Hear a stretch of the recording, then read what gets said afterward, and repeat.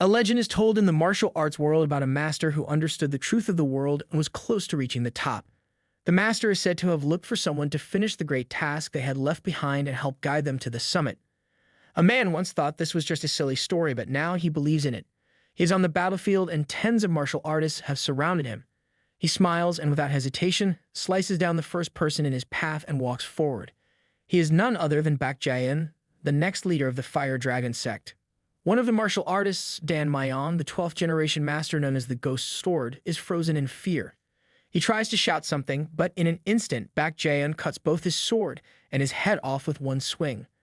Baekjayan says that he believes the story of the master because the spirit from the ancient legend has chosen him. He then readies his blade and a red aura surrounds him. He adds that they stand at the top of this world. But, well, that's what he thought would happen. Then he questions, but why has he stopped guiding him? Time passes and Baekjayan's hands are now wrinkled. He is now an old man and the leader of the Fire Dragon sect and the Blood Demon sect. Sitting on his throne, he wonders why the spirit stopped guiding him. A young man full of excitement calls out to him. He tells Baekjayan that they have finally succeeded. He holds up a potion and shows a deformed boy kneeling on the ground. The boy's face is horribly deformed and looks quite ugly. The young man explains that this boy is the first survivor of their experiment to create an immortal body. However, the boy shouts that his family is ruined and he will never forgive the man for what he's done. The young man angrily grabs the boy by the collar and yells at him. He asks the boy who gave him the right to speak and calls him an outsider. The young man then turns to Baekjayan, excitedly explaining that unlike the other test subjects, this boy can even talk. He says they injected serum into the boy, and now he can survive for weeks without food or water. Well, that's certainly one way to solve hunger, but probably not the healthiest one. Baekjayan says that's enough, explaining that he has endured for years to achieve a result, but all he has created is a twisted monster. He adds that indeed, the fools like him can never reach a true summit. Baekjayan starts walking toward the young man, who begins begging for more time. The man promises that he will complete the immortal body. However, as Baekjayan walks past him, he suddenly starts coughing. At the same time, the young man's hands tremble, and he begins to uncork the mysterious vial in his hand. He wonders what's happening to him, as his body seems to move on its own. Without warning, he starts drinking the potion. The potion spills, and the young man's body begins to mutate. He begs Baekjayan to spare him, but it's already too late. His transformation has begun. His screams fill the air as he feels his body changing. Meanwhile, the deformed boy continues staring at the broken shards of glass. The fumes from the spilled potion start swirling around him, as if they're drawn to him, ready to play their part in his twisted fate. Baekjayan, sitting weakly, clutches the wall for support, coughing up blood. He looks at the blood in his hand and wonders why the spirit isn't answering him anymore. His eyes turn to the moon as he pleads, asking the spirit to reveal the secret of immortality. He believes he needs the immortal body technique. Suddenly, the spirit calls him foolish. The spirit says that the immortal body technique is already complete. Just then, Baekjayan senses a presence behind him. He turns to find the boy leaping toward him, attempting a surprise attack. Baekjayan manages to catch the boy just in time, stopping him with his powerful aura. Looking at the boy, he couldn't believe it. He asks the spirit that instead of him, if he has chosen this boy as his vessel. Meanwhile, the boy keeps shouting, promising to curse all of them, even in hell. Baekjayan asks the Great Spirit how after everything he has done, including accomplishing the great task in his place, the spirit still dares to betray him. The spirit interrupts, asking Baekjayan what he means by saying the great task is accomplished when he hasn't even seen the truth of the world yet. The spirit calls him pitiful, but says it will let him see the truth. Suddenly, Baekjayan's vision changes, and inside his eyes, he witnesses something that cannot truly be understood in this world. It shatters through dimensions, something godlike. Baekjayan's reality seems to crack, and he is forced to confront what lies beyond. Baekjayan falls to the floor, screaming in disbelief. He wonders if this is truly the truth of the world, questioning whether his strength amounts to so little after seeing the huge gap in their power. While he's lost in thought, the blood flies through the air. The young boy is desperately stabbing at his throat again and again. The spirit speaks, asking if the boy hates the world for ruining his family. Red mist begins pouring out of the boy's head, and the spirit says it will take care of everything. The soldiers on guard look up. They find Baekjayan's corpse lying on the floor beneath a giant red cloud. They wonder what's happening. Meanwhile, the red fog continues to shoot out from the boy's head. The soldiers realize they must act quickly.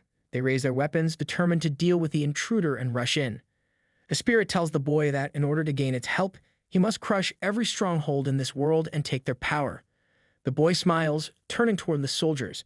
The spirit urges him to let nothing and no one stand above him. A little later, the battlefield is silent. The soldiers lie dead on the ground, and the boy's face, though still scarred, has started to heal. Well, looks like he got his revenge and a little skincare treatment on the side. The spirit tells the boy that one day they will rise to the summit. The boy walks away from the massacre, ignoring the chaos around him. His body is still pierced with multiple swords, but he doesn't seem to care. He radiates a powerful mix of red and black aura, and an evil smile spreads across his face. It's like he's the walking definition of "don't mess with me." Years later, an old man tells his family that he will leave for a while and come back later. His son reminds him to take care of himself. The old man walks into the woods, moving slowly under the moonlight. He climbs some mountains and keeps walking until he reaches a hidden stronghold far away from everyone else. This place is the castle of the Fire Dragon sect. He pushes the doors open and walks inside. A group of people is waiting for him. He greets them and mentions how long it has been since they last met. One of them, called the Fist King Yukbai, agrees with the old man. However, the Northern Empress Jinwol looks surprised that they have called the old man here. Abbot Haiyun, the monk from the Shaolin Temple, does not speak but shows respect by joining his hands. Next to him is Bak Murion, the leader of the Fire Dragon sect and a descendant of Bak Jian. Bak Murion greets the old man, who is known as the Sword Emperor. He asks how the old man has been. The old man becomes serious and says he is tired of useless talk. He points out that he noticed spies following him ever since he left the martial world. He demands that they quickly explain why they have called him here. Bak Murion decides to skip the formalities and focuses on the main issue. He explains that many famous sects, including Wudang, Zhongyan, and Huashan, had all been destroyed by a single person. This master remains a mystery, as no one knows his motive or identity. Those who have encountered him describe him as a demon obsessed with fighting, and they call him the Mad Demon. Meanwhile, footsteps echo outside the castle. A young man is approaching, heading toward the same place. This young man is the deformed boy who was once chosen by the Great Spirit, but now he has grown to a much strong figure. Inside, Bak Murion continues, saying that today they will stop the Mad Demon once and for all. Suddenly, the door bursts open. The young man enters, declaring that after chasing a powerful energy, he has arrived at this familiar place. Seeing the gathering of great leaders, he concludes that they must have been waiting for this moment. The leaders begin to wonder if he might be the one they are talking about. The old man observes the boy carefully and acknowledges that the title of Mad Demon is no exaggeration. He feels the boy's overwhelming presence as though he is standing before the god of death. Deciding that this is reason enough, the old man unsheathes his sword, radiating a deadly aura. He declares that this is why he must wield his sword once more. The boy is momentarily surprised, distracted by the sudden turn of events. Taking advantage of this moment, the old man dashes forward with incredible speed, using a technique called the Sword of Celestial Grace. He instantly closes the gap between them and swings his sword toward the boy's head. Without pause, he follows up with another move, the Heavenly Sword First Strike. The attack is devastating, completely destroying the boy's body. His limbs are scattered into the air as the old man delivers the final blow. Calmly, the old man sheathes his sword and exhales deeply. Everyone else in the room stands frozen, silently witnessing the shocking scene. Yukbai urges the old man to take it easy. He finds it too boring for the fight to end so quickly and reminds everyone that he had warned them before that the talk about the Mad Demon was nonsense. However, he notices that the others have different expressions on their faces. Confused by their reactions, he looks around trying to understand what is happening. Suddenly, the boy speaks. His tone is filled with amusement. He laughs evilly. Yukbai immediately becomes alarmed and stares in disbelief. To his shock, the boy's body begins to regenerate, pulling itself back together piece by piece. Sweat forms on Yukbai's face as he nervously wonders if he is dreaming. Bak Murion wonders if the boy is using the legendary martial art known as the Immortal body technique. This technique is rumored to grant its user the ability to regenerate and achieve immortality, something his family has long sought after. Once the boy's body has completely healed, he compliments the old man's attack, calling it impressive. He then announces that it is now his turn to fight. Yukbai panics and yells at the old man, urging him to get away from the boy. However, the old man remains still, and the boy calmly tells Yukbai that he should not worry about the old man, as he has already had his fun with him. The old man collapses, coughing up large amounts of blood. His entire front side is deeply cut, and he kneels from the pain before falling into a pool of his own blood. The boy then begins walking forward, asking who will face him next. Bak Murion is seething with anger, but Jinwol urges him to remain calm, and asks if he knows anything about this situation as the leader of the Fire Dragon sect. Bakmurion mentions that he has read about this ability in ancient books, but he is not entirely sure of its origins. Meanwhile, Yupbai stares at the unconscious old man, struggling to process what has just happened. A mix of rage and fear takes over him. Bakmurion notices that Yupbai is losing his temper, but before he can stop him, Yupbai shatters the floor beneath him with sheer force and dashes forward. Bakmurion tries to call him back, but is too late. Yupbai charges directly at the boy, determined to avenge the old man. The boy immediately recognizes Yupbai as the Fist King and braces for the attack. Yupbai unleashes a powerful technique called Explosive Fist Gale, striking the boy directly in the face. The sheer force of the attack begins to disintegrate the boy's skin. Even being on the receiving end, the boy expresses admiration, acknowledging that the power of the Fist King is worthy of his title. The magnitude of attack is so great that it leads to a massive explosion, followed by a beam of energy that breaks the sound barrier several times even outside the Fire Dragon Sect temple. Bakmurion watches and comments on the incredible power of Yupbai's martial art, but believes it is not enough to defeat the boy. Meanwhile, the boy has already regenerated. Yupbai is stunned and wonders how the boy is still alive after taking such a powerful hit. What Yupbai does not realize is that the boy has actually blocked his fist. With each passing second, the boy is getting stronger. The boy acknowledges that Yupbai's martial art is magnificent. He taps Yupbai's chest lightly and promises to make sure to receive it properly. Yupbai realizes too late what is happening as the boy turns his own attack back on him. The explosive fist gale hits Yupbai and he stumbles in shock. He can hardly believe he has been struck by his own technique. Abbot Haiyan suddenly steps forward, using his arms to block the attack and absorb the blow. He cries tears of blood from the effort. The boy calls out to Abbot Haiyan, telling him that it is not his turn to fight yet. Abbot Haiyan retorts, calling the boy a fool and telling him to stop being so arrogant. The boy laughs, noticing that despite his words, Abbot Haiyan is struggling to stay standing, clearly exhausted from taking the hit. Yupbai, feeling guilty, apologizes to Abbot Haiyan, but Abbot Haiyan refuses to accept it. He insists that if he had not stepped in, Yupbai would have been the one to fall. The monk tells them that they need to focus on dealing with the boy before worrying about such small matters. The boy, amused by Abbot Haiyan's strength, asks if his body is strong enough to withstand the Fist King's martial art, claiming it must be indestructible. He then leaps forward, eager to consume Abbot Haiyan's martial art. However, before he can move further, Jinwol intervenes. She tells him to stop messing around, and with a swift motion, she imbues her sword with ice and strikes the boy in the back. The boy freezes instantly, his hands just barely missing Abbot Haiyan's face. The boy realizes that this must be the martial art of the Northern Sea Ice Palace, something he has only heard about. Jinwol tells him to stay quiet. The boy laughs, admitting that it is incredibly cold, freezing even his bones. He then acknowledges that the 5 masters of the martial world truly live up to their names, as each of them possesses martial arts that have reached the highest levels. He expresses admiration for their power. Bakmurion steps forward, pleased that the boy appreciates their martial arts. He tells him that he will now witness the power of the Fire Dragon Sect. Just then, the wind begins to swirl around him. Bakmurion swings his sword forward, slicing through the boy. The boy looks down, confused as he sees no real damage. He wonders if that was really all there was to it, feeling that the attack was ineffective. Bakmurion, however, informs him that he will now be trapped in darkness forever. Before the boy can react, multiple talismans appear, wrapping around him tightly. He realizes that his body is being confined. Panicking, he starts to scream, demanding to know what is happening and what they have done to him. The talismans continue to wrap around him, tightening like a mummy. His strength fades, the boy struggles, feeling his energy drain. His cries grow louder, but the talismans hold firm. Jinwol watches him with a mixture of fear and uncertainty, but her expression changes to one of relief as the boy is completely mummified, his body now immobilized and powerless. Abbot Haiyan looks confused and asks what kind of martial art this is, as he has never heard of it before. Bakmurion explains that it is the Eclipsing Blade, a powerful treasure passed down to the leaders of the Fire Dragon Sect. Anyone struck by this sword is said to be trapped in darkness for eternity. However, since there are no records of it ever being used, no one knows how long the effect lasts, so they must always be prepared.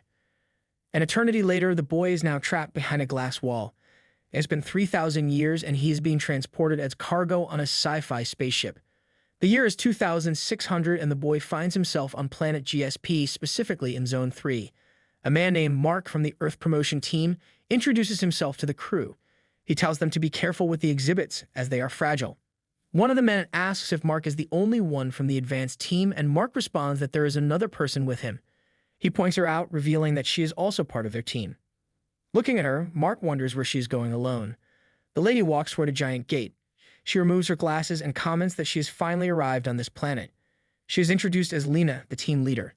Mark tries to call out to her while waving, but Lena asks if he is here just for fun. Mark explains that until the main team arrives, there isn't much to do, so this feels like a vacation. Lena sighs, calling him bold for thinking so. Mark remarks that he didn't expect Lena to volunteer for the GSP team. She asks what he means by that, and he explains that it's surprising for someone like her, who usually avoids aliens, to suddenly choose to go to a place where aliens from all over the universe gather. As they walk through a crowd of aliens, Mark points out that there are species here that can't even be found on Earth.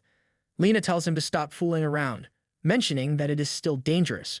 Mark insists that things are much different now, and during the tournament, everyone is on equal footing.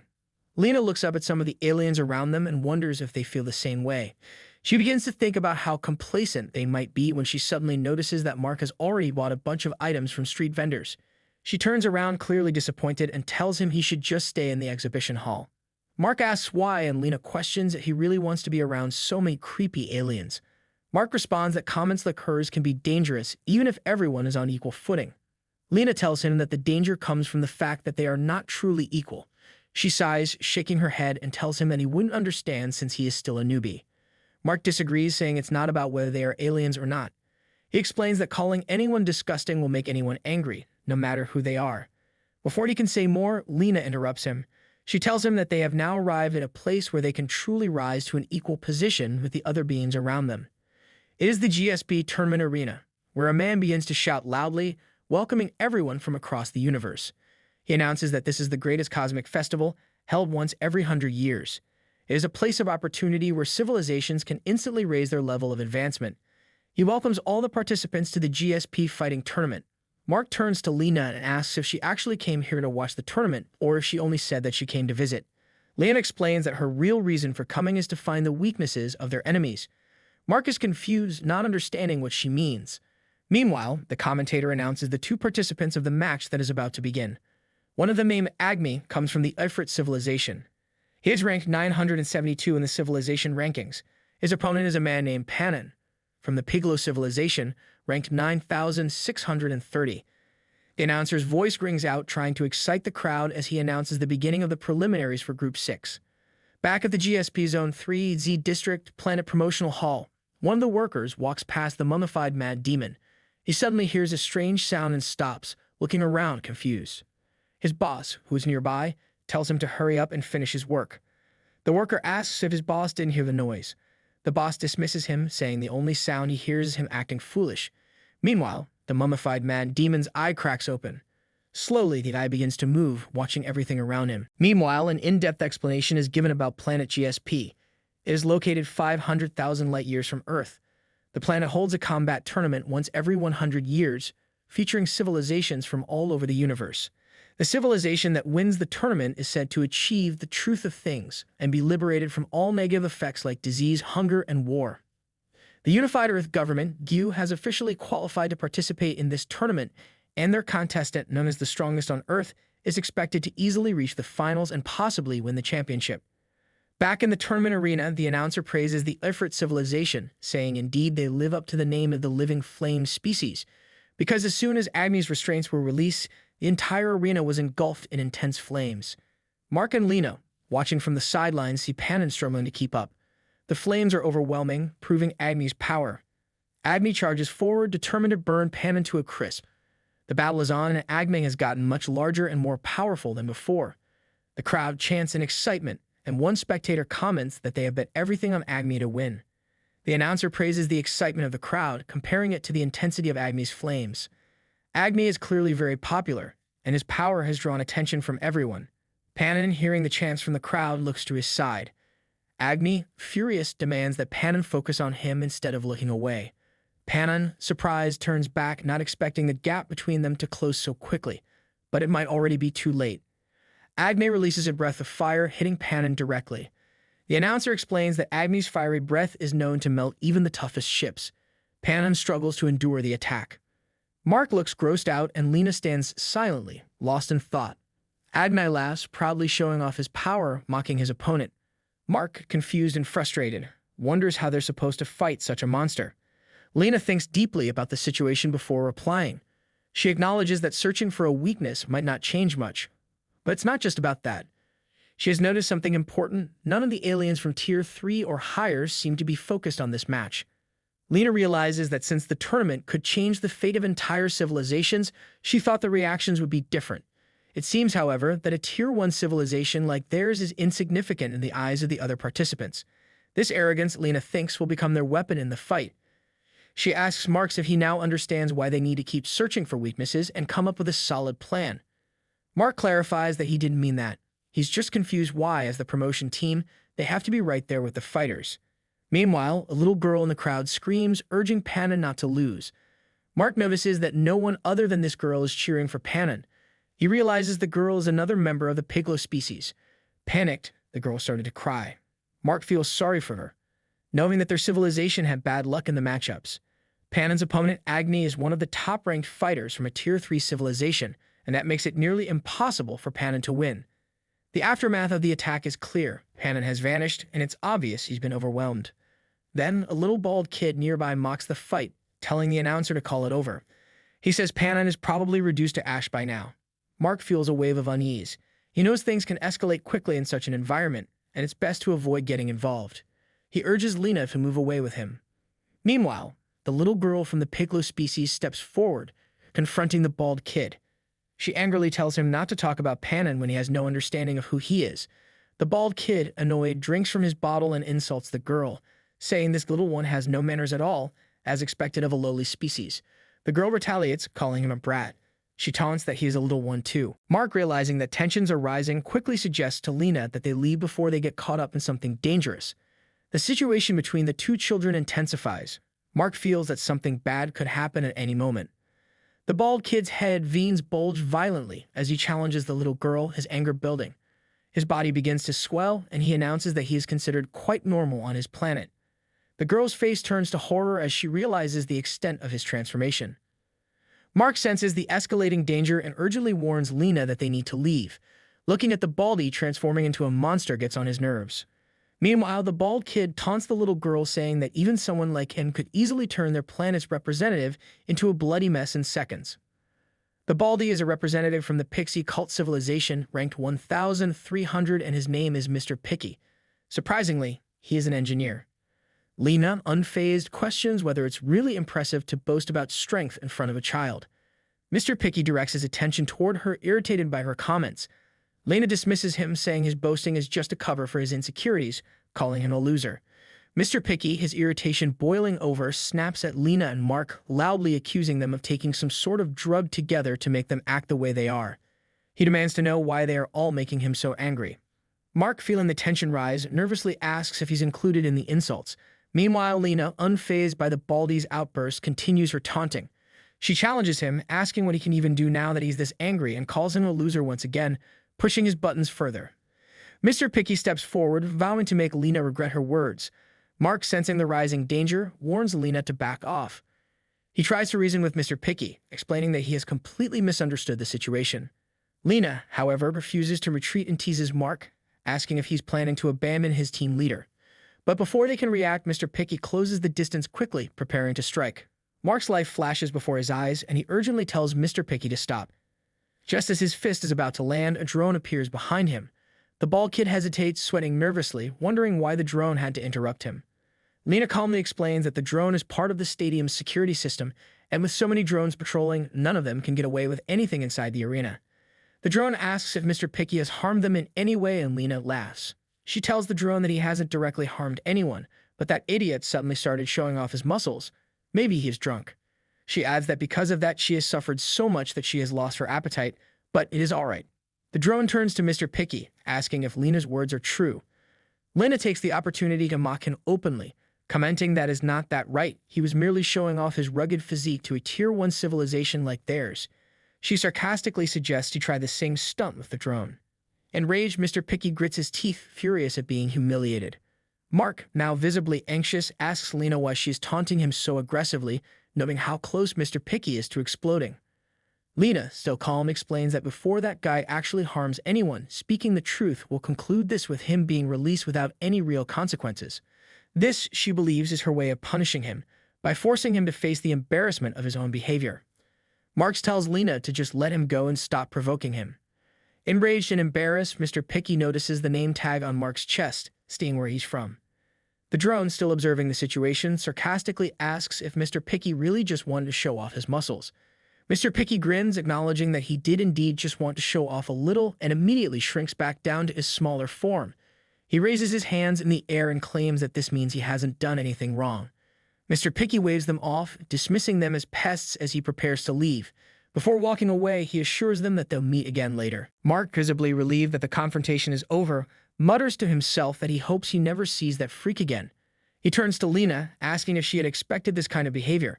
Lena casually replies that of course she did, questioning if Mark thought she was crazy enough to mess around with such a monster without a plan. She admits that her phobia of aliens flared up again when dealing with Mr. Picky. As they talk, the little girl from earlier tugs on Lena's sleeve, thanking her for helping. Lena's expression hardens, clearly irritated, and she brushes the child off, telling her to get lost as she's distracting her. Mark watches, shaking his head, thinking that Lena must have just suddenly lost her temper. He pats the little kid's head and suggests she go back to her family. The girl pushes his hand away, calling him a coward and telling him not to touch her.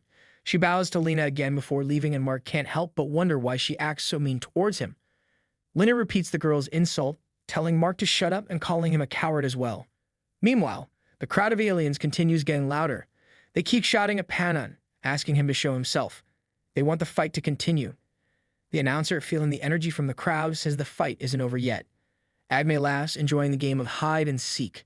He has been waiting for this moment, and now he's ready for more. Lena feels discouraged. She watches Agme and thinks about how much stronger he is compared to them.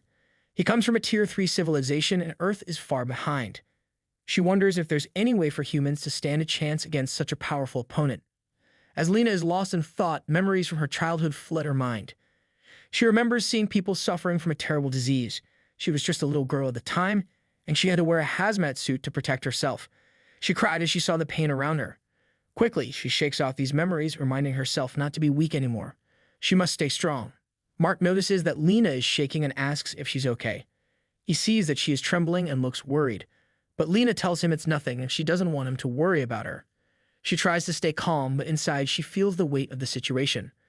The announcer suddenly shouts that the fight is still going on. Panan, who had been hiding, finally appears. He jumps out of the flames, taking Agme by surprise. Half of Panan's face is badly burned, but he doesn't hesitate. With all of his strength, he attacks Agme from behind and in a single strike, knocks him down to the ground. Lena watches in shock. She is not sure if Panan's attack worked, but the announcer soon confirms that Agme is not getting up. He is down and the fight is taking a turn. Lena is unsure of what to think, while Mark, distracted by his phone, doesn't seem as concerned. Mark calls Lena over, but she seems focused on the fight. He tells her that something is wrong with the exhibit they brought and that she needs to check it out right away. Lena, still anxious, agrees to go with him. She had already told him to double-check everything, but now she knows something must have gone wrong. She feels uneasy as they head back to check on the problem. Mark says it's strange though, as he is pretty sure he had checked them. Lena says she knew something would go wrong the moment he started talking about vacation and seemed excited. Meanwhile, Mr. Picky is hiding behind a corner and watching them closely. Mark says this is really strange, there shouldn't have been any issues, but Lena doesn't seem worried. She says she's already seen everything she wanted to see. She asks Mark if he has seen it too, as she can hardly believe what she just witnessed. Panan, against all odds, managed to win against Agme, the powerful opponent from the Tier 3 civilization. She knows it's a rare victory, but it also makes her realize that not all opponents are unbeatable. However, just as Lena is thinking and talking, the situation takes a sudden turn. Mark is suddenly knocked out by one of the Pixie. The blow hits him so fast that Lena barely has time to react. When she turns around, she feels a rush of wind, and before she can do anything, Mr. Picky grabs her by the back of her head. She hears a loud thud, and everything goes black. Lena slowly begins to wake up. Her head is pounding with a terrible headache. As her vision clears, she sees Mark, unconscious and being dragged away by a Pixie. At first, she doesn't understand what happened. Everything occurred too quickly for her to process. She feels a surge of panic and shouts for Mark to wake up, hoping he's okay. Mr. Picky, who is still holding her by her hair, laughs, sounding pleased that she's finally awake. His friend asks if she's talking about him as he dangles Mark in the air like a rag doll. Mr. Picky assures her that Mark is still alive and hasn't been killed, but that doesn't comfort Lena at all. Lena, desperate and angry, demands that Mr. Picky let her go. She asks if he's really this upset over a little teasing, but Mr. Picky just smirks. She asks him if he doesn't understand, reminding him that they are on the GSP planet and the security team will be deployed soon. Mr. Picky mocks her, saying that she, a lowly member of a Tier 1 civilization, has no right to talk to them like that. He explains that most of the security devices on the planet are based on their own civilization's technology. He's already dealt with the security systems in this building, meaning they are free to do whatever they want for now. Mr. Picky, clearly enjoying the moment, begins poking Lena's forehead, mocking her. He smirks, saying that now she finally understands, and goes on to tell her that the Galactic Federation isn't what it used to be. He insists that they shouldn't accept weak, incompetent fools like her or her civilization anymore. Lena, furious and feeling a surge of anger, snaps back at him. She asks him what he means by accepting, her voice shaking with emotion. She yells at him to shut up, making it clear that Earth never wanted to join the Federation in the first place. She says that they were forced into it when the Federation barged onto their planet like some kind of god and made a contract with Earth's president. She explains that because of the Federation's interference, Earth has suffered greatly. An infectious disease brought by the Federation has spread across the planet. Billions of people are dying in agony as their bodies slowly destroy themselves from the inside out. She accuses the Federation of doing nothing to help, even though they claim to protect the balance between civilizations. Despite their promises, they have shown no real support for Earth, leaving the planet to suffer. Mr. Picky and his friend remain silent for a moment, caught off guard by Lena's words. Then they both burst into laughter, mocking her. They make fun of her, calling her naive and asking if she really understands what she's saying. He tells her that by admitting how bad things are for Earth, she's basically admitting that her entire civilization is doomed. He mocks her further, suggesting that Lena must think the Galactic Federation is some kind of charity that will come to Earth's rescue. Mr. Picky continues to ridicule her, wondering aloud if there's really a primitive civilization still struggling with diseases and infections. He says he thought species like hers were only found in museums by now. Mr. Picky and his friend drag Lena and Mark into the exhibit room. There, noticing something amiss, Mr. Picky's friend looks around, asking who else is in the room. A voice suddenly responds, wondering which sect dared to bring them there. It is none other than the Mad Demon. He guesses that the Shaolin Temple is responsible and comments that they think their interior has changed drastically. He remarks that it looks so extravagant now that it almost seems like a private room. Lena immediately recognizes his language. Her eyes widen as she realizes the speaker is an Earthling. The friend of Mr. Picky starts walking toward the Mad Demon, telling him to use the common language. However, Lena soon realizes they can't understand each other. The Mad Demon, confused by the request, asks what they mean. He reflects that it's not just the interior decoration that has changed. Lena, understanding the situation, realizes that this person from Earth cannot speak the common language. She thinks that it might be better this way since they won't be able to communicate easily. However, desperate, she yells at the Mad Demon to go and report to the security team. She warns him that Mr. Picky and his friend are trying to break the Federation's rules, but before she can finish, Mr. Picky slams her head into the floor, demanding if she wants to die already.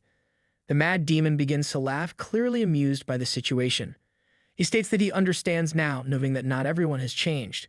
With a swift motion, he stretches out his hand and touches Mr. Picky's friend. The friend is confused, unsure of what is happening. Before he can react, the Mad Demon follows up with a sudden and powerful move, the Vortex Wind Fist.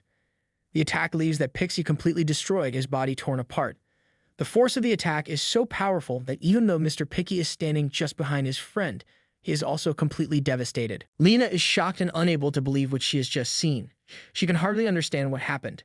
The Mad Demon laughs wildly, telling her not to get so flustered. He asks her if she understands his words clearly. Lena, still confused, nods in response. The Mad Demon tells her that he has many questions. He warns her that if she tries to run away without a reason, he will kill her instantly. Lena, still trying to grasp the situation, asks if he has a lot of questions for her. The Mad Demon looks at her, puzzled. He wonders if her mind is empty. She continues to ask how he was able to do what he just did, but he taps his forehead and says that if she values her life, she should speak clearly. Lena recalls that he doesn't speak the common language. The Mad Demon orders her to first explain where they are. Lena answers that they are in a promotional building in Street C. The Mad Demon looks confused and asks if this is really not the Shaolin Temple. Lena glances down and answers that it's definitely not. The Mad Demon, still unsure, reflects that the energy here sure feels different from the Shaolin Temple. He comments that the atmosphere is far too noisy for a place like the Shaolin Temple. Lena looks up at the mad demon, trying to figure out what he is. She wonders about his identity, but the mad demon is still struggling to understand his surroundings. Lena thinks that based on the language he speaks and his appearance, he must be human. She doesn't see any special devices on him, so she asks what caused that explosion earlier. The mad demon angrily asks if she's crazy, accusing her of constantly touching his body. Lena quickly brushes his hand away and insists that she's only asking about his identity. She demands that he tell her who he is and what his affiliation is. The mad demon is surprised by her question and asks why she doesn't already know who he is. Lena replies that she has no idea who he is and asks how she's supposed to know. She then jokingly asks if he's some kind of celebrity, but before he can answer, something catches her attention. Lena suddenly yells at him to turn around. She spots someone, Mr. Picky, who is alive and looking extremely angry. He is furious, asking how a creature from a low race has done this. The mad demon looks at the pixie, clearly amused that the big creature is able to stand up again. Just then, the pixie rushes in, throwing a punch straight at the mad demon. The mad demon raises his hand and effortlessly deflects the attack, surprising the pixie. He mocks them, saying they're all just brutes who don't know how to use their bodies properly. He then hits the pixie hard in the gut. The mad demon looks at the pixie and asks if they aren't training their internal energy. Then, with a sudden burst of power, he blasts the pixie with overwhelming force, sending him flying through the air. The pixie struggles to stay conscious, clearly overwhelmed by the attack. Lena, still trying to understand what just happened, asks how the mad demon managed to block the pixie's punch with just one hand. The mad demon repeats his question, asking her once more if she really doesn't know who he is. Lena, still confused, wonders if perhaps he is famous on Earth. With his strength, she thinks it would be strange for people not to know about him. She apologizes, explaining that she doesn't know much about Earth because she spends most of her time on other planets. The mad demon, not understanding, asks her to explain what she means by Earth and other planets. He demands that she clarify her words. Lena answers simply, saying she doesn't have much time to spend on Earth because of her work. Just then, Mark, who had been unconscious, finally wakes up and calls out to Lena, asking what's going on. The mad demon, annoyed, asks where these weaklings keep coming from. Mark, not impressed by the mad demon, asks Lena who he is. Lena, equally confused, replies that she doesn't know who the mad demon is either. Mark then asks if the mad demon is supposed to be someone famous. Lena says it doesn't seem like it, and Mark asks her to explain what happened. Lena, still trying to make sense of things, thanks the mad demon for saving her, but says it's going to be difficult to cooperate with him unless he reveals his identity. The mad demon laughs in response, mocking her for daring to threaten him. However, he decides to introduce himself properly. He announces that he is the great demon Jinwol, the one who destroyed 4 great sects. Both Lena and Mark stare at the mad demon, confused. They wonder why he's acting so strange, especially after hearing his name. Mark can't help but think that this guy sounds childish with his choice of name. He tells Lena that he doesn't think this person is in his right mind. Lena admits that she doesn't really understand the meaning behind his name, but it does sound important. She thinks this might be a good opportunity to learn more. Mark, however, can't believe that Lena is buying into this. Meanwhile, the pixie, still struggling to recover from the earlier attack, finally crawls his way back. He slams his hand into the ground in frustration, cursing as he wonders how he could have lost to someone from this low race. Seeing the pixie getting up, Mark goes on high alert. He wonders if these pixies are here because of what happened earlier. The pixie grits his teeth in anger and mutters that if only he wasn't wearing the stupid suppressor, things might be different. Mark, noticing the pixie's anger, tells Lena that it looks like the pixie might explode any second. Lena, still focused on Jinwol, asks if he really thinks he can defeat the pixie in his current state. Mark looks at her, puzzled, and asks what she's talking about. He says they need to run away before things get worse. Surprised, Jinwol says it means that Baldy wasn't using his full power just now. Lena agrees, saying that the pixie didn't even use half of his strength. This makes Jinwol even more intrigued, and he starts walking toward the pixie, eager to find out if the pixie was really going easy on him during their fight. Lena, concerned, tries to stop him. She tells Mark that they should get more information from that guy. Mark, growing more agitated, yells at Lena, warning her that she must know better than anyone the consequences of letting her guard down.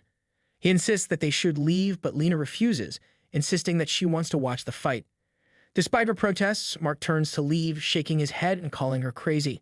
He's clearly frustrated and doesn't care about what happens anymore. Lena, standing there nervously biting her lip, admits to herself that Mark might be right. But she also recognizes that there's something unique about Jinwol. He has already shown her the potential of a Tier 1 civilization human from Earth, even in the presence of such an unreasonable monster. Since he's from Earth, she believes that their civilization might still have a chance, even with a big gap in technology and power. Meanwhile, the pixie begins to grow in size once again. Lena's heart races as she sees the suppressor break, and the pixie's power starts to surge. The pixie, now much larger, yells out in fury, announcing that he's done with the restrictions and will kill Jinwol with his own hands. Lena starts to sweat, recognizing the pixie for what he truly is, a member of a cosmos species capable of freely manipulating metal. Without the suppressor, he's far more dangerous, and this fight is no longer something to be taken lightly. His power surges and the electricity crackles around that pixie, and a blue aura surrounds him. He's clearly ready to unleash everything he has, but Jinwol, instead of backing down, looks excited, clearly intrigued by what's happening. He thinks to himself that this battle might be more interesting than he initially expected. The pixie clenches his fist and metal begins to fly toward Jinwol at incredible speed. The pixie says that Jinwol needs to experience the huge difference between their civilizations and then die. The metal moves like a swarm and falls on Jinwol, who gets buried under the piles of metal, all bloodied. However, an evil smile spreads on Jinwol's face. He is feeling a rush of excitement and seems unfazed by the attack. Then suddenly, with a burst of energy, he explodes the debris around him. The pixie, stunned, can't believe his eyes as Jinwol emerges from the explosion, completely healed and unharmed. Jinwol calls out to the pixie and declares that he wants the pixie's power all for himself. The pixie, still in shock, tries to process what just happened. He realizes that Jinwol broke through his attack with nothing but pure force, which means the mad demon is stronger than he thought, even without his suppressor. The pixie starts to sweat nervously, feeling the pressure, but he refuses to back down. He inhales deeply, preparing himself for another attack, telling himself that Jinwol's strength can't be true. There's no way the human is stronger than him. Determined, the pixie launches another wave of metal at Jinwol, this time compressing it even further. The air grows tense as the metal hurtles toward Jinwol. For a brief moment, everything goes silent. Then the pixie laughs, thinking that this time it's over. He's convinced that he's finally won, and it should have been this way from the beginning. Jinwol suddenly appears on his shoulders. He asks, mocking the pixie, how a trash like him could possibly think he's above him. He questions what the pixie has been babbling about since earlier. Pixie tries to grab Jinwol, but in an instant, Jinwol leaps backward through the air, creating distance between them. Mr. Picky begins using the metal around him again. He curses Jinwol, wondering what kind of tricks this petty human is using. Just as the metal flies toward him, a grin spreads across Jinwol's face. He has figured out how the pixie is controlling the metal, and in an instant, he raises his own hand. The metal chunks start rising into the air, just like how Pixie had done it. He asks the pixie, mockingly, if this is how it's done. A yellow stripe appears down Jinwol's face and electricity crackles around his fist, charging with energy. The pixie, now realizing what's happening, breaks out in a cold sweat. He sees that Jinwol is using his very own technique against him, something he didn't expect at all. In frustration, the pixie launches another attack and an explosion erupts where Jinwol had been standing. The shockwave shakes the area. Lena, still watching from the sidelines, is completely stunned by what she's just witnessed. She can hardly believe her eyes. The pixie, still shocked and confused, asks how this trash is able to use his own civilization's cosmos force. Jinwol steps out from the wreckage, completely untouched, and responds with a smirk. He's pleased that the pixie finally understands what he's doing. He mentions that he understands that it is called the cosmos force and says that he's going to enjoy using it. And as a form of gratitude, he promises to show the pixie his own technique. The pixie, now furious, starts to prepare a much bigger attack. He questions how Jinwol dares to imitate him. But Jinwol, not even fazed, responds that this is more than just an imitation. He has robbed him. Without wasting any time, he dashes forward. Before the pixie can even finish his monologue, Jinwol lands a devastating blow to his gut, knocking the wind out of him. The force of the punch is so powerful that the pixie's eyes water and his back bulges painfully from the impact. Jinwol laughs, revealing that the technique he just used is called the Fierce Tiger Palm. Lena stands there still in disbelief. She can hardly believe what just happened. Jinwol has defeated a being from a Tier 3 civilization using cosmos force. It seems almost impossible, and she mutters to herself that it's unbelievable. Jinwol, however, doesn't seem bothered by the enormity of his victory. He walks toward her with a relaxed expression, commenting that this martial art is quite interesting and that it's exhilarating to use. He then calls out to Lena, asking her to lead him to where the bald monks are. Lena, now more determined than ever, grabs onto his hand, her eyes filled with hope. She realizes that Jinwol must have come here for a reason, to prove his strength. She tells him that it makes sense now, that he must have sneaked onto this planet with the goal of testing himself against stronger opponents. Jinwol, confused by her sudden enthusiasm, asks what she means. But Lena, now brimming with hope, explains that she will take him to a place where much stronger people are, and she believes he should become Earth's representative in the GSP tournament. Lena's words are filled with excitement as she envisions the possibilities of Jinwol's strength in the competition. She believes that if he becomes Earth's representative in the GSP tournament, Earth might actually stand a chance. Meanwhile, Mark, standing off to the side, looks at the wreckage from the battle, still trying to process everything he's seen. He can't believe what just happened. The entire situation seems too unreal, but after seeing the destruction, he begins to piece it together. He knows now that the crazy person must be the one behind all of this. Alongside him is a big transformer-like man named Vertus, a judge from planet GSP. He comments that the situation seems to have changed a lot from what he had heard. Looking at the chaos around them, Vertus asks if the pixie resident had gotten out of control and started putting people in danger. Mark suddenly realizes he may have made a big mistake by bringing Vertus here. Vertus, examining the situation, concludes that a third party must have intervened. He speculates that if even a Tier 3 civilization like the Pixies had been defeated, it means the attacker must come from a higher civilization or one that specializes in combat. Mark, still confused, says that logically it's hard to believe that a human could have done all this. He thinks that this might work in his favor, giving him enough time to contact Lena. Vertus notices Mark's unease and asks what he's so worried about. Mark tries to downplay it, but Vertus is quick to read his face, recognizing the worry. Mark laughs nervously, admitting that he's just concerned about the other human he was with. Vertus tells him that they won't be safe, adding that based on the scene, the suspect appears to be a heinous criminal. Mark reluctantly agrees with the assessment. Vertus gestures to the crime scene and tells Mark not to worry too much. The best investigators on planet GSP are already on the case, and soon they will figure out who caused all of this. Mark watches as drones begin reconstructing the scene, using a technology known as the Memory Spectre. It recreates past events, allowing them to visualize exactly what happened. Suddenly, rubble begins to fall from above them. Mark mutters to himself, realizing that staying here was going to cause problems. Vertus, sensing his concern, tells him not to be discouraged. With a determined look, Vertus clenches his fist, and it starts to glow with a yellow aura. He releases a powerful beam of light that shatters the falling rubble and the ceiling above them. The beam shoots straight into the sky. Mark, surprised by the immense power of the attack, watches in awe. Vertus, with a calm but determined expression, declares that as the judge of justice, he will surely take revenge for his kin.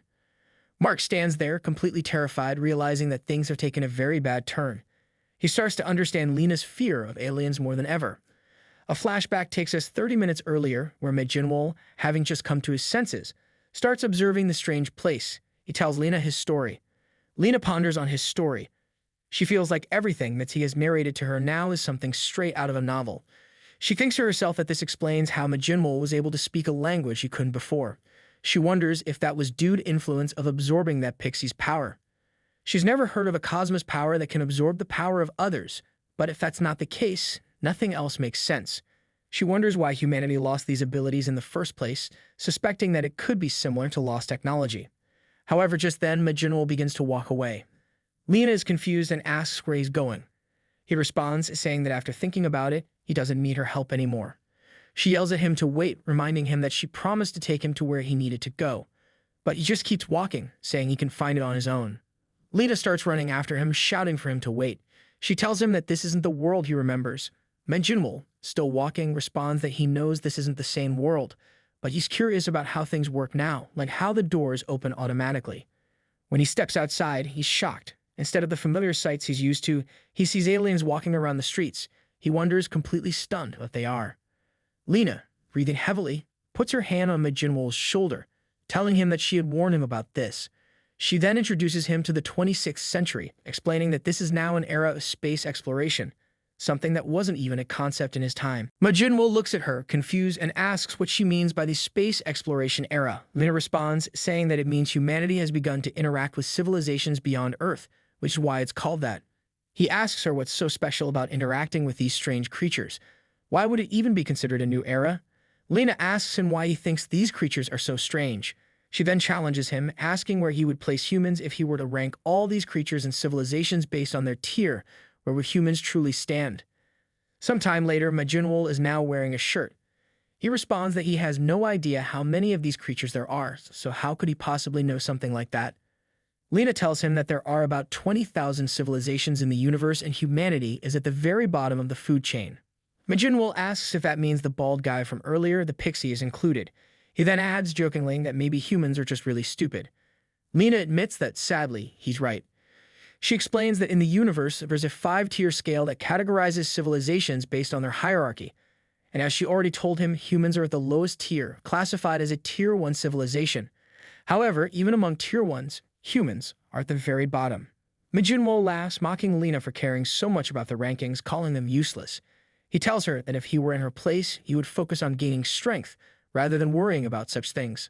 Lena calls out to him, saying she is formally proposing this once again. Jinwol asks her what she means, wondering why she's bringing this up all of a sudden. She explains that deep down, Jinwol just wants to meet and fight strong beings. He admits that's true. Lena then tells him that on this planet GSP, a tournament is held every 100 years. In this tournament, powerful beings participate, beings far stronger than anything he could imagine. If he represents Earth in this tournament, she says, he'll be able to meet the strong beings he desires. Jinwol slaps her hand off of him, annoyed, asking if she's telling him to fight for her.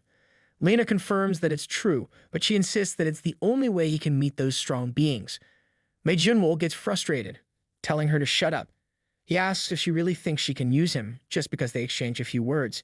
He questions if she thinks he's foolish just because he comes from a different time. Lena, holding back her anger, apologizes if it sounded that way. She says she'll change her words and present it as a request. She adds that if they do well in the tournament, humanity could advance to the next tier of civilizations. Jinwol asks why these empty rankings are so important to her. She becomes annoyed and insists they are not empty. He asks what she means, and she explains that it's about moving up a few tiers in civilization. Jinwol, unconvinced, asks if moving up will really change anything for them. Lena, calm despite his cynicism, asks him what he will do if it does. She explains that to advance to the next stage, all humanity needs to do is perform well in the tournament. She adds that civilizations are categorized into tiers based on their control over cosmos force, a life energy that quantifies existence. This energy allows powers beyond common sense to manifest, but it can only be used once a civilization reaches a higher tier. Jinwol seems to understand now. He realizes that while Lena wants to use this mysterious power, it seems like it can only be harnessed after advancing to the next tier. He notes that they don't have anyone who can fight in the tournament, so she wants him to fight against these powerful beings and win. Lena agrees, adding that this is a good summary of the situation. She then explains something more profound. When a civilization advances, it doesn't just gain superpowers. What they gain is enlightenment, knowledge that cannot be acquired even after a lifetime of effort. She tells Jinwol that the knowledge humanity has gained so far through centuries of work isn't the true knowledge. Upon entering the space exploration era, humanity discovered the truth. What they thought they had earned through experience was only a small piece of information. The real knowledge is constantly being transmitted by the giant brain at the end of the universe. The beings who control this knowledge are known as the Sapiens, and they are the only Tier 5 civilization in the universe. The Sapiens are also the ones who host the tournament. She reveals that the knowledge is distributed unevenly to each civilization due to their different restrictions. This powerful, mysterious knowledge is what drives the competition and the advancement of civilizations. Jinwol scoffs, saying that this situation is boring. He tells Lena that, just like he said before, all she really wants is to use him to fight. Lena insists that he needs to listen to her because what he does will affect all of humanity. Jinwol dismisses her, telling her that instead of explaining, she should find someone else who believes in her cause. He waves her off, stating that no one would be foolish enough to risk their life for others. Suddenly, a bright hand appears in front of Jinwol. When he turns to look, it's Vertus. Without hesitation, Vertus unleashes a beam of light that completely disintegrates Jinwol's upper half. As the remains of Jinwol fall, Vertus calmly declares that the judgment execution is now complete. However, he is surprised to find that the person he judged came from such a low-tier civilization. Lena looks up, terrified. Vertus turns to her and says that because of her involvement in the Pixie resident murder case, he will now judge her. He extends his hand, preparing to do the same to her as he did to Jinwol. However, just as it seems Lena is about to meet the same fate, Jinwol, in a surprisingly undead-like state, calls out. His body is in tatters, resembling something like a zombie, but he is still alive. He asks Vertus why he left him in such a bad condition. Jinwol angrily tells Vertus not to move and warns him that he will make him look just like Jinwol does now. Earlier in Street 3 of Sector C on planet GSP, 3 members of the Piglo species are walking around. Among them is the same young Piglo girl from earlier. Her name is Mala. She begins telling the others about the Earthling sister who helped her. The other two, Grog and Kulek, listen attentively. Grog remarks that Earthlings seem braver than the rumors suggest, while Kulek adds that he will make sure to repay their gratitude. Just as they continue walking, they notice someone ahead of them. It's their representative fighter, Panan. Panan greets them, asking what they were chatting about so happily without him. Grog replies that their youngest nearly got into trouble after going to cheer for him. Mala, excited to see Panan, runs toward him and jumps into his arms. Panan laughs and hugs her back. Grog asks if Panan is okay, concerned as he has been through a lot. Panan assures them not to worry, saying he's in good shape and can even fight right now. It is then revealed that their civilization's ranking has improved significantly after Panan's victory over Agni. Panan asks what Grog and Kulek meant by Mala almost getting into trouble, but their conversation is interrupted when loud gunshots echo from a distance. The aliens around them start to panic, shouting that Judge Vertus has appeared in the street. They announce that everyone must evacuate because Vertus is chasing an Earthling who killed a Pixie resident and fled the scene.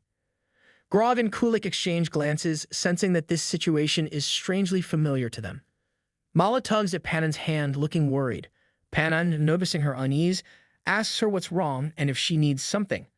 Mala hesitates for a moment, trying to find the right words. Panan, curious, waits for her to explain what she wants to say. Meanwhile, the building collapses completely, sending rubble everywhere. Lena lies on the ground, staring at the pile of debris. Jinwol stands on top of it, explaining that this is the result of carelessly destroying someone else's body. He is using the Pixie's power to keep Vertus down. But suddenly, the ground beneath his feet begins to glow brightly and holes start to form. Jinwol realizes that Vertus is about to break free. He quickly leaps off, moving away from the danger. Vertus, seeing what's happening, is in disbelief. He asks if Jinwol really absorbed the Pixie's cosmos force. He notes that this Earthling is far more dangerous than he thought. Jinwol teases him, asking if Vertus regrets touching him now. He raises his foot and stomps it down hard, using a technique called the Earth-splitting explosion. The ground shakes and there are massive explosions that follow. The streets begin to tremble, causing panic among the civilians. They start shouting that everyone needs to evacuate quickly. Lena, still confused, watches the scene. She wonders what Jinwol is doing as she stares at Vertus' back. Suddenly, she feels a hand cover her mouth. She is surprised to see Panan standing behind her, telling her to calm down. He says he's here to save her. Grog runs up to them. Panan scolds him, telling him that he had ordered him to take Mala and run away. Lena, still lost in thought, recognizes Panan as the fighter the little girl was cheering for earlier. Panan picks her up, but Lena, frustrated, yells that no one is listening to her today. Grog, running with urgency, reassures Panan that Mala is with Kulek, so there's nothing to worry about. He tells Panan to hurry and get them away from Vertus. Lena asks Panan what he wants with her. He explains that he's here to repay the favor she did for them last time. Their civilization always returns kindness. Grog tells Panan they need to leave now, but Lena, still confused, asks him to wait.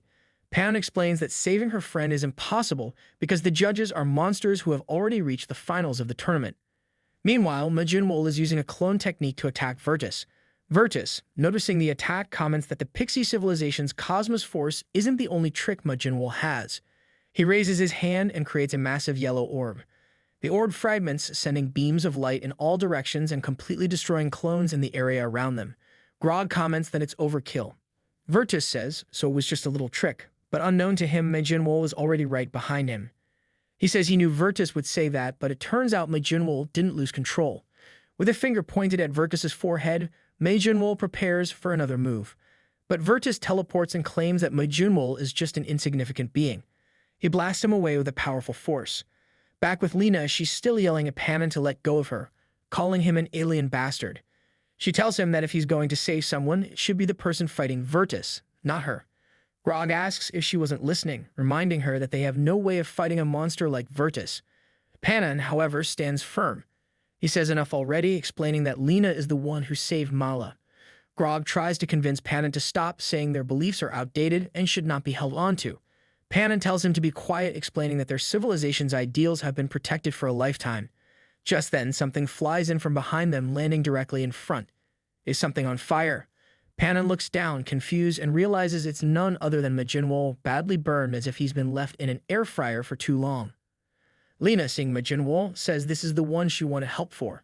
Grog quickly realizes that if Jinwol had been fighting Vertus, this can't be a good sign, as Vertus must be coming this way too. Before they can react, Vertus suddenly teleports behind them. Grog, frustrated, says he knew this would happen. He warns that they need to leave quickly, even if it means abandoning the Earthlings. Lena nervously looks down at Jinwol, wondering if he's still alive. He then starts to spit up blood, which makes her smile, relieved. She tells Panon to take a proper look at him, trying to convince him that he's alive. Jinwol continues to regenerate, even after being engulfed in Vertus's flames. Both Panon and Grog can't believe what they're seeing.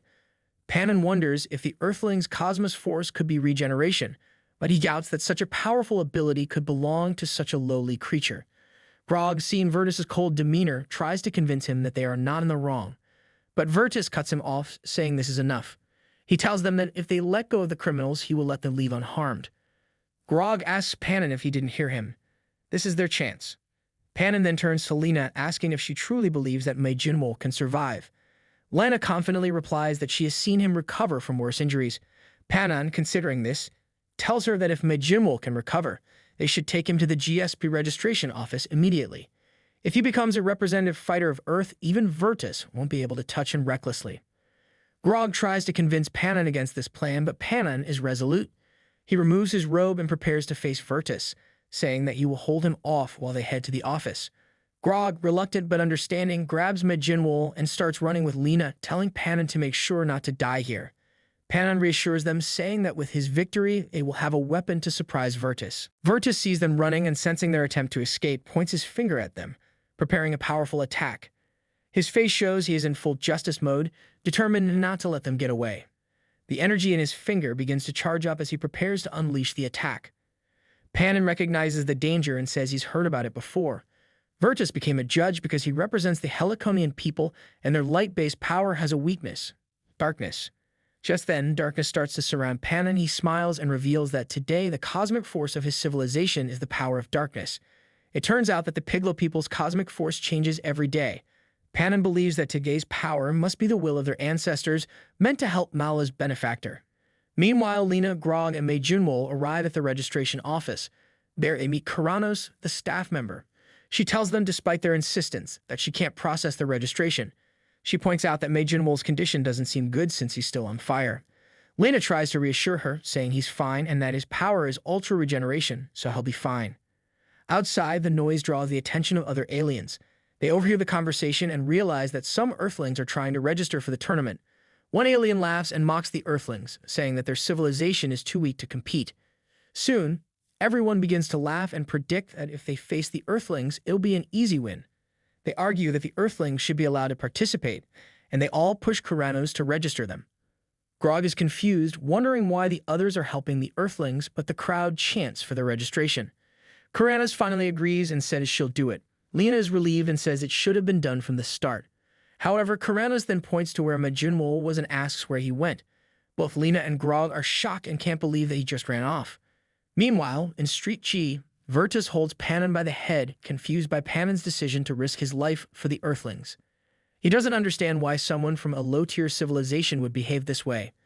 Just then, Jinwol, now back in the game, calls out, warning Vertus that he won't be able to win. Jinwol appears above Vertus, preparing to strike. His aura begins to release powerful shockwaves, and he declares that Vertus will die this time. Vertus stretches out his hand and responds, saying that it's no surprise low-tier civilizations make such foolish decisions, claiming they are mentally unstable. Just then, a shadow emerges from the ground, wrapping around Vertus's arm, sealing his abilities. Panon yells out, urging Jinwol to attack with all his strength, while Vertus is unable to use his powers. Vertus is caught off guard. Jinwol claims whether his martial arts are significant or not, he can judge that after taking this blow, and lands a powerful punch on his head, knocking off his helmet. The punch hits hard, showing that Jinwol is not as weak as Vertus might have assumed. Meanwhile, at the Planetary Promotional Center, Mark is anxiously sitting and nervously biting his thumb. He blames Lena for everything that has happened. He keeps thinking that if she hadn't interfered in the first place, none of this trouble would have occurred. Suddenly, a loud explosion shakes the area and Mark quickly looks up, startled. Across the street, he sees a massive explosion and the civilians nearby start to panic. They wonder what is going on, with some speculating that it might be a terrorist attack. Mark, sensing the danger, immediately pulls out his name card. He mutters to himself that he's getting a bad feeling about the situation. It appears he is attempting to call Lena back to the fight. Meanwhile, Vertus is sitting on the ground, his helmet lying nearby as he covers his face. Panon is off to the side, seemingly unconscious. Vertus glares to his side as Jinwol stands nearby, laughing. Jinwol jokes that this is no joke and marvels at how Vertus managed to withstand such a powerful blow. He begins laughing, saying that this is the perfect opportunity to take Vertus's power since it seems incredibly useful. Vertus suddenly yells in rage, declaring that he will never forgive Jinwol. He accuses him of scratching the mask bestowed upon him by the Divine and swears vengeance. His anger grows and he prepares to attack. For the first time, his face is revealed as he continues shouting, vowing to tear Jinwol apart. Vertus teleports directly above Jinwol, attempting to strike. Jinwol, however, laughs confidently, saying he had predicted Vertus's plan from the start. He leaps forward, narrowly avoiding the attack. But Vertus doesn't falter and immediately follows up, appearing right behind Jinwol in an instant. Jinwol mutters to himself, acknowledging that Vertus's flickering movement technique is proving to be quite troublesome. Vertus grabs Jinwol by the head, treating it like a basketball, and slams him with incredible force. The impact sends Jinwol flying, breaking the sound barrier before he crashes into a nearby building. Vertus doesn't stop there and begins charging another attack in his hand. This time, he releases multiple streams of energy, each one hitting with heavy destructive force, bombarding Jinwol relentlessly. Mark arrives on the scene and immediately recognizes the chaotic battle, just as Lena had described. He confirms the presence of the person they had been worried about. Lena, hearing this, expresses her relief that Jinwol is safe. Grog is shocked by how quickly Jinwol seems to have recovered from his earlier state. However, Mark tells her he doesn't think this is the time to be relieved. Lena asks, what is he talking about? Mark clarifies that while Jinwol is there, the situation is far from safe. Meanwhile, Vertus, walking slowly towards Jinwol, marvels at his ability to recover even after sustaining such devastating damage. Jinwol is barely recognizable, almost reduced to ash from the earlier attacks. Vertus admits his surprise, questioning how someone from a lower-tier civilization could possess such overwhelming power. He declares that it ends now and begins to prepare a final decisive attack, pulling his fist back with immense energy. Just as Vertus is about to strike, Karanos' voice interrupts. She yells at him to wait. Vertus halts his attack and responds through telepathy, asking what she wants. Karanos announces that the Earthling has been registered to represent Earth in the tournament. Vertus, visibly confused, questions her claim, stating that he has been present the entire time and finds the announcement nonsensical. Karanos smirks, pointing out that the Earthling has already subscribed to the channel. She suggests that instead of targeting him, Vertus should focus his efforts on those who have not subscribed, thereby teaching them a lesson. She explains to Vertus what happened 30 minutes earlier. She recalls how all the aliens in the area caused an uproar, insisting that she register the Earthling. They accused her of discrimination, calling her a racist, and demanded that she finalize the registration immediately. Annoyed by their persistence, Karanos stood firm and told Lena and Grog that their stubbornness would make her give in. Grog, frustrated, called her a racist and questioned her behavior, while Lena, equally annoyed, began angrily arguing with her. Karanos, exasperated, told them to calm down. She cannot do anything until their representative is present. Then a man standing behind Lena interrupted the argument, politely asking if there was a system for provisional registration in cases where the competitor couldn't be present in person.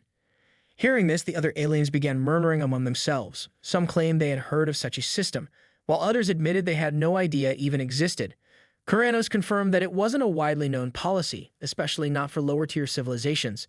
However, she acknowledged that using this system might be possible in their case and agreed to proceed. She slammed down a stack of paperwork, telling Lena that if she filled out the documents by hand and submitted them, she would register the fighter. However, if they couldn't complete it, they would have to give up and leave. Grog looked at the papers and immediately grew angry, pointing out that the forms were not in the common language but in an upper-tier civilization's language. He questioned how they were supposed to understand the illegible scribbles. Karanos smirked and dismissed their frustration, sarcastically saying it was unfortunate they couldn't read it. Grog, frustrated, argued that it's only natural they wouldn't understand the forms. He demanded that Karanos provide something in the common language. Karanos responded dismissively, explaining that the provisional registration system was created for the convenience of higher civilizations. Naturally, the documents are written in a language familiar to them. Grog looked even angrier but finds himself unable to refute her reasoning. The other aliens began to murmur among themselves, agreeing that this situation seems hopeless. They wonder why the Earthlings are so desperate to register their fighter right now. However, at that moment, Lena surprised everyone by picking up the pen and starting to write on the forms. The other aliens watch her in disbelief, wondering what she's doing. Grog, equally shocked, asks how Lena can even read the upper-tier civilization's language. Strangely, Lena filled in the form and presented it to Karanos. Karanos, stunned, snatches the paper from Lena. She accused Lena of bluffing, as it's impossible for someone from a lower civilization to know such a complex language. However, much to her shock, Lena wasn't bluffing. The writing on the paper is correct and precise, showing that Lena can indeed read and write in the advanced language. Kuranos is left in disbelief, struggling to comprehend how an Earthling could achieve this. She remarks that with the way Earthlings' minds typically work, it should be impossible for them to distinguish the intricate symbols and structures of such an advanced language. After listening to this, Vertus remarks that this must mean someone from the high-tier civilizations had been secretly helping Earthlings. Kuranos considers this possibility but remains amazed. She explains that even if Lena had somehow memorized millions of words, she would still struggle to make sense of the sentences. Kuranos adds that understanding the language fully would require memorizing every possible sentence structure, something far beyond normal capacity. She admits that even someone like her, who is from a civilization specializing in language, would find such a feat nearly impossible. Yet Lena has defied these expectations. Kuranos points out that even if someone is assisting her, it isn't illegal, so the registration cannot be cancelled. Vertus acknowledges this but remains skeptical. Looking down at Jinwol, he expresses disbelief that someone would risk their life for their benefactor. Now, with a helper who can secretly teach the language of higher civilizations without Kuranos detecting it, it seems as though the entire universe is conspiring to save this Earthling. Vertus then resummons his mask and stretches out his hand, deciding to let this situation slide for now. However, he warns that he will need to restrain any further tricks like this. His hand glows and he teleports Jinwol and Panem with him. Mark reports back to Lena, saying that the judge took Jinwol and some scoundrel with him and disappeared. Lena, confused, asks what he means, while Grog gets irritated, angrily reacting to Mark calling his brother a scoundrel. Kuranos interrupts and explains that both Jinwol and the other person were simply moved to the recovery room for competitors. Grog, still annoyed, asks why Kuranos is suddenly using an informal tone, but he thanks her anyway. Kuranos, clearly fed up, snaps at them to leave immediately. A week later in the recovery room, Jinwol is in a pod with wires and masks. He is put there to recover, but it seems like he has not recovered even a little bit. Mark, watching his condition, asks Lena if she truly believes he'll be able to compete in this state. Lena reassures him, confident that Jinwol will recover fully in no time. Just then, a man enters the room. He comments that it has been a while since he has heard Lena make such a bold claim.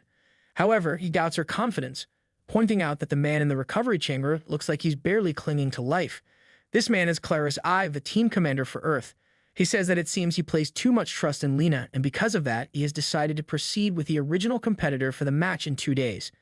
Lena pleads with him, asking for more time, but before Claris can respond, another figure bursts into the room. He yells at Lena, telling her to listen to Claris and place her trust in the Earth's strongest man. He leaps forward, jumping straight over Claris and lands with a dramatic superhero pose. This is Marcel Blade, known as Earth's strongest warrior. Lena, unimpressed, ignores Marcel entirely and begins banging on the glass of the recovery chamber, yelling for Jinwol to wake up. Claris, trying to calm her down, places a hand on her shoulder.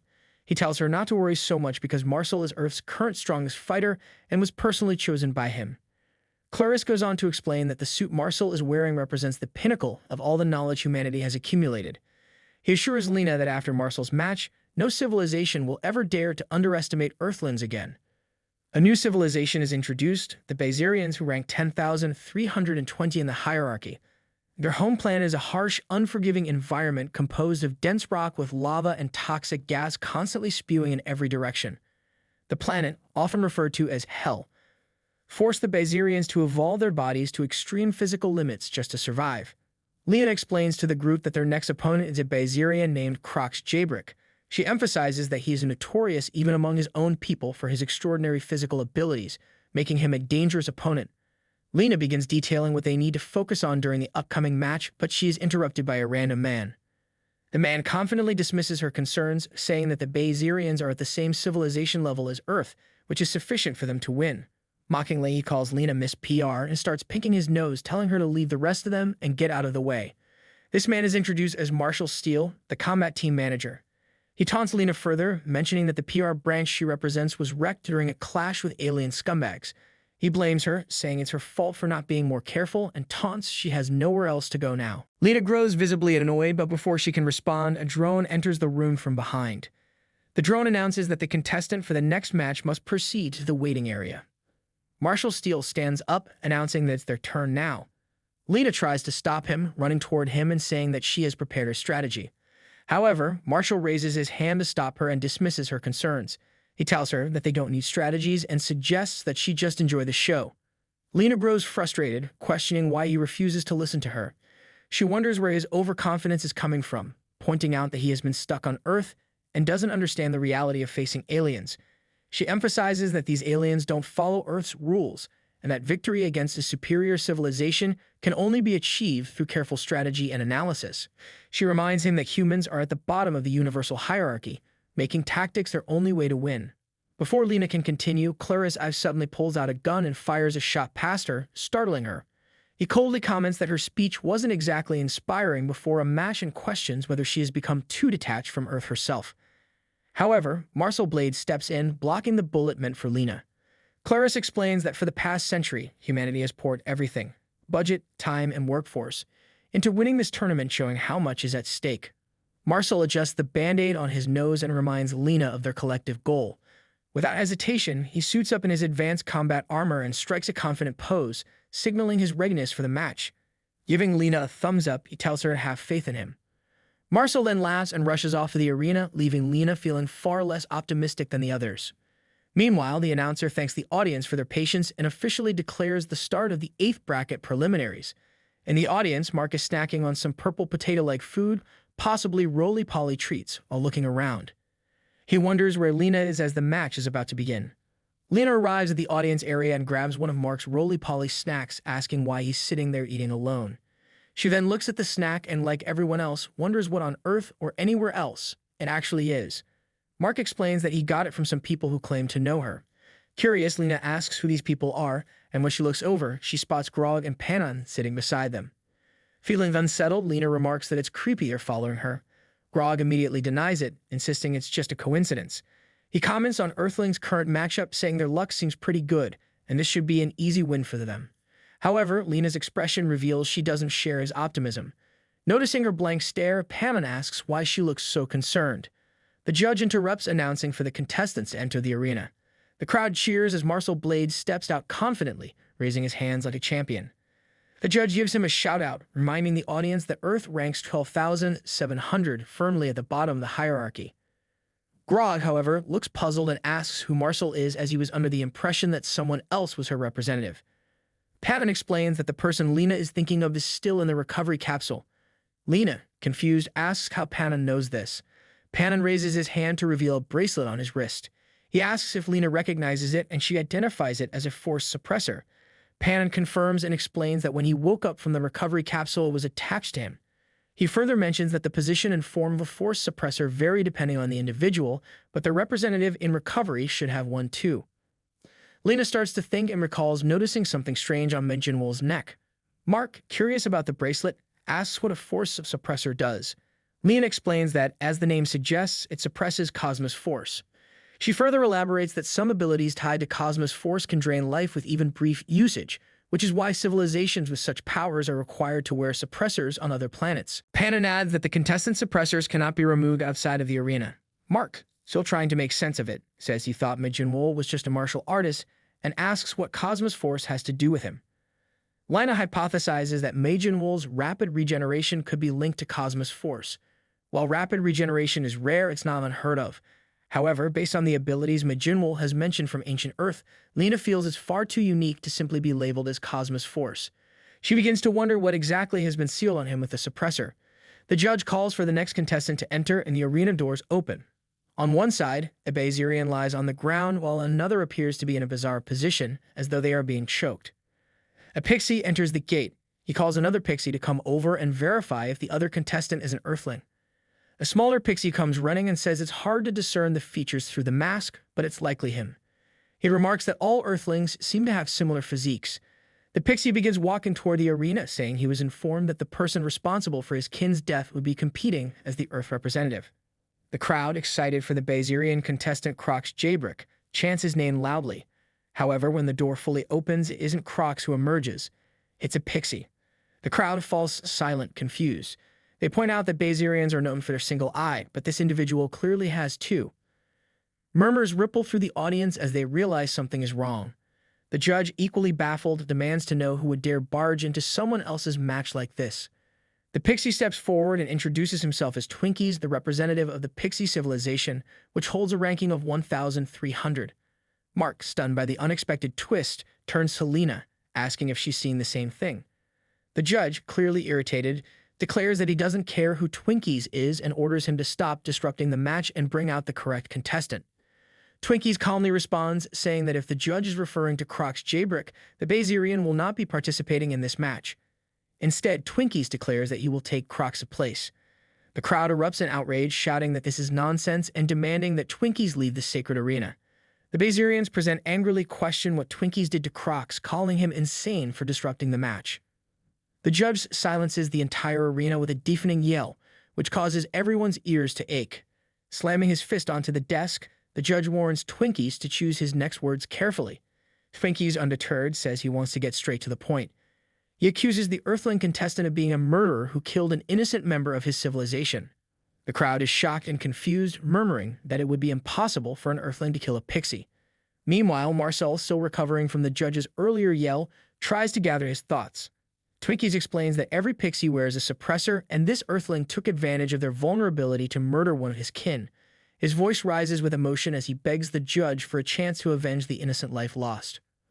The crowd starts to wonder if Twinkies' accusations might be true. They recall the destruction of the promotional center the other day and begin connecting the dots, further fueling their suspicions. The tension in the arena continues to rise as everyone awaits the judge's decision. Mark turns to Lena, saying that this entire situation is just a misunderstanding. Lena, trying to calm him, says there's no need to worry because no one would ever consider such a ridiculous proposal. However, almost immediately the judge shocks everyone by granting Twinkies permission to take Croc's spot in the match. The judge appears intrigued, commenting that a warrior willing to risk his life to replace another contestant and avenge his kin is far more entertaining than watching matches between weaklings.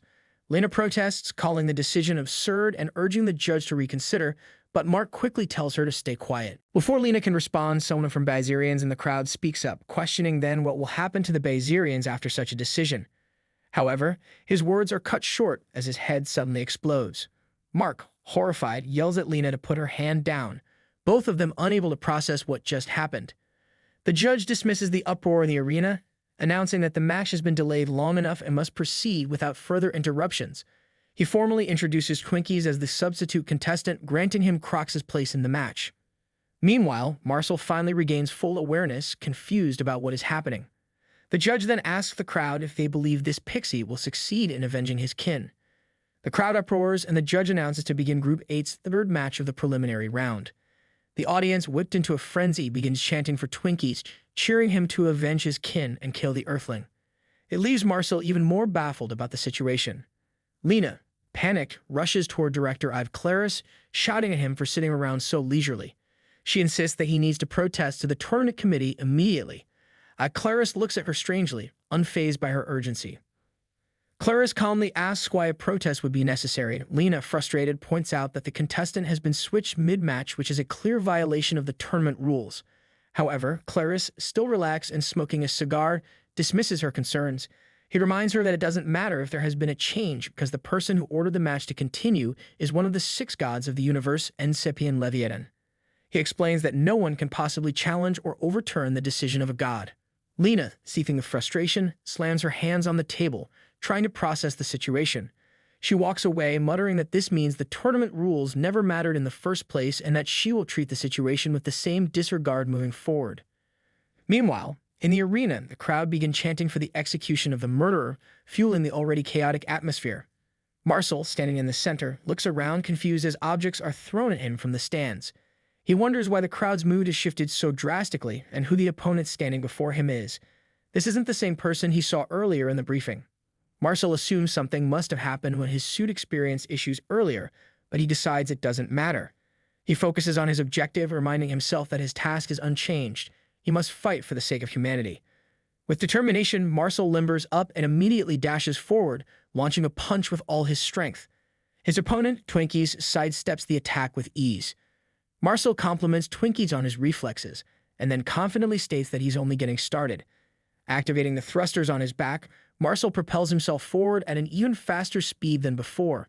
His punches now come in rapid succession, each one carrying immense power as he hits Twinkies relentlessly. Mark, watching from the audience, remarks on how serious Marcel seems, acknowledging that he isn't holding back.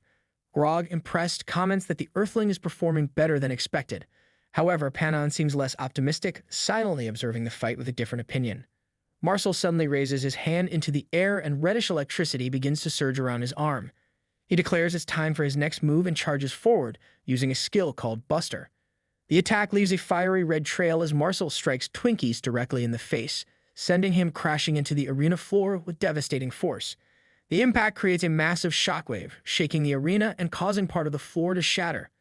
Leviathan, the incipient judge, continues shoutcasting the match, describing how the arena floor is breaking under the overwhelming power of the attack.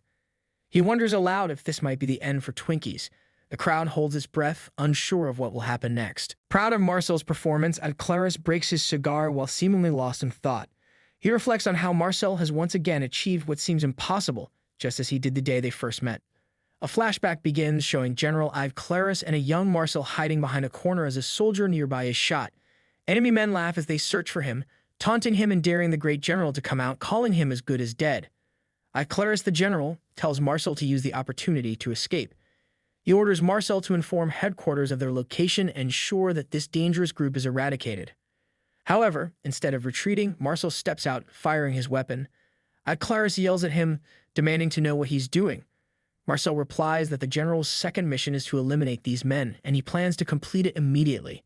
Ignoring orders to stop, Marcel charges into the fight as gunfire intensifies. The enemies, shocked, shout in disbelief, questioning what kind of monster can continue fighting after being shot. Screams echo around the corner as Marcel systematically takes them down. Moments later, Marcel returns, dragging one of the enemy soldiers by his head. He declares that they can now return to headquarters together and prepare for the next mission. The flashback ends as Claris, back in the present, continues to watch the fight. In the arena, Leviathan calls out to the crowd, asking if they can see the silhouette in the smoke. Everyone looks on in disbelief as the figure behind Marcel emerges. It's Twinkies, still standing. Leviathan announces that the match is not over, as Twinkies appears completely unfazed, showing no signs of damage from Marcel's powerful attacks. Marcel acknowledges Twinkies' incredible endurance and prepares for another attack. However, before he can strike, a sudden blast rips through the air. Marcel's arm is severed and flies off, leaving him staring in disbelief at his missing limb. His body doesn't even register the shock at first. Leviathan, equally stunned, asks the crowd if they saw what just happened. Claris, watching from the stands, goes pale as the reality sets in. Twinkies has completely ripped off Marcel's arm. Marcel's body finally reacts as pain shoots through him. He clutches at his shoulder, screaming in agony. Looking up, he yells in confusion, trying to understand what just happened. Twinkies calmly approaches, questioning why Marcel is so surprised and asks if he has never fought his kind before. Marcel, still in shock, demands to know what Twinkies means. Before he can get an answer, his suit suddenly warps and sends him flying backward. Twinkies wonders aloud if this is the same person who supposedly killed Mr. Picky. He then calls out to the small pixie and asks him to confirm if Marcel is the one who attacked Mr. Picky. The small pixie approaches cautiously and examines Marcel's face. After a moment, the pixie shakes his head and crosses his arms in an X symbol, signaling that this isn't the same person. Twinkies, now closing the distance, smirks and admits that he already knew the truth. He declares that there's no way someone like Mr. Picky would fall to an idiot like him. Twinkies stretches his hand out toward Marcel, speaking in a cold tone and demanding to know where the one he's looking for is. Leviathan, still narrating the match, announces that Twinkies has now torn off Marcel's leg. Marcel writhes on the ground in unbearable pain as blood pools around him. Claris watches in horror, unable to look away. The rest of the aliens in the audience begin murmuring, realizing this is no longer a fair match but an execution. Even Leviathan acknowledges that the fight has devolved into what feels like a torture show for the Earthling. Twinkies lifts Marcel high into the air, holding him above his head. At that moment, Marshal Steele from the audience yells for Twinkies to stop, angrily calling him an alien bastard. Marshal then pleads with Marcel to end it, shouting that the match is already over and begging him to surrender. Marcel, bleeding profusely and barely able to move, refuses. He declares that this mission is bigger than him. It involves the lives of billions of humans. Despite his injuries, he begins charging his fist with energy and lunges forward for another attack. His determination seems unbreakable. Twinkies, unimpressed, calmly points his finger downward. With a tremendous force, Marcel is slammed into the ground, creating a massive impact that causes him to spit up blood. Leviathan, continuing his narration, remarks that Marcel's final, desperate attack has been effortlessly blocked. He grimly concludes that this seems to be the end of Earth's journey in the tournament. Ive, Claris, and the rest of the Earth team watch in despair, feeling like everything is over. Just as the mood reaches its lowest point, Lena bursts back into view, visibly out of breath but full of anger. She questions the situation, demanding to know who gave Twinkies the right to end someone else's journey. Without hesitation, she shoves Jinwol forward with incredible strength. Somehow, she manages to hurl him into the fray, surprising everyone. Lena yells with determination, declaring that the journey of Earthlings is just beginning. However, as she speaks, a robot grabs the back of her head to pull her back, but she resists. The aliens in the audience jeer, asking why she's throwing trash into the arena. They demand to get it out of here. Twinkies looks down at Jinwol, who has been hurled into the arena. He seems confused and wonders what's happening. Lena, ignoring the insults from the crowd, calls out to Marcel, praising him for holding on as long as he did. She tells him that his mission is complete and to leave the rest to Jinwol. At that moment, the little pixie yells out to Twinkies, identifying Jinwol as the one who killed Mr. Picky. Twinkies, now focused, questions if that trash, the guy who just flew in, has killed Mr. Picky. To his shock, Jinwol suddenly begins to stand up. His movements surprise everyone. Twinkies stares in disbelief, pointing out that there was no sign of life from him just moments ago. Jinwol, now standing tall, mutters that the next time he sees Vertus, he'll rip his head off. He then looks around the arena, seeming confused about his surroundings. Luckily, as he moves, the suppression device on his neck falls off, hitting the ground. He wonders where the hell he's in again. A flashback begins, showing the moments before this confrontation. Marcel is seen crawling on the floor, barely holding on. Leviathan comments on the hopelessness of the situation, stating that there's no chance of a counterattack. Grog, watching, admits that while he had some hope, he knew the difference in strength was simply too much. Meanwhile, Mark is distracted, scrolling on TikTok, seemingly uninterested in the outcome of the fight. Mark suddenly receives a call from Lena. He asks her where she is, mentioning that it looks like Earth has been eliminated. Lena, however, interrupts him and demands that he come to her immediately. Mark, confused but obedient, agrees, telling her to stop barking at him. Mark rushes through the hallway, glancing around and noticing a sign for Gate 5. As he rounds a corner, he hears a robotic voice instructing someone to put the patient down. Mark spots Lena sprinting down the hallway while being chased by a group of robots. Lena yells for Mark to hurry and stop the pursuers. Instead of intervening, Mark panics and starts running alongside her. Frustrated, Lena demands to know why he's running instead of stopping the robots. Mark shouts back, asking how he's supposed to stop them with no warning, and questions what she's carrying. Then he notices Jinwol and screams in disbelief, asking what she's been doing. Lena explains that she's just trying to give the people of Earth some hope. Mark, incredulous, accuses her of mocking them, but Lena brushes him off, promising to explain everything later. For now, she orders him to hold off the robots for as long as possible. Before Mark can argue further, Lena backhands him, knocking him to the floor. Mark yells after her, asking where she is taking Jinwol, but Lena dismisses his concern, saying she won't forget his honorable sacrifice. Meanwhile, the little pixie is standing bored in the arena. He seems to have lost interest in the match. Suddenly, he hears the robotic voice commanding the Earthlings to stop. Turning toward the commotion, little pixie instantly recognizes Lena as she appears with Jinwol. However, before he can process the chaos, Lena throws Jinwol into the arena. The robots quickly pin Lena down, forcing her head to the ground. Leviathan, visibly irritated, asks what is going on. One of the robots begins to explain, but Leviathan cuts it off, ordering it to remove the trash and Lena from the arena immediately. Lena, refusing to back down, shouts with defiance, declaring that Jinwol is no trash. She insists he is a true warrior, one who single-handedly defeated 2 pixies and fought on equal footing against Vertus, the formidable judge of Zone 3. Her bold proclamation stirs mixed reactions in the crowd. Panon chuckles and points out that Lena is conveniently leaving out some important details. He shrugs, saying it doesn't matter to him either way. Other aliens in the crowd call Lena a liar, questioning her claims. However, some pause, recalling the explosion that occurred on Z Street, which aligns with her story. Lena presses on, arguing that if the substitution for the opposing player was allowed in the name of revenge, then she has brought the real target of that revenge. She demands that Jinwol be approved as a substitute contestant. Her statement causes a stir, with Grog nervously laughing and saying there's no way she's trying to argue against an Encipian. Panon, also impressed by her audacity, remarks that Lena has fiery determination. Leviathan pauses, visibly considering Lena's argument. He admits that her determination is impressive, especially for an Earthling, but adds that it's too late to make changes since the match is technically over and cannot be rewound. He points out that the representative of Earth is already defeated. However, just then, Marcel, bloodied and battered, yells out that the match isn't over. There is no way he is admitting defeat. Leviathan, surprised, comments that he had assumed Marcel was already dead, but he is not.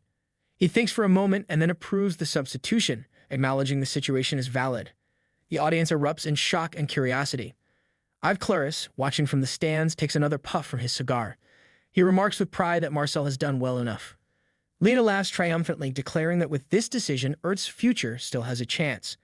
However, her moment of victory is cut short as a robot picks her up, telling her to stop talking and that she is coming with them. Lena flails her arms and kicks wildly in protest as they carry her away. Meanwhile, Twinkies looks at Jinwol, questioning if this lifeless figure could really be the one who defeated his kin. He doubts Jinwol is even alive. Just then, life returns to Jinwol's eyes, and he suddenly stands up, leaving Twinkies visibly confused. Leviathan, watching with interest, remarks on the unexpected development. He comments on Jinwol's impressive regeneration ability and notes that this might make the match more interesting than he anticipated. Jinwol looks around the arena, seemingly unaware of what has been happening. He complains about the noise and confusion, wondering where he is. Twinkies, seizing the moment, steps forward, announcing his intent to avenge his kin. Jinwol sighs, recognizing the energy emanating from Twinkies. He dismisses him as just another weakling, saying he's not interested in such fights anymore. Turning his back on Twinkies, Jinwol declares that his priority is to find Lena and figure out what is happening. Twinkies, refusing to let him leave, grabs Jinwol's arm. Jinwol stops and, with irritation, calls him persistent, reiterating that he has no time for weaklings. However, before he can react further, he feels himself being lifted into the air. Confused, he looks down, realizing Twinkies is displaying incredible strength. Jinwol, now annoyed, rears his hand back and warns Twinkies. He declares that he showed him mercy once, but it won't happen again. With a swift motion, he swipes his hand forward, and a spray of blood flies through the air. Jinwol looks down and notices something unsettling. His own hand is broken. Confused, he realizes something is wrong with his body. Twinkies, now furious, accuses him of not only killing his kin, but also mocking his civilization. He declares that someone from an inferior race like Jinwol has no right to stand against him. Twinkies slams Jinwol into the arena floor with immense force, shattering it. Blood spurts from Jinwol's mouth, but he doesn't waste a moment and immediately leaps into the air, putting distance between himself and Twinkies. Jinwol wonders what Vertus might have done to his body. He realizes he can't use his martial arts properly, except for his Immortal Spirit Foundation, a skill that barely sustains him. He accepts that he has no other choice and prepares himself for the fight. Meanwhile, Twinkies begins to grow larger, his body swelling with power. He charges forward, delivering a massive punch aimed directly at Jinwol. Jinwol, unable to dodge, resolves to take the blow head-on. The impact is catastrophic, obliterating the midsection of his body and splitting him into two. The crowd gasps in shock at the sheer brutality of the attack. Twinkies laughs triumphantly, mocking Jinwol and questioning what an inferior species like him could possibly do. Before Twinkies can revel further, Jinwol suddenly moves. With surprising precision, he shoves his fingers directly into Twinkies' eyes, causing him to scream in agony. Jinwol doesn't stop there. He follows up by jamming his thumb into Twinkies' mouth, unhinging his jaw. Using his other hand, he slams Twinkies' jaw shut, cutting off his own thumb in the process. With a chilling resolve, Jinwol taunts Twinkies, daring him to go ahead and eat that. Twinkies, filled with contempt, dismisses Jinwol as nothing more than trash. He claps his hands together with incredible force, creating a devastating shockwave that disintegrates Jinwol's upper body into nothing but a mist. The only part of Jinwol left in the arena is his severed legs. Leviathan, narrating the fight, declares Twinkies' strength overwhelming, emphasizing that he has completely obliterated Jinwol's upper half. Twinkies, however, doesn't look triumphant. Instead, his eyes are watery as he realizes what just happened. He begins to question what he had been forced to eat earlier. Twinkies angrily vows to destroy Jinwol again the moment he regenerates, determined not to let the fight end. Suddenly, Jinwol's voice echoes, asking if Twinkies really thinks he can follow through with that promise. Twinkies freezes as he feels something strange happening. Jinwol's hands emerge from inside Twinkies' mouth, forcefully pushing outward. Twinkies' jaws snap apart with a sickening crack, his head jerking backward from the sheer force. Clutching his jaw in agony, Twinkies realizes too late what is happening. Jinwol, fully regenerating, comes out of Twinkies' mouth and lands on the ground. His body reforms as if nothing had happened. Moments before, Leviathan announced that Jinwol's upper body is completely crushed. He asked the audience if regeneration is even possible in his current state. However, what he witnesses is something incredible. A hand coming out of Twinkie's mouth. He wonders, could it be Jinwol? Back to present, Leviathan excitedly commentates that Jinwol is using the energy generated during the regeneration to launch an attack. He is truly a living bomb. Twinkies, however, has quickly dislocated his own jaw to avoid a fatal injury. Grog also seems astonished. He comments who would have thought regeneration could be used for offense too. He tells Panon if Jinwol can land 1 or 2 attacks like that. Panon agrees with him, saying then the Earthling's side might be able to win this match easily. Just then, a mysterious alien woman approaches Panon and Grog. She looks at Panon and comments that his fighting skills are far better than his ability to judge a match.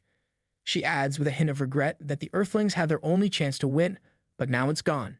She warns that Twinkies will not give them such an opening again, making the possibility of Jinwol winning absolutely zero, an impossible feat.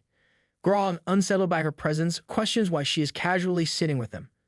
The woman, unfazed, tells him there's no need to be so cold.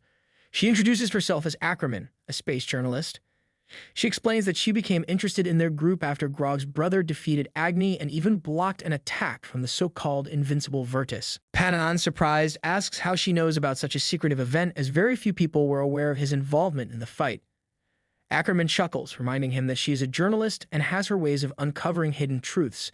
Panon, not entirely convinced, changes the subject and asks why she believes Jinwol has no chance of winning. Ackerman explains her reasoning. While Jinwol did face Vertus, she points out that Vertus was using only a tiny fraction, 1/10,000th of his true strength. She acknowledges that surviving even that much is an incredible feat, but she downplays Jinwol's abilities, calling him a regenerator who barely survived. In her view, a creature desperately clinging to life cannot be compared to a proud warrior from a higher civilization. Panon, not backing down, counters that surviving against a judge, even in those circumstances, proves Jinwol has the abilities of at least a third-level civilization. However, Ackerman remains skeptical, emphasizing the stark difference in experience and strength. Meanwhile, in the arena, Jinwol continues his relentless attack on Twinkies.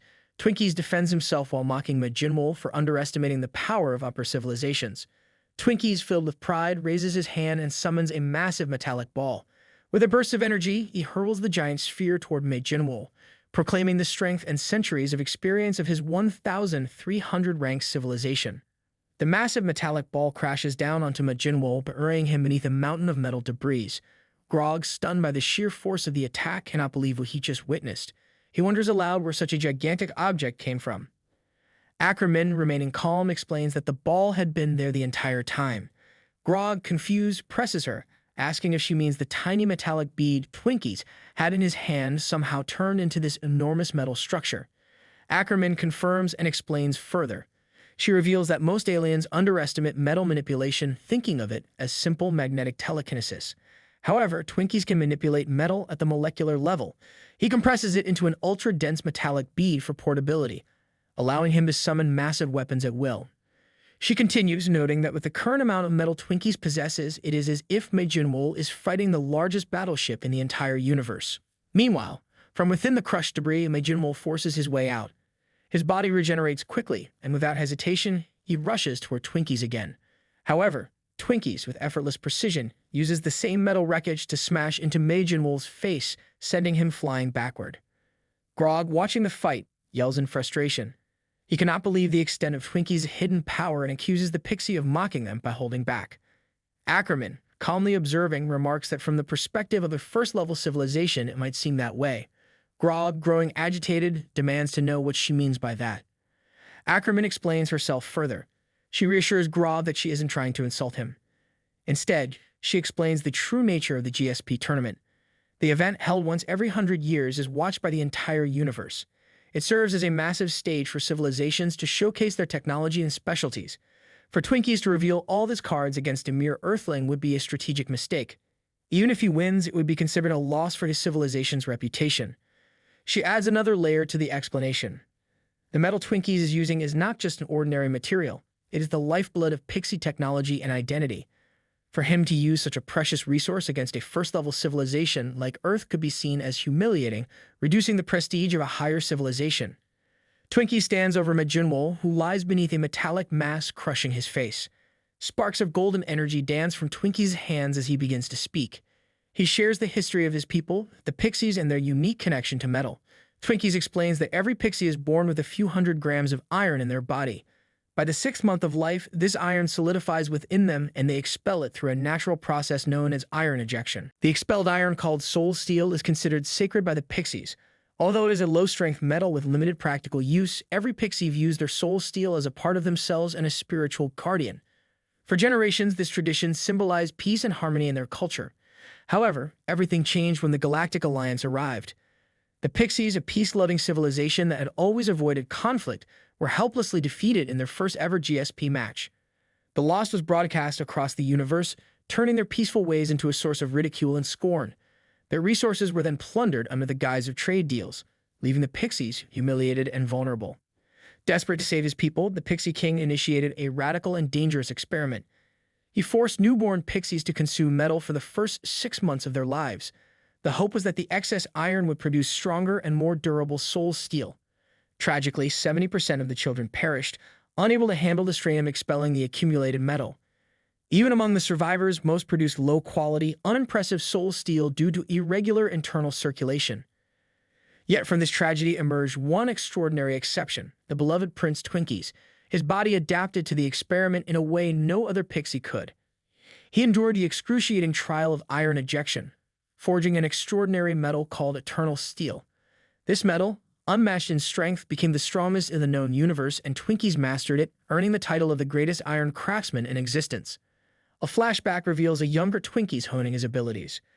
A pixie mentor praises his remarkable level of control over eternal steel, calling it extraordinary. Twinkies, confident in his hard-earned mastery, respond that such results are only natural for someone who has endured the iron ejection trial. The pixie people, now proud warriors, gain the ability to protect their kings thanks to this powerful tradition. However, behind Twinkies' back, whispers of doubt and speculation grow among the pixies. Some question whether Twinkies ever underwent the trial. Rumors spread that the king may have taken eternal steel from another and gifted it to Twinkies. Many pixies feel this is unfair as they risk their lives for their own eternal steel. One even remarks bitterly that perhaps they should be reborn as a prince to receive such privileges. Twinkies overhears these conversations and rushes to his room, deeply troubled. Reflecting on what he heard, he recalls that the metal formed after growth is supposed to be identical to the metal from the trial. Yet, when he checks the eternal steel stored in his cupboard, he finds it to be of shockingly low quality. Comparing the samples, he realizes the composition is completely different. He begins to question whose eternal steel he's been using all this time. A few days later, while searching through his room, Twinkies discovers a family photo belonging to his trusted aide.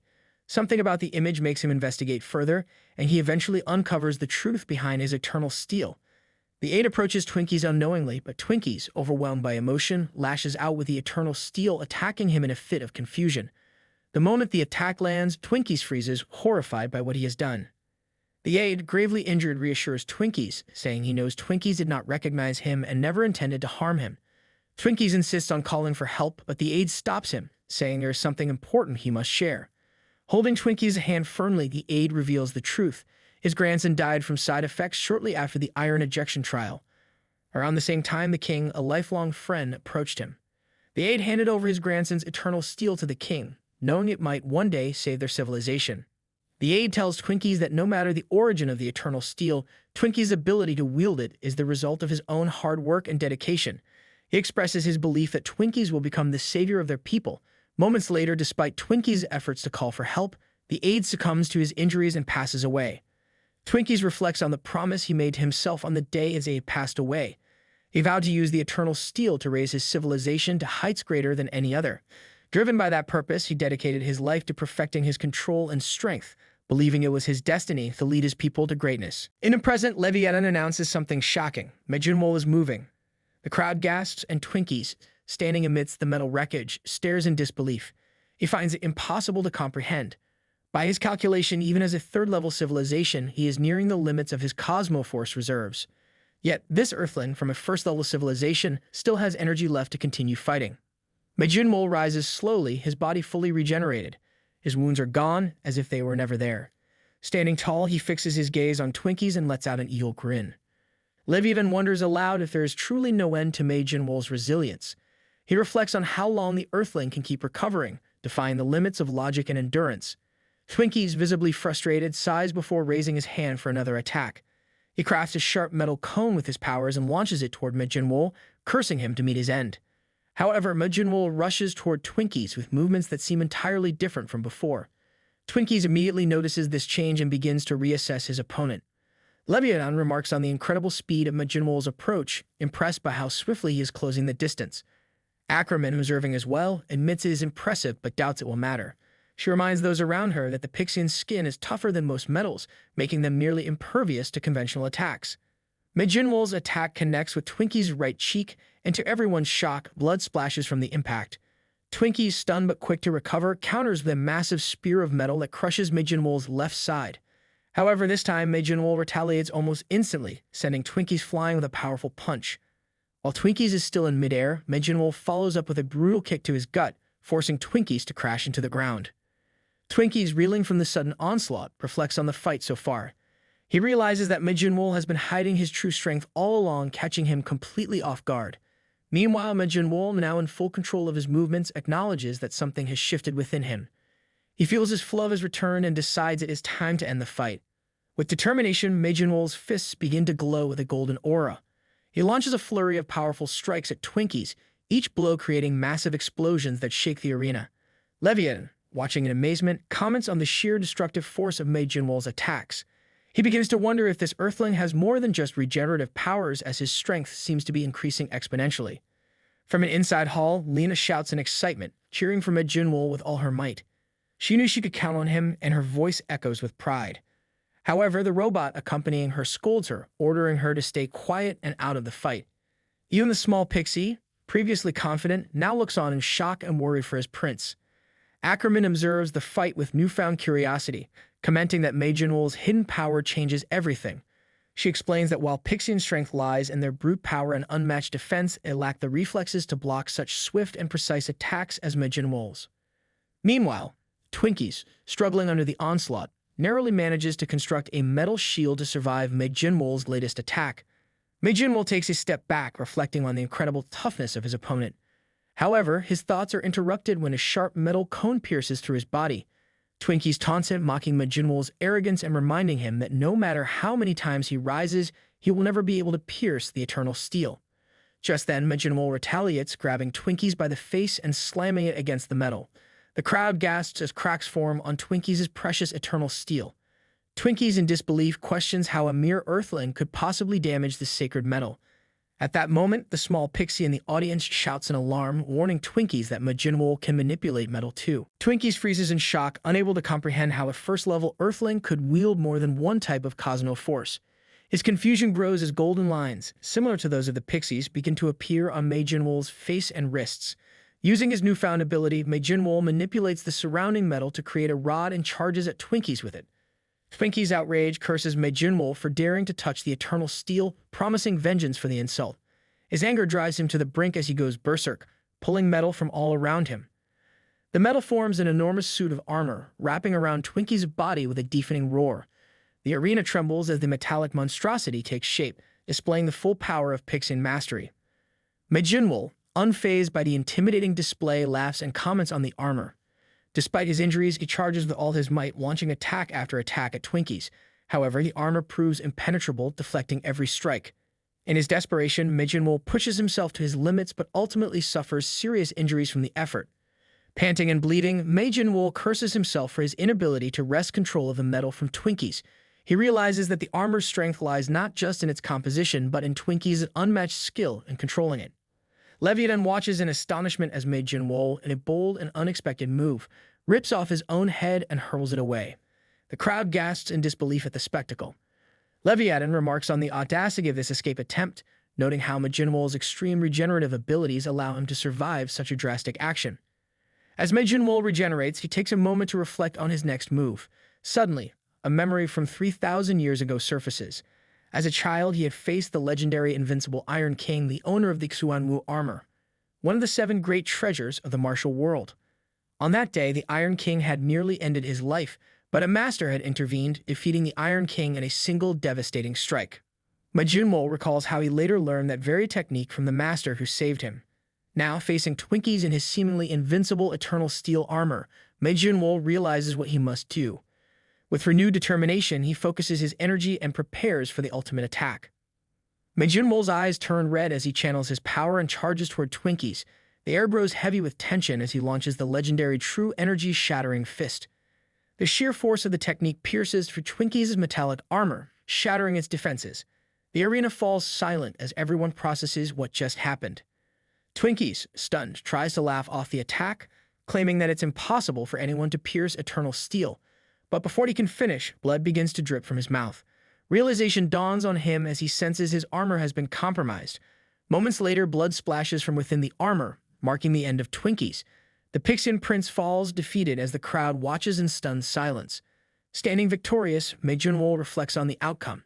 He acknowledges the extraordinary nature of eternal steel, but reminds himself and everyone watching of an important truth. No matter how extraordinary a weapon may be, it is not the weapon itself that decides the battle, but the one who wields it. A robot rolls into the arena, its mechanical eyes scanning Twinkies' lifeless form. It calmly confirms what everyone already knows: Twinkies is dead and done. Leviathan steps forward, his voice booming across the silent crowd as he announces the verdict. Twinkies is officially unable to continue and the match is over. Dispatch ends here. The little pixie in the audience remains frozen, her tiny face a mask of disbelief. She clearly can't process what just happened. Panon, on the other hand, is buzzing with excitement. He nudges Grog, his tone practically screaming if he has seen that that's the power of a Tier 1 nation. Grog, unimpressed as always, shrugs and fires back. If it were that other guy from earlier, he'd have died ages ago. Meanwhile, down a dimly lit hallway, Ackerman, the alien journalist, walks with a thoughtful expression. She mutters to herself, pondering the spectacle she just witnessed.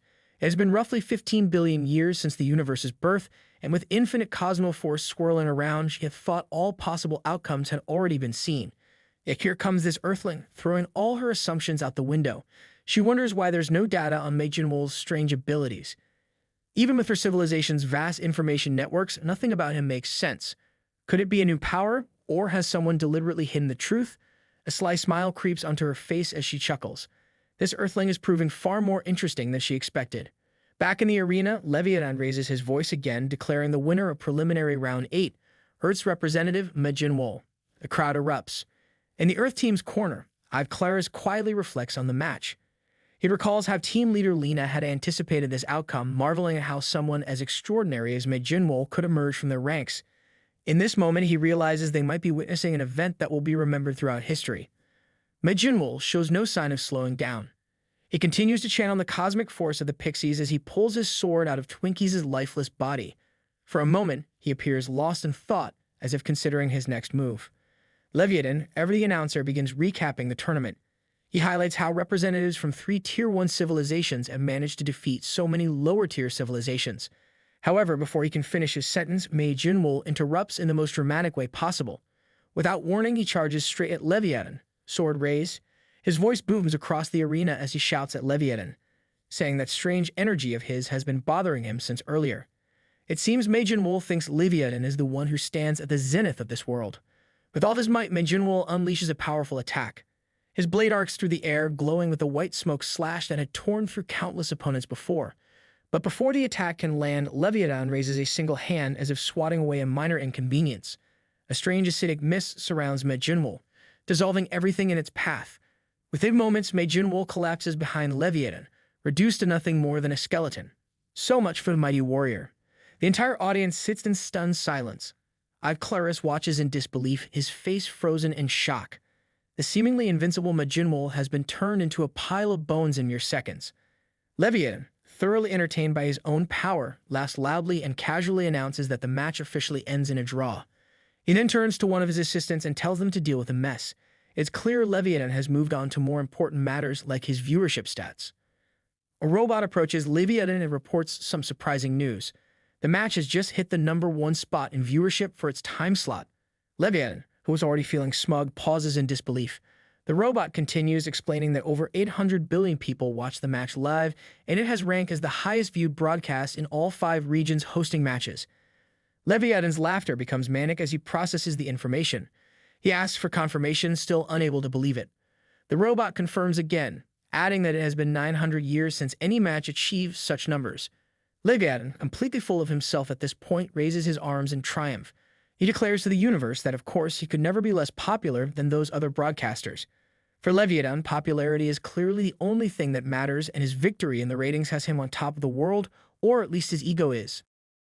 Leviathan notices one of his assistants dragging Jinwol's barely alive skeleton into a trash bag, sweeping him up like yesterday's leftovers. He immediately orders the assistant to stop and demands an explanation. The assistant, clearly nervous, stammers that he's just doing what Leviathan told him, getting rid of this thing. Leviathan's tone shifts to something unusually serious. He sternly reminds the assistant that this thing is their star player. If the assistant has no respect for the star of the show, what does that say about him? The assistant freezes, probably rethinking every career choice that led him here. Leviathan, still holding his usual air of superiority, starts considering who should take care of Jinwol. It makes sense to entrust him to someone from his own civilization. After all, who else would want to deal with this mess? Meanwhile, in another part of the building, Lena is busy with a robot who won't stop yelling at her. The robot scolds her for breaking an insanely expensive piece of glass, pointing out that even if her entire civilization pooled their resources, they couldn't pay for the damage. Lena, however, barely listens. She's too preoccupied, reflecting on the match. From what she saw earlier, it seemed like Jinwol was dominating, which surprises her since she's heard Twinkies is one of the strongest powerhouses around. The robot grows more furious, snapping at Lena and demanding if she's even listening. She waves him off with a dismissive reply, acknowledging Twinkies' strength, but clearly not invested in the lecture. This only makes the robot angrier, accusing her of ignoring him completely. At that moment, another robot arrives and interrupts the argument. It tells Lena to follow, explaining that Leviathan has summoned her to pick up her representative. Lena looks confused for a moment, but quickly pieces it together. Her expression changes, and she curses under her breath, realizing that Jinwol must have done something outrageous again. She storms off toward the arena, her frustration evident. The first robot shouts after her, reminding her that she's still responsible for paying for broken glass. Lena doesn't even turn around. She's too busy rushing to find out what kind of mess her primitive teammate has caused this time. The robot leads Lena to Leviathan, who stands there looking as smug as ever. Leviathan informs her there's nothing urgent, just that her representative seems incapable of returning on his own. With an air of exaggerated nonchalance, he points to a ball-like structure. Inside, what remains of Jinwol has been crammed together, barely resembling anything human. Leviathan assures her that even though it looks bad, they performed some first aid. It is probably the bare minimum effort, but Leviathan says it like he's done her a favor. Lena reluctantly takes the ball containing her mangled teammate. Leviathan casually mentions that if she carries him to the recovery room, he'll eventually be fine. Clearly, Leviathan has washed his hands of the matter and expects her to deal with the mess. Later, Jinwol wakes up in a room, lying on a bed. His body aches, but he's alive. He notices Lena sitting nearby, slumped in a chair. She stirs, opening her eyes slightly, and mutters something about how surprising it is that he actually survived. She marvels at his strange ability, even suggesting it made the effort to attach the suppressor worth it. Her tone is more amused than concerned. Jinwol, still groggy, demands answers. He asks why Lena is here and what all the strange devices on him are about. He's particularly annoyed by the handcuffs and the odd neck cuff he's wearing. Lena waves off his questions, telling him to calm down and explaining that these are recovery devices. She says it so nonchalantly, as if restraining someone like him is completely normal. Her response only fuels his anger. Jinwol bristles at the implication that anyone dared to help him. Lena, unfazed, reminds him that as an Earthling from the weakest civilization in the universe, he's not exactly in a position to complain. She points to the neck cuff and informs him it's called the suppressor. As long as he wears it, he's no different from any other powerless Earthling. Her tone is almost mocking, as if to remind him where he stands in the grand cosmic hierarchy. Jinwol tries to dismiss her words as nonsense. He starts to break free of the restraints, declaring his intention to prove her wrong. But no matter how hard he struggles, the devices hold firm. Lena watches with a smug grin, commenting on how he can't even escape on his own. Her tone carries just enough sarcasm to kneel him further. Frustrated, Jinwol sighs and stops struggling. Instead, he tries to sense his mana, hoping to figure out what's wrong. Just as he focuses, he realizes something strange. His blood flow feels normal, but there's no energy, nothing coursing through him. Confusion clouds his mind as he reflects on what could possibly be happening to him. Lena smirks as she asks Jinwol how it feels to experience the GSP tournament firsthand. Her tone carries a mix of curiosity and mischief. Jinwol opens one eye, visibly confused, and demands clarification. Lena calmly explains that he just participated as Earth's representative in the fighting tournament. Jinwol stiffens and mutters something under his breath, clearly dreading her next words. Lena confirms his worst fear. adding that the arena where he fought that metal guy is the tournament stage. She presses further, teasingly asking if the fight fired him up enough to want to challenge more opponents. She even offers to remove all the restraining devices right away if he agrees to participate again. Annoyed, Jinwol cuts her off and demands she stop talking and release him immediately. Lena, unimpressed by his outburst, internally notes that threats like this don't work on him at all. She sighs and concludes she has no choice but to use a more extreme method. She pulls out a remote and presses a button, releasing his restraints. She starts to explain the conditions, but before she can finish, Jinwol lunges at her. He grabs her by the neck, lifting her effortlessly, and growls that unless she wants to be torn apart, she better remove the suppressor around his neck too. At that moment, Marcel appears, limping slightly and leaning on his stick, a reminder of his earlier battle with Twinkies. He's clearly in no rush to help Lena. Instead, he comments on the scene in front of him, casually wondering if this is some kind of lover's quarrel. His amused tone only makes the situation more absurd. Jinwol, irritated, drops Lena and demands an explanation about Marcel's presence. Lena, unfazed by nearly being strangled, informs Jinwol that the suppressor is not something he can remove by brute force. Her tone carries an edge of mockery as she proposes a simple bet. If Jinwol can defeat Marcel in a match, she promises to remove the suppressor immediately and leave him alone for good. However, if Jinwol loses, he will have to take Marcel's place and participate in the remaining preliminary matches. An hour later, Jinwol sits with Lena at an alien dining table, devouring alien food like a wild beast. His appetite is bottomless, and his table manners non-existent. Between mouthfuls, he grumbles at Lena, asking when they're going to fight. He's desperate to get rid of the cursed restraint around his neck. Lena, unfazed by his impatience, reminds him that they're here because he wouldn't stop complaining about being hungry. Jinwol pauses for a moment, clutching his stomach. He admits that he feels like he's about to burst, and then asks if this kind of hunger is normal for them. Lena raises an eyebrow and remarks that he's acting as if it is his first time feeling hunger. Still stuffing food into his mouth at an alarming speed, Jinwol replies that it is not his first time, but it's been so long that he barely remembers the feeling. Lena, curious, asks if people in the past didn't eat. Jinwol shrugs and clarifies that not everyone was like that, but at least the people from his time were stronger than the weaklings of this future. Lena doesn't take kindly to his remark. She scoffs and challenges him, saying they'll see if he still calls them weak after he fights Marcel later. Jinwol, unimpressed, points toward Marcel, who is silently eating across the table, and sarcastically asks if she means that guy. Lena, growing irritated, yells at Marcel, demanding he say something instead of just quietly eating. Marcel finally responds, his tone calm but laced with sarcasm. He mentions that he holds over 40 black belts in martial arts and has undergone rigorous military training in lethal techniques. Sure, he may have lost a limb or two, but his skills remain unmatched. Jinwol barely listens, waving a dismissive hand and stating that the outcome won't change, limbs or no limbs. This casual insult makes Marcel snap. He stands up, visibly furious, and hurls a string of curses at Jinwol. Jinwol leans back, calm as ever, and claims he's just stating facts. He suggests Marcel save everyone's time and admit defeat already. Marcel, clearly not over his earlier loss, starts to simmer. He mutters something about Jinwol being the reason he lost his limbs, throwing in vague mentions of revenge. Jinwol doesn't flinch. Instead, he accuses Marcel of blaming his own weakness on others and casually calls him a coward. Marcel's face turns red as he demands an explanation, refusing to let the insult slide. He challenges Jinwol, daring him to repeat it. Before things escalate further, Lena steps in. She looks at both of them like they're squabbling kids and declares that since they're both full now, it's time to settle this once and for all. The trio heads to the basement of the 80th floor GSP practice arena. Once they arrive, Lena points out the empty space and announces that they can fight here without interruptions. Jinwol scoffs, rumbling that they could have handled this back at the restaurant instead of wasting time. Lena shuts him down, reminding him that the future isn't like the violent era he came from. Here, fights can't just break out anywhere. Jinwol rolls his eyes and mutters that the future seems to be full of cowards. His words are loud enough for everyone to hear, but Lena doesn't even bother responding. Walking slightly behind Lena, Marcel leans in close to her. He hesitates before quietly voicing his concerns. He reminds her that they're supposed to be cooperating for Earth's sake, but this setup feels off. He admits he got a little too emotional earlier, but he's starting to think this fight isn't a good idea. Jinwol, after all, beat Twinkies, even with the suppressor around his neck. Marcel openly doubts he can handle someone like Jinwol in his current state. Lena, unfazed by his worries, assures him that there's nothing to stress about. She coolly mentions that everything has already been prepared.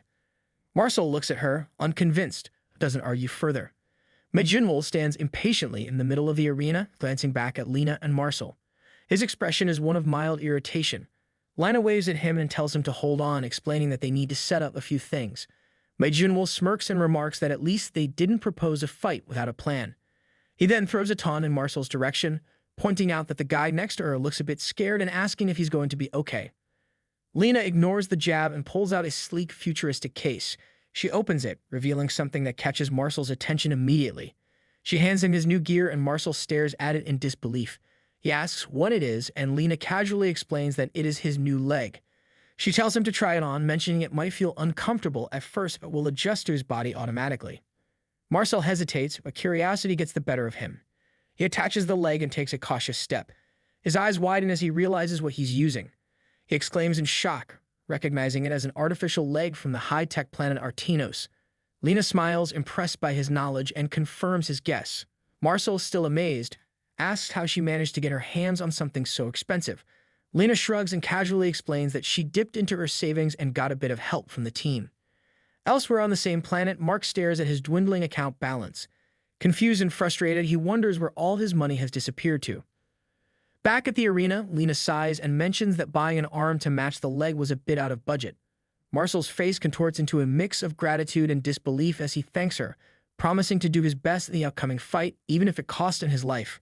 Lena, clearly unimpressed by the drama, tells him not to take it that far. Still waiting, Jinwol shouts at them from the middle of the arena, demanding to know if they're done yet.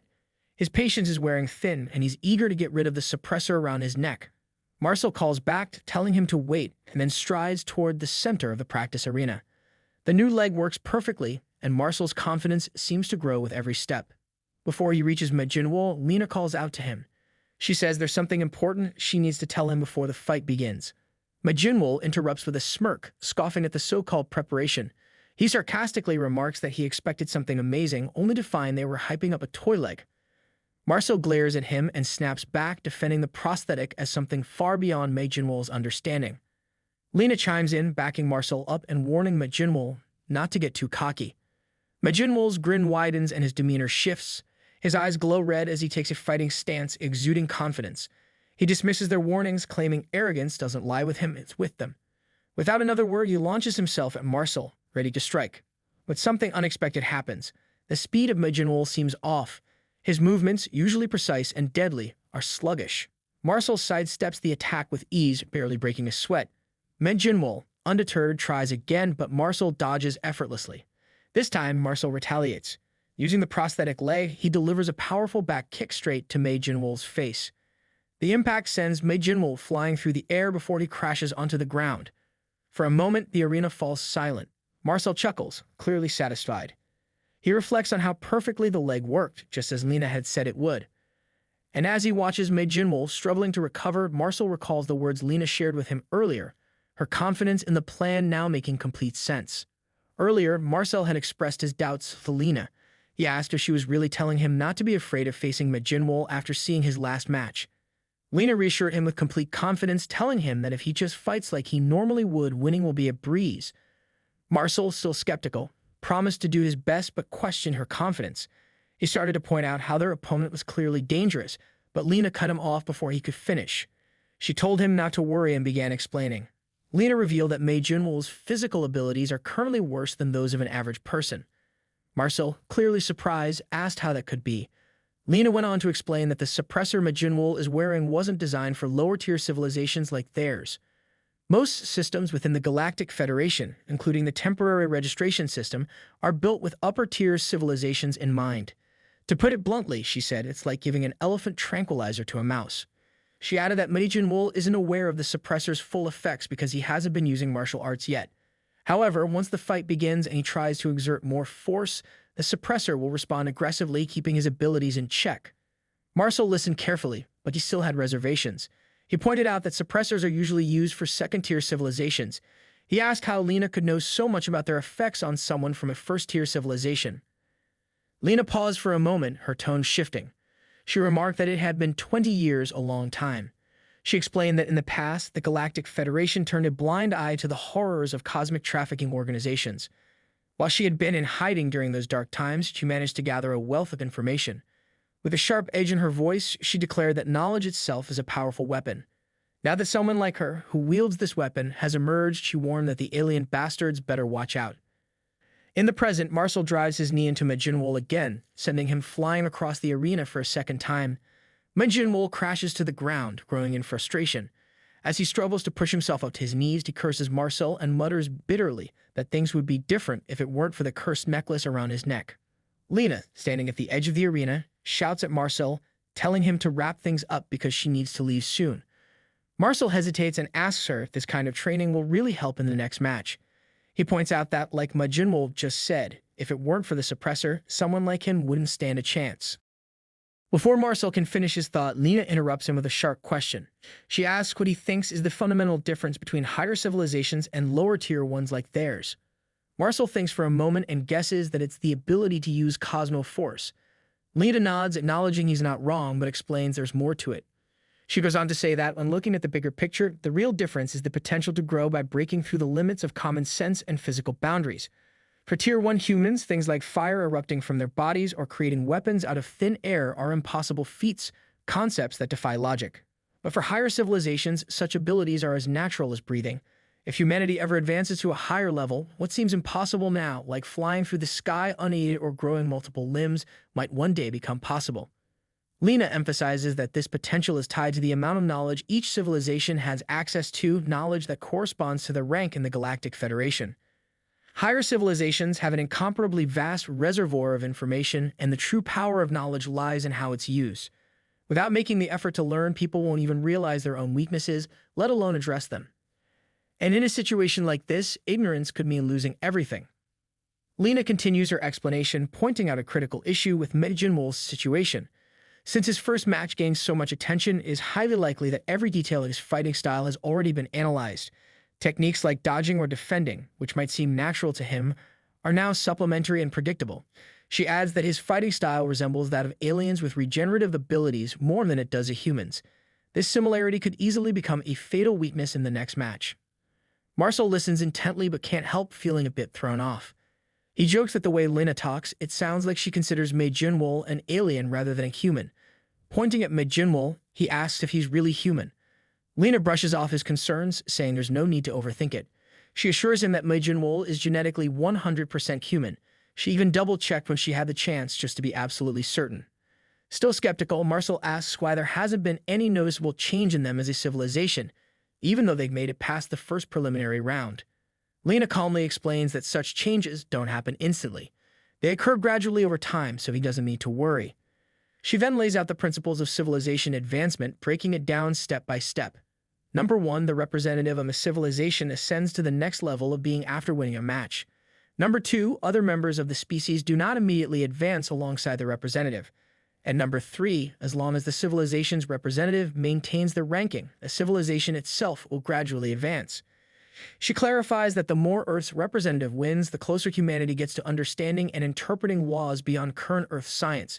This could lead to breakthroughs such as the development of a miracle drug to save humanity or other advancements that seem impossible now. Finally, Lena emphasizes that the purpose of this training is to strengthen Jinwol's abilities under various constraints. By pushing him to adapt, they are not only ensuring his survival, but also maximizing the chances of Earth's progression through this tournament. Just then, a voice cuts through their conversation, commenting that something seems strange. Both Lena and Marcel turn their heads to see Lady Ackerman standing nearby. She greets them with a casual smile, introducing herself as nothing more than an ordinary space journalist. Lena narrows her eyes and immediately asks if Ackerman is an Inforian. Marcel, confused, asks Lena what that means. Lena explains that Inforians are those unsettling beings who can peek into people's minds using a pen-like tool, exactly like the one Ackerman is holding in her hand. Ackerman chuckles, clearly amused that Lena knows so much about her. Lena doesn't waste time and fires back with a question of her own, asking what Ackerman meant by strange after showing up out of nowhere. Ackerman responds calmly, pointing out that Lena's earlier explanation about Jinwol was strange. She elaborates, suggesting that Earth's limits are already beyond those of a Tier 1 civilization.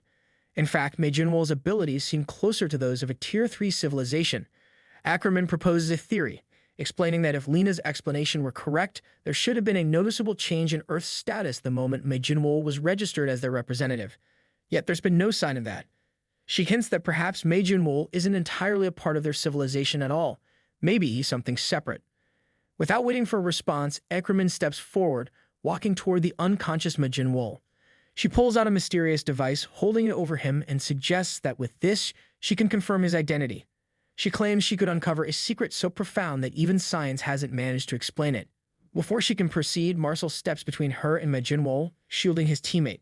He tells Ackerman to step back, his voice firm. He makes it clear that they can't trust her. Ackerman reflects silently, considering whether she should lure Jinwol to a place where the suppressor could be removed and deal with him there. However, she quickly rebukes herself, deciding against causing unnecessary commotion. There's no rush, she reasons, they have plenty of time. She changes her approach, saying she understands why they wouldn't trust an alien they just met. Still, she offers to reveal Jinwol's true identity if they ever want her help. With that, she starts to walk away. And as she leaves, Ackerman suddenly stops and turns her head back toward them. For the first time, she lifts her gaze and remarks that she's curious about Jinwol too. Her voice carries an odd tone, somewhere between intrigue and amusement. She walks away laughing, leaving behind an air of mystery. Marcel breaks the silence, asking Lena what she thinks about Ackerman. Lena shrugs, dismissing Ackerman's words as mere curiosity. She suggests that Ackerman is likely just spouting nonsense because Jinwol intrigues her. Lena reminds Marcel that regardless of what Ackerman said, they don't have any other options. Their only task is to bet everything on their last remaining hope and ensure Jinwol wins the next match. That's all that matters now. 15 days later, the GSP tournament arena buzzes with excitement. Leviathan steps forward, his voice booming as he announces the start of the second preliminary round for Group 8. He introduces the first contestant, a representative of the Tier 2 transfer civilization, Birkin. Leviathan elaborates on Birkin's impressive credentials, ranked 5,830th among civilizations, a player who passed the first round in record time, and a being with a rare ability to control their own cosmic energy. Birkin is described as a guardian deity who receives energy from 400,000 of their kind to protect their planet. The crowd watches in awe, their murmurs filling the arena. All eyes are on Birkin, whose enormous inhibitors barely contain the sheer power radiating from him. As the suppressors break apart with a deafening roar, Birkin lets out a feral cry that shakes the arena. The announcer declares with excitement that a beast with immense power has finally been unleashed into the arena. Meanwhile, Lena stands in the observation area with Mark by her side, both focused on Birkin. Mark comments that it's not every day they get to see something this intense.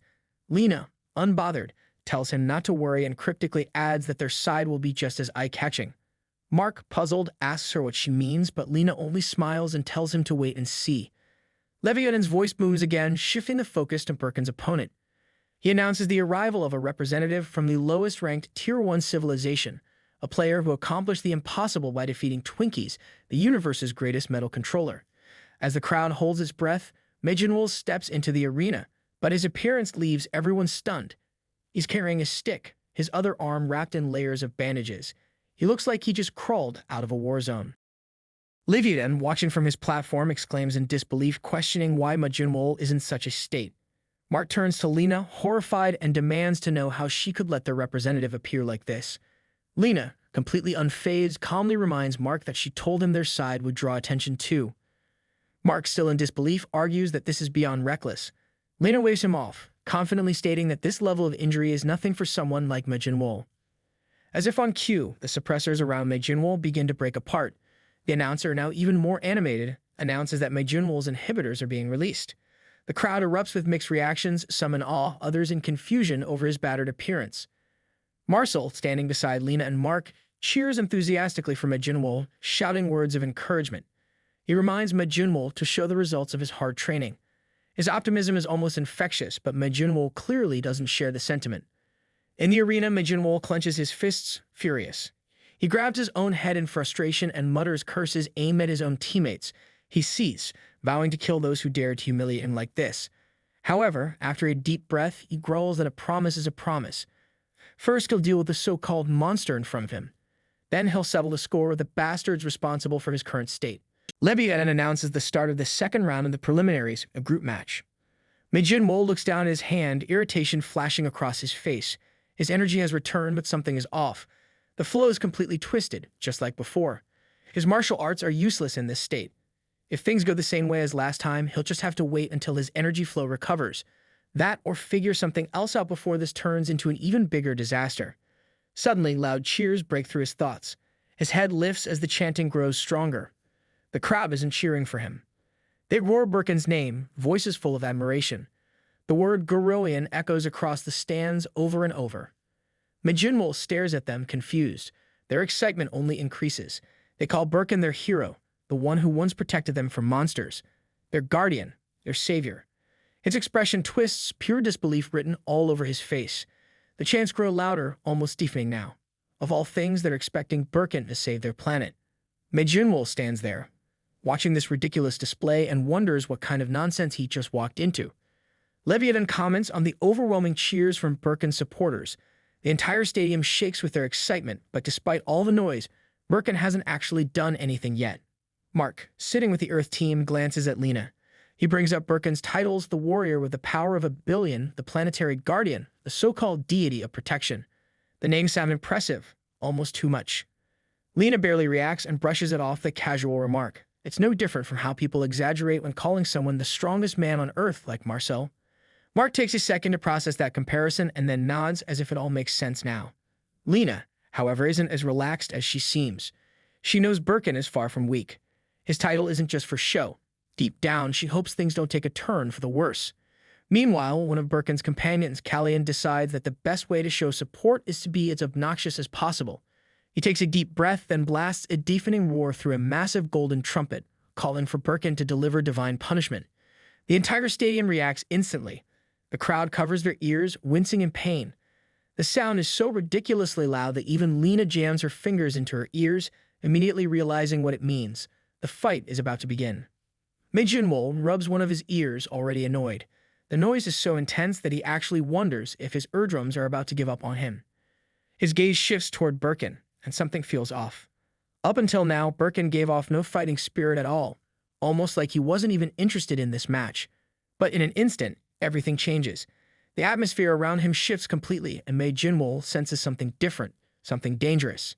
Birkin, the massive warrior, charges straight at Jinwol. Each step he takes shakes the ground, the sheer force of his movement making the entire arena tremble. In the blink of an eye, he closes the distance and stands right in front of his opponent.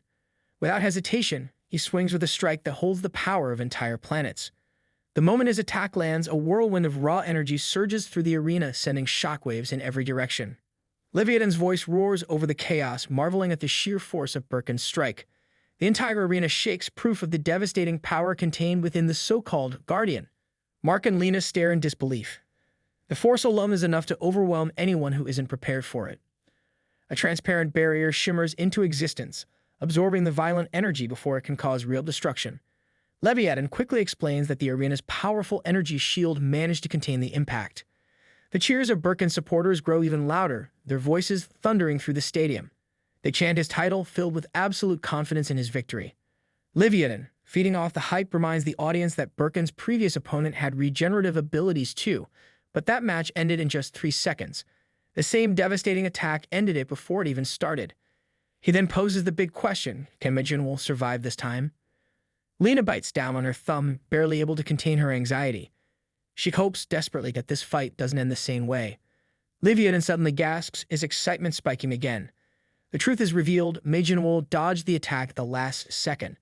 The devastating blow barely grazed his left hand instead of landing a direct hit. Leviathan shouts in amazement. Somehow, Jinwol avoided a fatal strike by adjusting his trajectory at the perfect moment. The attack was designed to target the weaknesses of regenerative fighters, but Jinwol countered it by using an entirely different combat approach. The audience watches in shock, realizing that he isn't just enduring, he's adapting. Jinwol grips his injured arm, his expression darkening. The damage is worse than expected. The places Birkin's power touched aren't healing at all. Marcel watches Jinwol and claps, clearly pleased with what just happened. Lena, grinning, congratulates him, saying their plan worked. Mark, still struggling to process everything, looks at them in disbelief. He doesn't understand how dodging one attack is worth celebrating. It seems like a stretch, or maybe they've just completely lost their minds. Lena smirks, barely holding back her amusement. It makes perfect sense that Mark doesn't get it. After all, even they weren't sure this crazy plan would actually work. A flashback reveals the real story behind their confidence. Lena once asked Marcel for his opinion on Jinwol's condition. She wanted to know if he noticed anything unusual. Marcel had no doubts. It wasn't just a small change. Jinwol was getting faster even while being restrained by the suppressor. Despite being the one under restriction, he somehow made Marcel feel like his own life was at risk. As proof, he showed Lena a fresh wound, one that Jinwol had given him during training. That was all Lena needed to hear. She immediately made up her mind. 2 weeks would be enough. She told Marcel to keep pushing the training forward while she reported the findings to HQ. Marcel watched her walk away, confusion all over his face. He had no idea what was going through her head, but whatever it was, it probably wasn't anything normal. Turning to Jinwol, he decided to keep things simple. He didn't know what Lena was planning, but for now, all they had to do was keep training. Jinwol, never one to hold back his opinions, was far from impressed. He made it painfully clear that this entire thing was pointless. The idea that someone like Marcel could train him was beyond ridiculous. Marcel didn't argue. He knew exactly how pathetic he must look to Jinwol right now. Without the suppressor, his punches wouldn't even register as an inconvenience.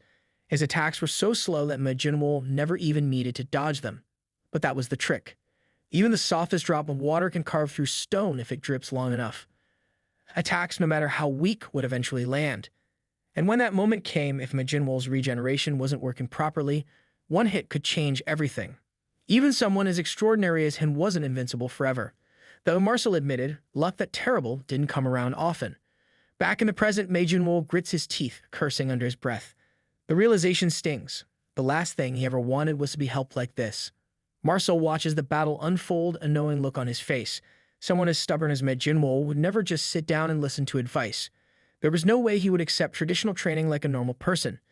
That's why this whole setup was never about directly teaching him anything. Instead, it forced him to learn on his own. Marcel glances at Lena and asks if this is what she had planned all along. Lena confirms it without hesitation. After observing Jinwol for a while, she realized persuasion would never work on someone like him. His pride wouldn't allow it. Instead of trying to convince him, she put him in a situation where he had no choice but to figure it out himself. The key to surviving against Birkin was simple: avoid that devastating critical strike at all costs. Everything else came second. Meanwhile, sitting far from the Earth team, an alien news reporter analyzes the fight, muttering to himself. For a civilization ranked only at Tier 1, these Earthlings seem to understand regeneration weaknesses far better than expected. It suddenly makes sense why they trained in that old arena, where the suppressor couldn't be removed. They were fixing the biggest flaw of fighters with regeneration: their dependence on it. Normally, people saw near immortality as a strength, but these Earthlings had the rare insight to see it as a weakness. The reporter shifts his focus to the bigger picture. Unlike the first round, where luck played a major role, things change from the second match onward. Once the information on matches is made public, the abilities of the second-in-command start playing a much bigger role. Birkin's side, on the other hand, looks completely unprepared. Not surprising. For all their overwhelming power, they've remained stuck as a Tier 2 civilization for ages. He shakes his head, unimpressed. What a bunch of fools. Still, this outcome actually benefits him. If the Earthling wins, it works in his favor. But watching Jinwol take an easy victory wouldn't be any fun. He leans forward slightly, eyes narrowing. If this so-called strongest puppet in the universe wants to impress anyone, he better start pushing himself harder. Leviathan watches closely and comments on the fight. After exchanging their first attacks, the two fighters entered a long standoff, neither making the next move just yet. From the Earth team's stands, Lena calls out to Jinwol, her voice filled with urgency. She warns him not to let his guard down and demands that he dodge the next attack as well. Mark, watching with less concern, raises an eyebrow. To him, Lena seems a little too worked up. He doesn't see the big deal. Jinwol will just recover anyway, right? Lena immediately challenges that assumption, throwing a question back at him. Does he really think regeneration comes without weaknesses? She directs his attention to Jinwol's left arm, pointing out that it still hasn't healed. Mark stares, suddenly unsure. That doesn't make any sense. Transferians are only supposed to be able to manipulate their own energy, right? Lena confirms that's true. Their ability revolves around controlling their energy and transferring it to others. It's a support-type ability, not something typically useful in direct combat. But then why is Jinwol's arm still injured? Lena explains further. Every living being has a limit to how much energy they can absorb. Birkin takes advantage of this by forcing energy into his opponents far beyond what their bodies can handle, effectively destroying them from the inside. For Jinwol, this attack is particularly dangerous. The impact isn't just physical, it damages the energy-related organs in the attacked area, completely shutting down his ability to regenerate. Mark processes this new information and finally understands. It's not just brute force, it's a brutal, calculated attack designed to take down even someone with near immortality. But he raises another question. Wouldn't an attack like that drain a huge amount of energy from Birkin as well? Lena nods, admitting that's true. But Birkin's energy reserves are so vast that it barely matters. Even so, she knows there's a limit to everything. A technique that powerful must put some strain on Birkin's body. Using it continuously would be difficult, if not impossible. The first strike was aimed directly at Jinwol's greatest weakness, and they planned it perfectly. But from this point on, Birkin won't have the luxury of setting up another clean, prepared attack like that. In the stands, Birkin's supporters start losing their patience. Their frustration spills over, and all eyes turn to Kelly, Birkin's assistant. They demand that he stop standing around and do something. Their guardian is in battle, and he needs support. Anger flares in their voices as they accuse him of making Birkin's mighty power look weak. To them, this should have been an easy victory, not a drawn-out fight. Callian grits his teeth, feeling the pressure. Who do these fools think they are, ordering him around like that? That energy blast isn't some basic attack that can be thrown out endlessly. It's a carefully controlled skill that can only be used a few times per day. That's exactly why he spent so much time analyzing the opponent's combat style. He prepared for this exact moment, but none of that matters now. What matters is landing the next energy blast no matter what. Determined, he takes a deep breath and fills his lungs with air. Once again, he lifts the massive golden trumpet and shouts through it, his voice booming across the battlefield as he calls for Birkin to crush the enemy. Jinwol hears it and glances in Callian's direction, a hint of curiosity in his expression. Birkin, fueled by the overwhelming energy, leaps into the air. The sheer force of his jump shakes the ground, sending cracks through the surface. He hurtles toward Jinwol and swings with monstrous force. But Jinwol reacts instantly. Just before the attack lands, he dodges again, the ground shattering where he once stood. A realization clicks in his mind. The real problem isn't Birkin. It's that annoying kid blowing the trumpet. Birkin lunges again, stretching out his massive hands in another attempt to crush Jinwol. Jinwol watches him, unimpressed. No wonder this fool moves so clumsily in battle. His raw power is undeniable, but his actual fighting skills, a complete mess. Birkin slashes at him, but Jinwol is too fast. Dodging effortlessly, he jumps into the air, flipping over his opponent. Without wasting a second, he delivers a sharp kick straight to Birkin's face. The impact is brutal. Birkin crashes into the ground with a loud thud, the force sending blood splattering across the arena. Callian watches in stunned silence, completely unable to believe what just happened. Leviathan highlights the unexpected turn of events. Jinwol has not only defended himself against Birkin's relentless attacks, but has also managed to land a counterattack. Lena chuckles to herself, clearly enjoying the moment. With a playful smirk, she places a hand on Marcel's shoulder, teasing him that Jinwol must have been inspired after fighting him. Marcel, however, isn't buying it. The idea that someone like Jinwol took inspiration from him sounds like complete nonsense. He's faced him directly before, and if there's one thing he's sure about, it's that Jinwol isn't the type to learn from others so easily. Meanwhile, Callian is not handling the situation well. His expression twists in disbelief as he struggles to accept what he just witnessed. There's no way the Guardian could possibly lose to a rookie like this. His frustration boils over. His eyes burn red with anger as he grips the golden trumpet once more. This time, his voice is filled with raw desperation as he calls for Birkin to unleash divine punishment. Jinwol, watching Callian closely, scoffs. Does this guy really think that loudly announcing an attack is going to make it more effective? But before he can dwell on it further, Birkin releases another attack. The energy explodes forward and Jinwol barely evades it in time. His mind races. Something feels off. That last attack, something was different. His eyes narrow as he quickly scans the battlefield. Then it clicks. No way. Could it be that Callian actually noticed something? Even if he did, it's already too late. But Callian isn't done. Still fuming, he once again raises the trumpet and bellows another command, this time asking for total destruction. Jinwol's body tenses, his eyes widen as he realizes what's about to happen. Callian isn't just targeting him anymore. This attack is aimed at the entire arena. Birkin charges up, releasing another massive energy blast, one even larger than before. Leviathan roars over the chaos, announcing the terrifying reality. The entire battlefield is now covered by Birkin's attack. The question hangs heavy in the air. Will Jinwol survive this one? The audience collectively holds its breath, completely stunned by what they are witnessing. Seconds pass and the dust settles. Jinwol lies motionless on the ground, the left half of his body completely destroyed. His breath is shallow, his voice barely audible as he admits he never saw that coming. In the stands, Kallian is overwhelmed with excitement. Her face lights up, her voice filled with pure joy as she declares their victory. The supporters of Birkin erupt into celebration. Their cheers turn into full-blown dancing, their voices echoing across the arena. To them, this is undeniable proof. The Guardian is truly unbeatable. Meanwhile, Jinwol remains on the ground completely still. He looks like he has nothing left, no strength, no fight, nothing. Birkin slowly walks toward him. Kallian, unable to contain the excitement, shouts for Birkin to finish it. This is the perfect moment to end things once and for all. But then something strange happens. Kallian's excitement fades as confusion takes over. Something doesn't feel right. Her eyes lock onto Birkin, and a sense of unease creeps in. Birkin isn't attacking.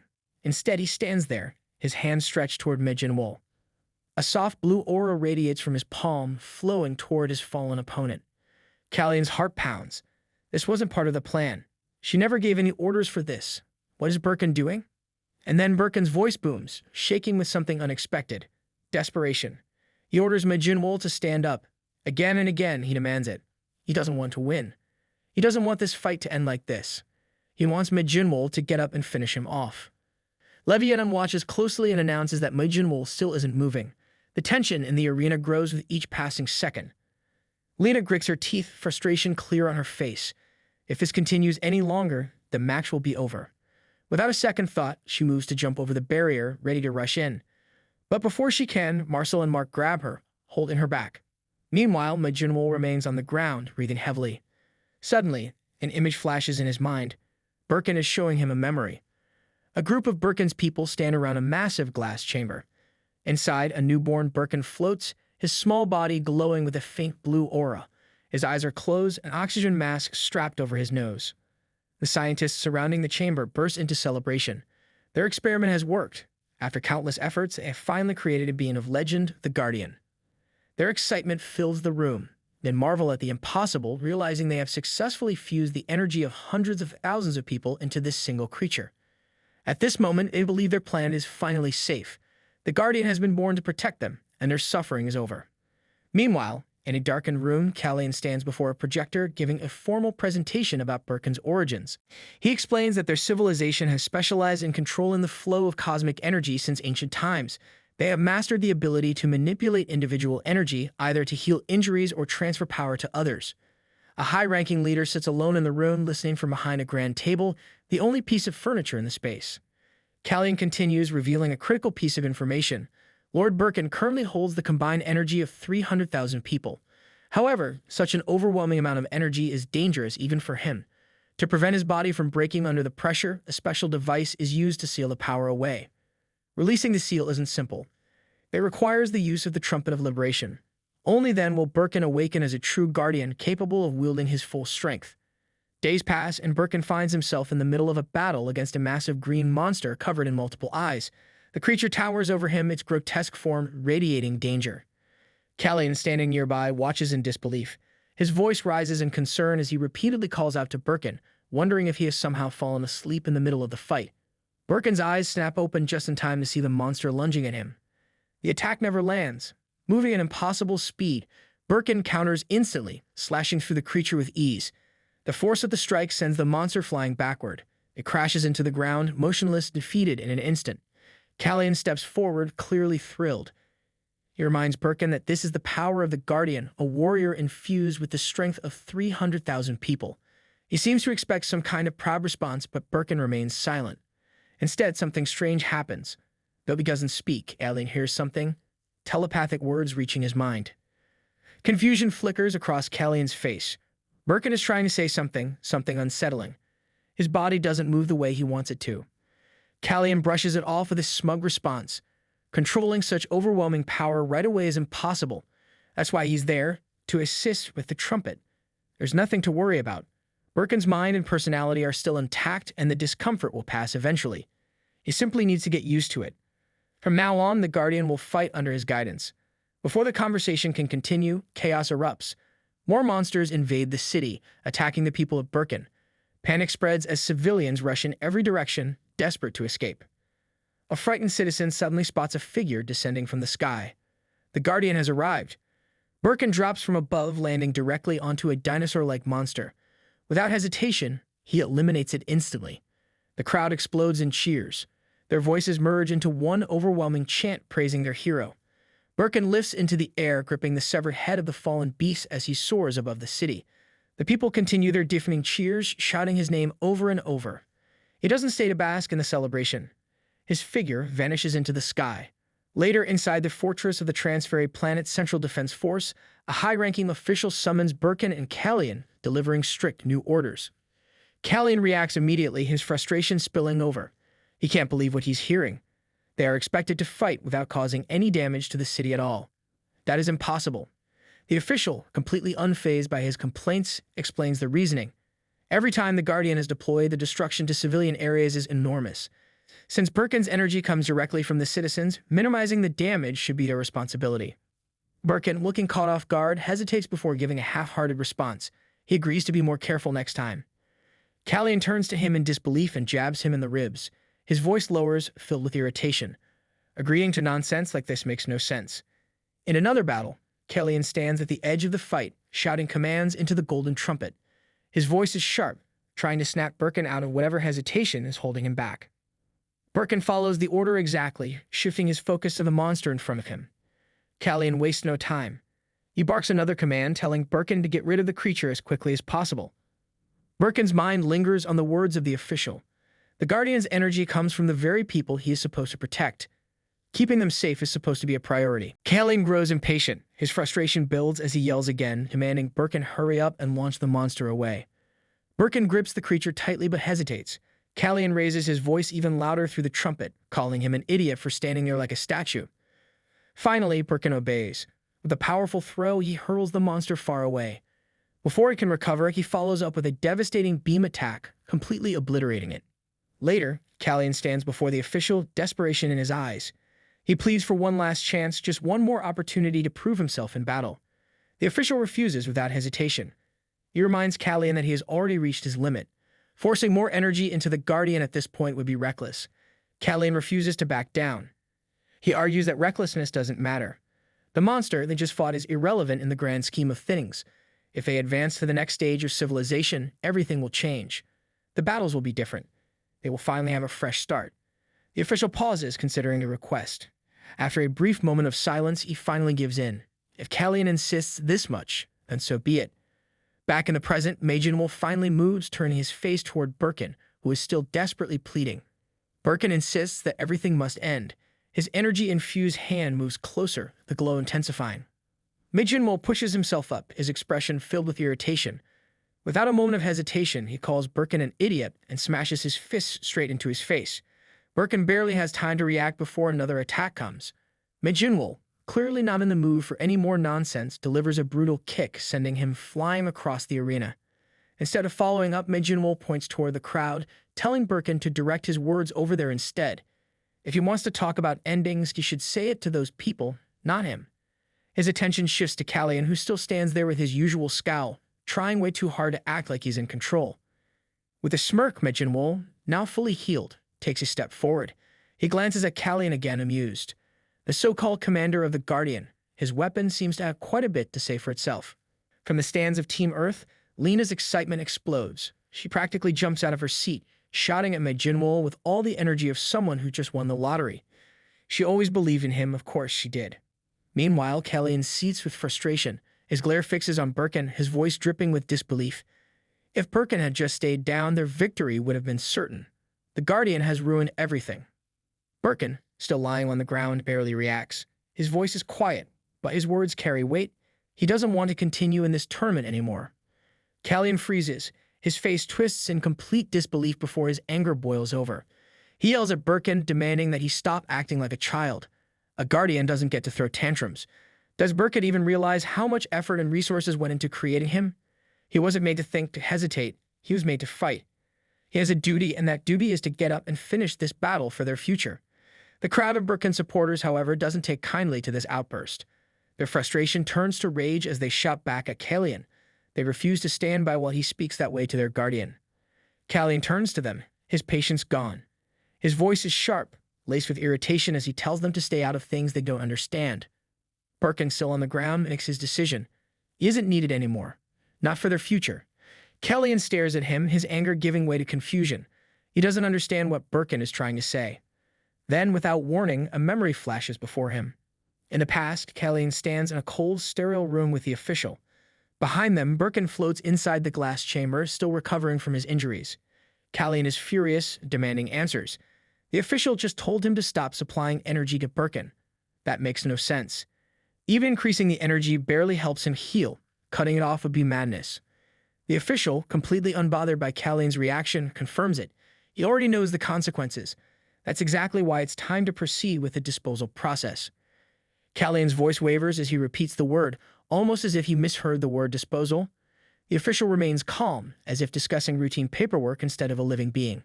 He reminds Kellyan that the monster X001, which they defeated earlier, was the last of its kind. Publicly, it was classified as a mutant creature, but they both know the truth. Those creatures weren't just monsters. They were failed Guardian Project experiments from the past. With the final one gone, there is no longer any real threat to their civilization. Kellyan's stomach twists. He already knows where this is going.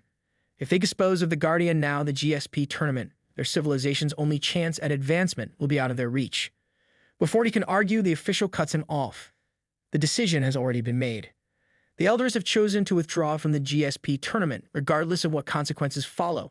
Even if it means accepting the humiliation of remaining a lower-ranked civilization, this is the best path forward for them. Kellyan clenches his fists, his frustration barely contained. The official keeps saying us, but what about Birkin? Didn't he fight for them? Doesn't that make him part of their civilization? The official barely blinks at the question. His tone stays cold, dismissive. Birkin is not a person. He is not one of them. He is a weapon. Nothing more, nothing less. To keep that weapon stable, Kellyan's own life force is constantly drained, and they both know there is a limit to how much he can give. Kellyan stares at him, disbelief and anger mixing together. His voice lowers, filled with quiet desperation. Just one more chance. One more chance to fight. Back in the present, Birkin speaks with finality. His role was to protect the planet from monsters. That role has now ended. Kellyan's entire body tenses as he processes those words. His teeth clench, his fists tighten, and frustration boils inside him. He repeats the words back, unable to believe what he just heard. His mind drags him back to the past, to the times they walked side by side, fighting together. The thought of it ending like this is unbearable. His anger erupts. His voice shakes as he yells at Birkin, rejecting the weak, pitiful excuse he just gave. If anyone deserves peace, it's not the people in the stands, it's him. The fight isn't over. There is still a chance. If they advance to the finals and their civilization rises in rank, Birkin's incomplete body, his altered, twisted form, can all be restored. Everything can be fixed. He just needs to get out. The words echo. Birkin repeats them under his breath, his mind processing them. Then, slowly, he rises to his feet. Something changes. Kellyan, still holding the massive golden trumpet, raises it high and shouts into it with all his strength. This time, he doesn't demand Birkin fight for others. He demands he fight for himself. A surge of power bursts from Birkin's body. His muscles tense, his form stiffens, and a vibrant blue aura radiates from him, growing stronger by the second. Across the battlefield, Jinwol watches with newfound excitement. His eyes light up as he takes in the change. Now, this is what makes a fight worth it. Birkin's entire body grows, shifting into a monstrous form. His once-contained energy now explodes outward, covering the arena in sheer power. Jinwol smirks, completely satisfied. This version of Birkin is incomparable to the dull puppet that was fighting for others just moments ago. Now he actually looks like someone worth beating. Kellyan gives Birkin the signal. This is now an all-out battle. No more holding back. Birkin responds immediately. His massive fist slams into the arena floor with such force that the ground beneath shatters like glass. Leviathan's voice booms across the stadium, barely able to contain the excitement. The sheer power of Birkin is beyond imagination. In this form, he is energy itself. A single direct hit would be enough to end the match instantly. But then another twist. Jinwol dodges at the last possible moment, his speed unbelievable. This time, however, he doesn't follow up with an attack. The crowd watches in confusion. Leviathan quickly analyzes the situation. Birkin's current form might be the reason for this hesitation. If physical attacks are now useless, what can Jinwol do? Jinwol looks down his own hand. A faint bruise marks his skin, a rare sign of damage. He mutters something under his breath, but then his expression changes. The irritation fades, replaced by a sharp grin. Without a second thought, both of his hands begin radiating pure energy. Leviathan immediately catches on. Jinwol is channeling energy into both hands, preparing for an attack. He seems to be using an energy shield, likely to prevent his body from taking further damage. Birkin doesn't wait. He launches another attack, relentless as ever. But it's no use. Jinwol moves too fast, his speed almost unreal. His movements blur, making it nearly impossible to track him. Leviathan keeps up his commentary, pointing out the obvious. Birkin is trying everything to close the distance, but it simply isn't enough. Callian, now desperate, yells for Birkin to keep attacking, to not stop for even a second. But it's hopeless. No matter how hard Birkin tries, Jinwol remains untouchable. His attacks swing through empty space, missing every single time. It isn't even a fight anymore. It's target practice without a target. Callian grits his teeth, frustration turning into desperation. They just need one hit. One clean strike, and it's over. In the stands, a group of blue-skinned aliens notices something unusual. One of them points at Jinwol, confused. Something isn't right. His movement, it's suddenly different. Callian's eyes widen as he processes the same thing. Then realization dawns and his lips curl into a grin. There was never a need to rush this fight. The truth becomes painfully clear. Jinwol isn't just dodging, he's barely surviving. Both of his hands are gone. The attempt to counter Birkin's attacks cost him more than he expected. His body struggles to stay in one piece. Callian lets out a laugh, the kind only a sore winner would make. He taunts Jinwol, rubbing the reality of the situation. Birkin is no longer just a fighter. His body has turned into a living furnace, overflowing with the energy of countless people. No flimsy barrier can withstand that kind of force. Birkin lunges again. Jinwol is in midair, completely vulnerable. Callian's excitement skyrockets. This is it. He can't dodge anymore.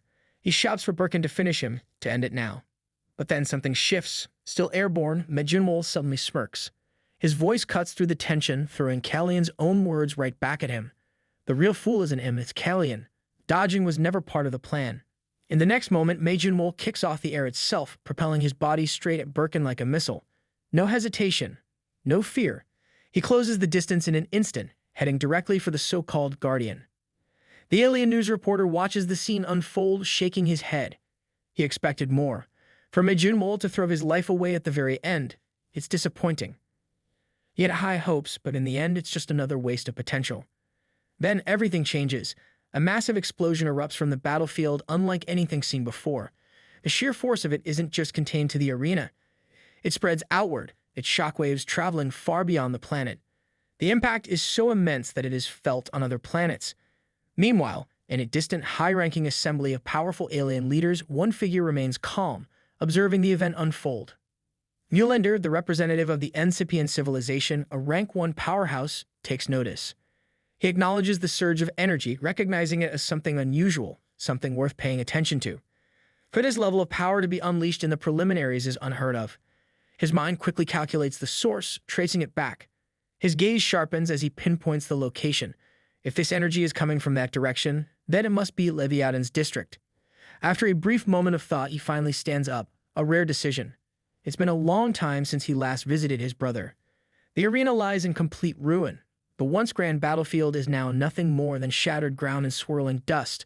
Nothing remains untouched by the blast. Marcel stares at the devastation, barely able to believe what just happened. The sheer force behind that attack, it was beyond comprehension. If that had landed directly, not even that guy would have survived. Leviathan, ever the professional, quickly addresses the audience. With the chaos unfolding, he reminds the spectators to remain calm. To prevent sudden energy explosions from reaching them, the arena's energy barrier is being reinforced in real time. The match is still ongoing, and they are free to continue enjoying the spectacle. But even Leviathan has to admit, this is impressive. The energy barrier, built to withstand Tier 4 civilization-level attacks, is actively reacting to the fight. For a match between so-called lower civilizations, they are putting on a surprisingly decent show. Meanwhile, the people of Birkin erupt into cheers. Their voices boom through the ruined arena, shouting Birkin's name over and over. To them, this outcome was expected. Of course, their guardian would stand victorious. Callian watches everything unfold, breathless. Then laughter spills from him, uncontrolled. His voice shakes between disbelief and overwhelming joy. Birkin really is incredible. Birkin, still standing amidst the wreckage, continues to radiate an overwhelming aura. His body glows, his energy surging stronger than ever. Callian, still caught up in the moment, calls it, the fight is over. This is their victory. But then something unexpected happens. Birkin turns to face Kallian, his expression unreadable. His voice comes out weak, almost apologetic. Then everything falls apart. His face cracks. Then the rest of his body shatters. Piece by piece, Birkin's form disintegrates, breaking apart like glass. His once mighty aura vanishes in an instant. What's left of him collapses, hitting the ground hard. The guardian of Birkin lies unconscious, his once unshakable body now motionless. On the other hand, Jinwol also lies on the ground, both arms missing, yet a smirk stretches across his face. His breath is ragged, but the amusement in his eyes remains.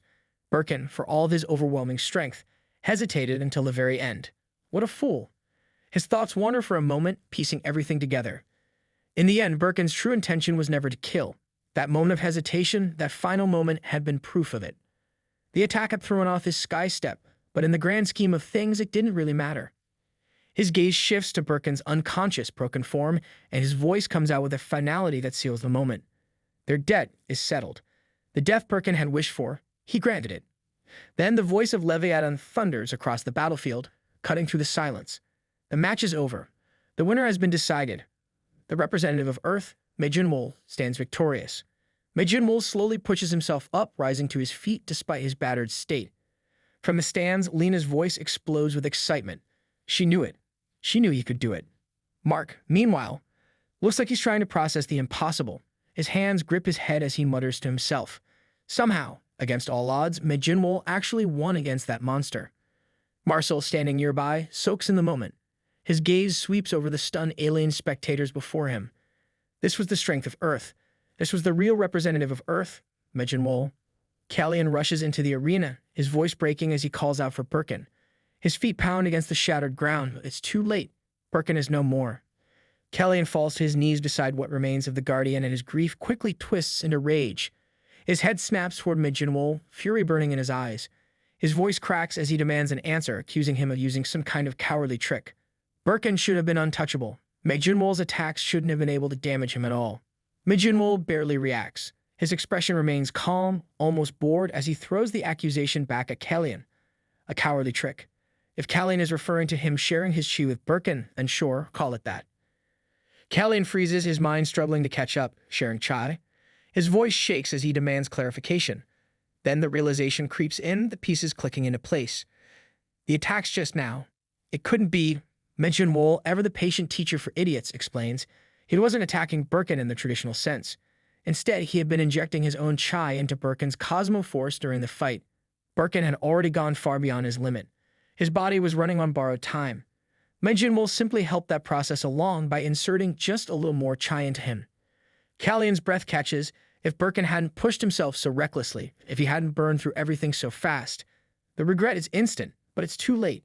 Before he can fully process the weight of it all, angry voices rise from the stands. One of the spectators shouts at Kallian, mocking him for standing there like a clueless fool. If Birkin is down, then Kallian should get in the fight instead of wasting time crying. Another voice cuts in, even more furious. They gave up everything, poured all their energy into this so-called strategy, and for what? Losing in the second round of the preliminaries against a mere earthling. The frustration boils over. Had they not wasted all their energy on that outdated relic Kallian insisted on calling a guardian, maybe, just maybe, things would have been different. Kallian snaps, his grief explodes into raw anger as he shouts back at the crowd. Birkin wasn't just a fighter. He was a true hero who never asked for anything in return. He sacrificed everything to protect them, yet now they have the audacity to turn on him. Did they really think they could just sit back and endure whatever came next? A complacent civilization would never find true peace. One day, beings far more ruthless than the monsters they had fought would set their sights on their planet. And when that day came, who would protect them then? His face twists, his expression distorting with each word, but he doesn't stop. His voice rises as he calls out their delusions, reminding them that the so-called alliance they trust would never protect them the way Birkin did. And then, mid-sentence, his head explodes. Just like that, the shouting ends. Silence grips the arena. It wasn't random. It wasn't an accident. Leviathan hovers above, calm and unbothered, the faintest trace of energy flickering from his fingertips. He simply states that Kallian should not have insulted the gods. Then his attention shifts. He turns to Jinwol, uninterested in any further distractions. The match is over. The Earthling is in the way. He should leave. Jinwol doesn't move. His eyes lock onto Leviathan, his gaze sharp, unreadable. There's something in his expression, something that suggests he isn't about to let this slide. From the stands, Mark watches, his voice uneasy as he wonders why Jinwol is reacting like that. Lena, sensing the tension, calls out, trying to stop him before things escalate. But before anything happens, another presence enters the arena. Millennia arrives, his eyes scanning the battlefield. He wonders if he's too late. Leviathan's expression darkens instantly. His mood shifts from arrogance to irritation. He does not like this and wonders why is that bastard is here. The moment Millennia steps forward, everyone bows. The energy in the arena shifts entirely, the air growing heavy under his presence. This wasn't just a visit. This was an unexpected welcome from a ruler among warriors.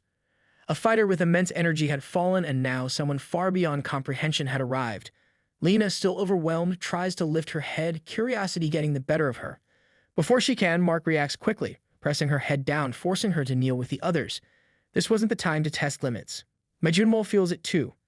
The pressure Millennia releases isn't just strong, it's suffocating. Its body locks up for a brief second, frozen under the sheer weight of the aura radiating from this being. Then Millennia speaks, his voice carrying the authority of someone who never needs to repeat himself. His question is simple, but it shatters the moment. He asks, does that make Jinwol the winner of this match? Jinwol slowly lifts his head. His expression is unreadable at first, his body still adjusting to the overwhelming force pressing down on him. Then the corner of his mouth pulls into a smirk. This is it. For the first time, he is standing before the true peak of this world. The moment Millennia arrives, everyone bows, unable to resist the weight of his presence. It presses down on them like an invisible force, suffocating and undeniable. Without speaking, he descends onto the arena, making his way toward Jinwol. His aura is unlike anything else. It doesn't just radiate power, it twists the very fabric of reality. Every step he takes reshapes what strength even means, as if the universe itself acknowledges him as something beyond comprehension. Jinwol keeps his eyes on him, his expression impossible to read. His mind struggles to fully process what stands before him. This isn't just another warrior, another ruler, another so-called champion. This is the peak of existence itself. Not far away, Leviathan watches, his frustration barely contained. His jaw tightens, his fingers twitch, and irritation builds with every second. He mutters a curse under his breath, despising every moment of this. To him, Millennia isn't just an inconvenience, he is unbearable. He wonders, why does he have to show up now? Of all times, why this exact moment? The sight of that smug face makes his thoughts turn sharp with resentment. That insufferable bastard. Why does he always have to be here? His glare darkens as he watches everything unfold, his fists clenching tighter. Now he has no choice but to stand there, fuming, forced to witness this nonsense all over again. The most infuriating part is that Millennia is probably enjoying every second of this. And not just by accident. He's doing it on purpose. Leviathan refuses to believe that anyone genuinely worships him. This reaction from the people, this ridiculous display of forced reverence, is nothing more than a lingering imprint burned into civilizations long ago, a relic left behind from a war that shattered the universe itself. Nearly 100 million years ago, the universe faced its greatest disaster. A devastating shortage of resources that sent entire civilizations crumbling. Desperation grew, and that desperation sparked the flames of war. The Great Galactic War began. For 3,000 years, chaos spread like wildfire, consuming everything in its path. Entire civilizations, once thriving, were erased. More than half of all known species vanished, their names lost to time. The universe inched closer and closer to complete collapse, drowning in its own destruction. And then in just 10 days it all ended. One being changed everything. NCP and Millennia Enreal. He did not just intervene, he crushed the war under his will, bringing an end to the slaughter that had raged for millennia. With nothing but his presence, entire civilizations surrendered, the fighting that had lasted thousands of years wiped away in mere days. From that moment on, civilizations did not just fear him, they treated him like something beyond mortal comprehension. Him and the select few who stood beside him. This event did not just reshape the universe, it laid the foundation for something far greater. It was the birth of the Galactic Alliance. Leviathan grits his teeth, his frustration reaching a boiling point. If he had been around during the Great Galactic War, this entire spectacle would have been about him. The reverence, the bowing, the power. It should have belonged to him, not Millennia. His thoughts are cut short when a robotic assistant approaches, delivering its usual monotone report. He says that thanks to the sudden appearance of Millennia, the event has once again skyrocketed to the #1 spot in real-time ratings. His expression darkens. Because of Millennia, the very suggestion makes his blood boil. He refuses to accept it. The high ratings have nothing to do with that insufferable presence. The credit belongs to him alone, his flawless hosting, his unmatched charisma. If anything, Millennia is ruining the experience.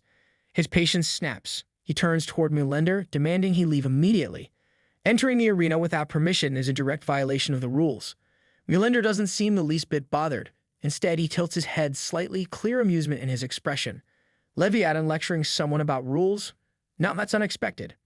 Still, Millennia reassures him that he has no plans to stay. He simply wants to exchange a few words with the one who managed to defeat the warrior of immense energy. Leviathan has no interest in entertaining the request. His patience is gone. He leaps into the arena, his anger barely contained, demanding that Millennia stop wasting time and leave at once. But his frustration only grows stronger. Every second Millennia remains in his sight is an insult. Millennia, completely unfazed, speaks in the same calm tone. Leviathan is mistaken. There are no grand schemes here, just a brief conversation. Leviathan doesn't let him finish. His voice cuts through the arena, commanding respect. If Millennia is ignoring the rules, then he is ignoring Leviathan himself. Without a second thought, Leviathan grabs Millennia by the head. His grip tightens, his aura flares with rage. Millennia laughs. His tone remains relaxed even as Leviathan tightens his hold. He admits he has heard some things about his so-called brother. Rumors, whispers, confirmations that Leviathan has been the real problem all along. It seems Leviathan is the one who has been disregarding the rules, making selfish decisions, and acting without permission. And because of that, his entire sector is suffering during the tournament. Leviathan yells, his voice booming through the arena. His anger flares as he declares that his word is the ultimate law in this place. He refuses to tolerate anyone questioning him. Millennia, unfazed, points out that Leviathan hasn't changed at all, still just as reckless as ever. Leviathan refuses to be looked down on. His fury builds, and suddenly, a dark aura surrounds him. The air turns heavy as a black hole forms above the arena, sucking in everything around it. The crowd watches in shock, struggling to comprehend what's happening. Some assume it is pure energy, but one of them realizes the truth. This is not just energy, it behaves like an actual black hole. Destruction spreads quickly. Objects, structures, and even people get pulled toward the void. Panic erupts as the audience desperately tries to escape. One man, feeling his body losing control, stammers in terror as he gets dragged toward the abyss. Millennia, still as sarcastic as ever, comments on Leviathan's warm welcome. The power before them is something beyond that of a god. The ability to break down and reshape matter at will. Anything living or non-living that touches the swirling sphere instantly dissolves into liquid. Leviathan turns his fury toward Millennia, vowing to teach him what happens when someone dares to break his rules. Millennia challenges him, questioning if he even cares that his so-called precious audience is about to be completely erased. Leviathan snaps, demanding silence. He refuses to take the blame and insists that Millennia is the one who started this mess in the first place. Millennia makes his decision and prepares to act. There is no other choice left. Through telepathic command, he reaches out to the judges of Sector 3, ordering them to protect all civilizations inside the arena from this moment onward. The response is immediate. Every judge acknowledges the command, declaring their duty to follow the will of the Supreme God. Judge Vertus, Judge Dominiel, and Judge Etherian move without hesitation, working together to rescue the people caught in the chaos. Millennia turns his attention to the last remaining presence, his clumsy little brother still standing amidst the destruction. Then something catches his eye. Jinwol remains unaffected by the barrier, a detail that immediately raises suspicion. A mere human should not be able to withstand Leviathan's gravity. Yet not only does he endure it, but he also possesses enhanced regeneration. Defeating a warrior with immense energy could not have been pure luck. Millennia acknowledges the struggle of Jinwol, urging him to hold on a little longer. Leviathan's ability to reconstruct was never meant to function as an absorption technique, meaning there may still be a way to counter it. He then turns his attention back to Leviathan, questioning if he is satisfied yet. But Leviathan is far from done. His rage continues to burn, and with all four of his hands, he prepares to strike. He reminds Millennia of an important fact. He was the one who personally created his restraints. In his current state, Millennia has no chance of stopping him. Leviathan makes his declaration with absolute confidence. This will be the day he finally exposes Millennia's true limitations to the entire universe. Millennia, however, remains calm. He points out the small but crucial detail that his overexcited brother seems to have forgotten. Inside the arena, he is allowed to release at least one of his restraints. Millennia removes one of the restraints on his arm, signaling that it is time to end this. He raises his fingers, and in an instant, a beam of energy cuts through the black hole above, slicing apart. Leviathan immediately realizes he is in deep trouble. Reality hits him like a brick, and he snaps back to his senses. Accepting defeat, he admits his mistake and offers an apology for the chaos he caused. Millennia leaves the rest of the matches in the hands of Leviathan, making it clear that his part in this is over. Then turning to Jinwol, he acknowledges his strength once again, praising him for his victory. He hints that their conversation is not over yet and instructs Jinwol to ensure he reaches the main arena on time. Mark and Lena watch everything unfold, completely stunned. None of this seems real to them. Jinwol exits the arena looking lost in thought. Before he can process everything, Lena rushes toward him, calling his name. She reaches out before she can ask if he is okay. He takes her hand and interrupts with a question of his own. His focus is elsewhere. He wants to know about the man who was just there. Was he also a contestant in the tournament? Lena hesitates for a moment before realizing he is talking about Millennia. She confirms that Millennia is the incipient representative, and not just any participant, but the final opponent in the tournament. Jinwol reflects on what just happened. Even if it was only for a moment, he felt something when Millennia used his power. It was familiar, an eerie, inexplicable sense of déjà vu. Lena explains that since the tournament began, no one has ever managed to defeat Millennia. Jinwol instinctively understands that if he wants to find the truth behind this strange feeling, there is only one way forward. If there is something waiting to be uncovered, he has no other choice. He must climb to the very top of this tournament. And that was it from today's video. I hope that you liked today's video, and if you did, hit that like button as today's like goal is 1,500 likes. Comment next part down below to see what happens next. Also, consider subscribing with the notification bell on to get notified as soon as a new video drops onto the channel. You can also join the channel to support me financially and watch videos before public release. I'll meet you in the next video. Until then, thanks for watching. Later, a new commentator steps up. She has a voice that shakes like a broken speaker. She introduces herself as Belkanos and explains that Leviathan cannot continue because his condition looks worse than a smartphone after falling down a staircase. Belkanov is trying too hard to sound humble, keeps saying she is not anyone important. She quickly moves to the player introductions before her own awkwardness eats her alive. She loudly announces Braxton first. Braxton comes from the Dikabruzans and sits at rank 6,300 in the civilization rankings. He looks exactly like one of those Mecharabots people see in discount sci-fi movies, the kind that transforms into a washing machine instead of a sports car. Next, Belkanos introduces Kalmar from the Sorrentiums, who holds the 5,200th rank. Kalmar looks like a magician who lost a bet, got stuck with two masks, and decided to wear both instead of choosing one. Belkanos declares the match between these two walking fashion disasters officially open. In the audience, Marcel turns toward Mark with his usual confused face. He asks why all three of them need to sit here and watch this fight in person.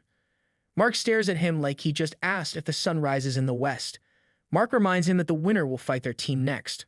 Marcel nods but still looks lost. He asks why he personally got dragged into this. Mark throws a quick look at Lena, who stands a few steps away and explains that handling her alone is like babysitting a tornado with mood swings. Marcel suggests that maybe their team leader should take care of it instead. Mark sighs like someone carrying the weight of the universe and explains the team leader is too busy working part-time. During the first round, Lena broke the recovery machine so badly that the repair bill destroyed their entire operations budget. Because of that, the whole team now takes turns working part-time shifts just to keep the team running. Marcel blinks, connecting the dots very slowly, then asks if that explains why the coach disappeared after the last match. Mark shrugs and reminds him that Marcel spent half the time unconscious, so no wonder he has no clue. Marcel, still not finished with his endless questions, asks how they even found work on such an advanced planet. His face shows the same energy as a kid who just realized homework exists. Mark, looking like he has explained this 10 times already, breaks it down for him. He says that because the planet is so advanced, people from Earth actually fit well into service jobs. For the locals, it probably feels like watching aliens make coffee, free entertainment with every order. Mark adds that lower civilizations are not even allowed to stay on this planet normally because of its location. Only the fancy, high-level civilizations get to hang around here. He shares something the team leader once explained. Apparently, advanced civilizations see no point in working in a place like this. Most of them either gamble away fortunes or roam around acting like tourists with too much free time. Only people with very specific skills get officially sent here for work. Eyes of Marcel light up at the word gambling. He asks if that means people bet on the tournament matches. Mark nods and says it does not matter if they are aliens or humans, life in every corner of the galaxy works the same. Wherever living beings exist, someone always finds a way to make a quick buck off other people's bad decisions. He explains that only people from Tier 1 or Tier 2 civilizations really care about moving up the ranks. The rest just treat this planet like a giant casino or a luxury vacation spot. Most of the crowd probably came here just to waste time and money. Suddenly, Mark's eyes drift to Jinwol, who is sitting quietly beside him. Jinwol is staring at the match like it's El Clasico going on. Mark pauses for a second, confused. That guy always gave off the energy of someone who forgets why he walked into a room, but right now, he watches the match like a detective solving a crime. Just then, Belcanos announces the winner with so much force, it feels like she tries to scare the audience into clapping. Raxen, the representative of the Decabruzans, stands victorious. Kalmar already lies on the ground, the sword of Braxen sticking right through his chest like a bad decoration. Mark stretches his arms and casually says the next opponent is now confirmed. More matches roll out one after the other. In Group 30's second round, Rekina from the Klaxians comes out on top. Later, the second round match for Group 55 ends and Brunner from the Klaxians takes the win. Strangely enough, the Klaxians apparently sent 2 representatives to this tournament or someone messed up the paperwork. Either way, nobody seems to care enough to fix it. Belcanos announces a short break before Group 54's match begins. Her voice sounds just as shaky as before, like she still can't believe someone trusted her with a microphone. Mark leans over and taps Jinwol's shoulder like a guy reminding his friend they ordered food an hour ago. Jinwol finally looks away from the match and stares at Mark, clearly annoyed. Mark tells him 6 hours have already passed and asks if Jinwol plans to keep sitting there like a statue watching every single match until his eyes fall out. Jinwol squints at him and asks if Mark seriously stayed all this time just because of him. Mark throws his arms in the air and says, of course. What else would he be doing here studying alien culture? Jinwol crosses his arms and says he does not need a babysitter. If they want to leave, they should just leave.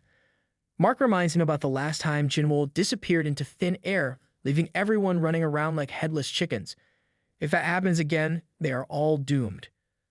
Jinwol shrugs and says there's no need to worry about that. He already has his own reasons for entering this tournament, so nobody needs to stress about what he might do next. Then, without a care in the world, he tells Mark to stop thinking useless thoughts and go away if he wants. Mark stands up, stretches his back like an old man, and casually mentions it's time for his work shift. He waves it off like it's no big deal and starts walking away. Before leaving, he suddenly remembers something and turns to Marcel. He tells Marcel that the team leader will come here after her shift ends. Marcel shrugs and says that means he only needs to stay until she arrives. With that, Mark leaves without any guilt, happy to dump responsibility onto someone else. And as Mark walks out, he places his hand on his chest like some dramatic hero in a low-budget drama. His mind starts running in circles. Jinwol didn't actually say anything deep or meaningful, yet for a split second, Jinwol gave off the exact vibe Lena once mentioned, the kind of person who might actually save their useless team someday. Meanwhile, Marcel sits there, side-eyeing Jinwol like a kid stuck next to a stranger at a family wedding. Jinwol never acted like this during training, but now, with just the two of them here, the air feels so painfully awkward. Marcel starts questioning all his life choices. Out of nowhere, Jinwol calls Marcel's name, making him jump a little like a student caught daydreaming in class. Jinwol asks if Marcel has anything more to say about fighting styles like he did before. Marcel awkwardly scratches his head and admits he's too weak to teach anyone anything. Jinwol, never one to miss a chance for a roast, points out that Marcel's weakness is obvious without needing a confession. Then Jinwol starts thinking out loud. During his fight with Birkin, he realized something important. The talent to become strong and the talent to make others strong are not the same thing. He asks Marcel, or is this still too much for a weakling like him? Jinwol continues and says there's something he has been curious about every time he watches Marcel fight. Meanwhile, Lena finally arrives at the scene. Sweat sticks to her face because she sprinted here like her life depended on it. But instead of chaos or trouble, she finds Jinwol calmly talking with Marcel. She stands there, confused, wondering why the air feels more awkward than intense. She risked her lungs for this. 1 month later, Balkanos is sitting proudly in the commentator's spot again. She announces the start of the third preliminary round for Group 8. Her voice shakes a little, but this time it sounds more like excitement than nerves. First, she introduces Braxen, leader of the Decabruzans, ranks 6,043rd. She reminds the audience that this civilization believes strength solves everything, including probably ordering food. Then she introduces the opponent. No longer just a nobody from a lower-ranked civilization, Jinwol steps into the arena. Earth, his home planet, sits at rank 8,700. This introduction feels more like a formality because nobody expects anything from Earth anyway. Belcanos wastes no time and announces the match start. Suddenly, her eyes narrow behind her glasses because something looks off. She adjusts them like they are lying to her. Jinwol stands there with his eyes closed the moment the match begins. Belkanos wonders out loud if this is some fancy new tactic to mess with his opponent's head. In the arena, Braxton glares at Jinwol like someone insulted his whole family. He shouts about how Jinwol got too cocky after defeating a weak civilization and calls him an arrogant fool. Without wasting another breath, Braxton charges at Jinwol like a runaway truck. His speed makes the ground shake, and his sword flies straight at Jinwol. But Jinwol dodges without even trying, like he just steps aside to avoid a puddle. A golden aura wraps around Jinwol's body and sparks of gold flicker in his eyes. His counterattack comes calm and collected, but his speed looks more like teleportation. Jinwol activates his blood demon technique, and before anyone can process what happened, Braxton lies flat on the ground, completely wrecked. One single hit from Jinwol ends the fight before it even starts. Belkanos nearly falls off her chair, screaming that Earth's representative just won in under 30 seconds. A quick flashback shows Marcel talking to Jinwol a month earlier.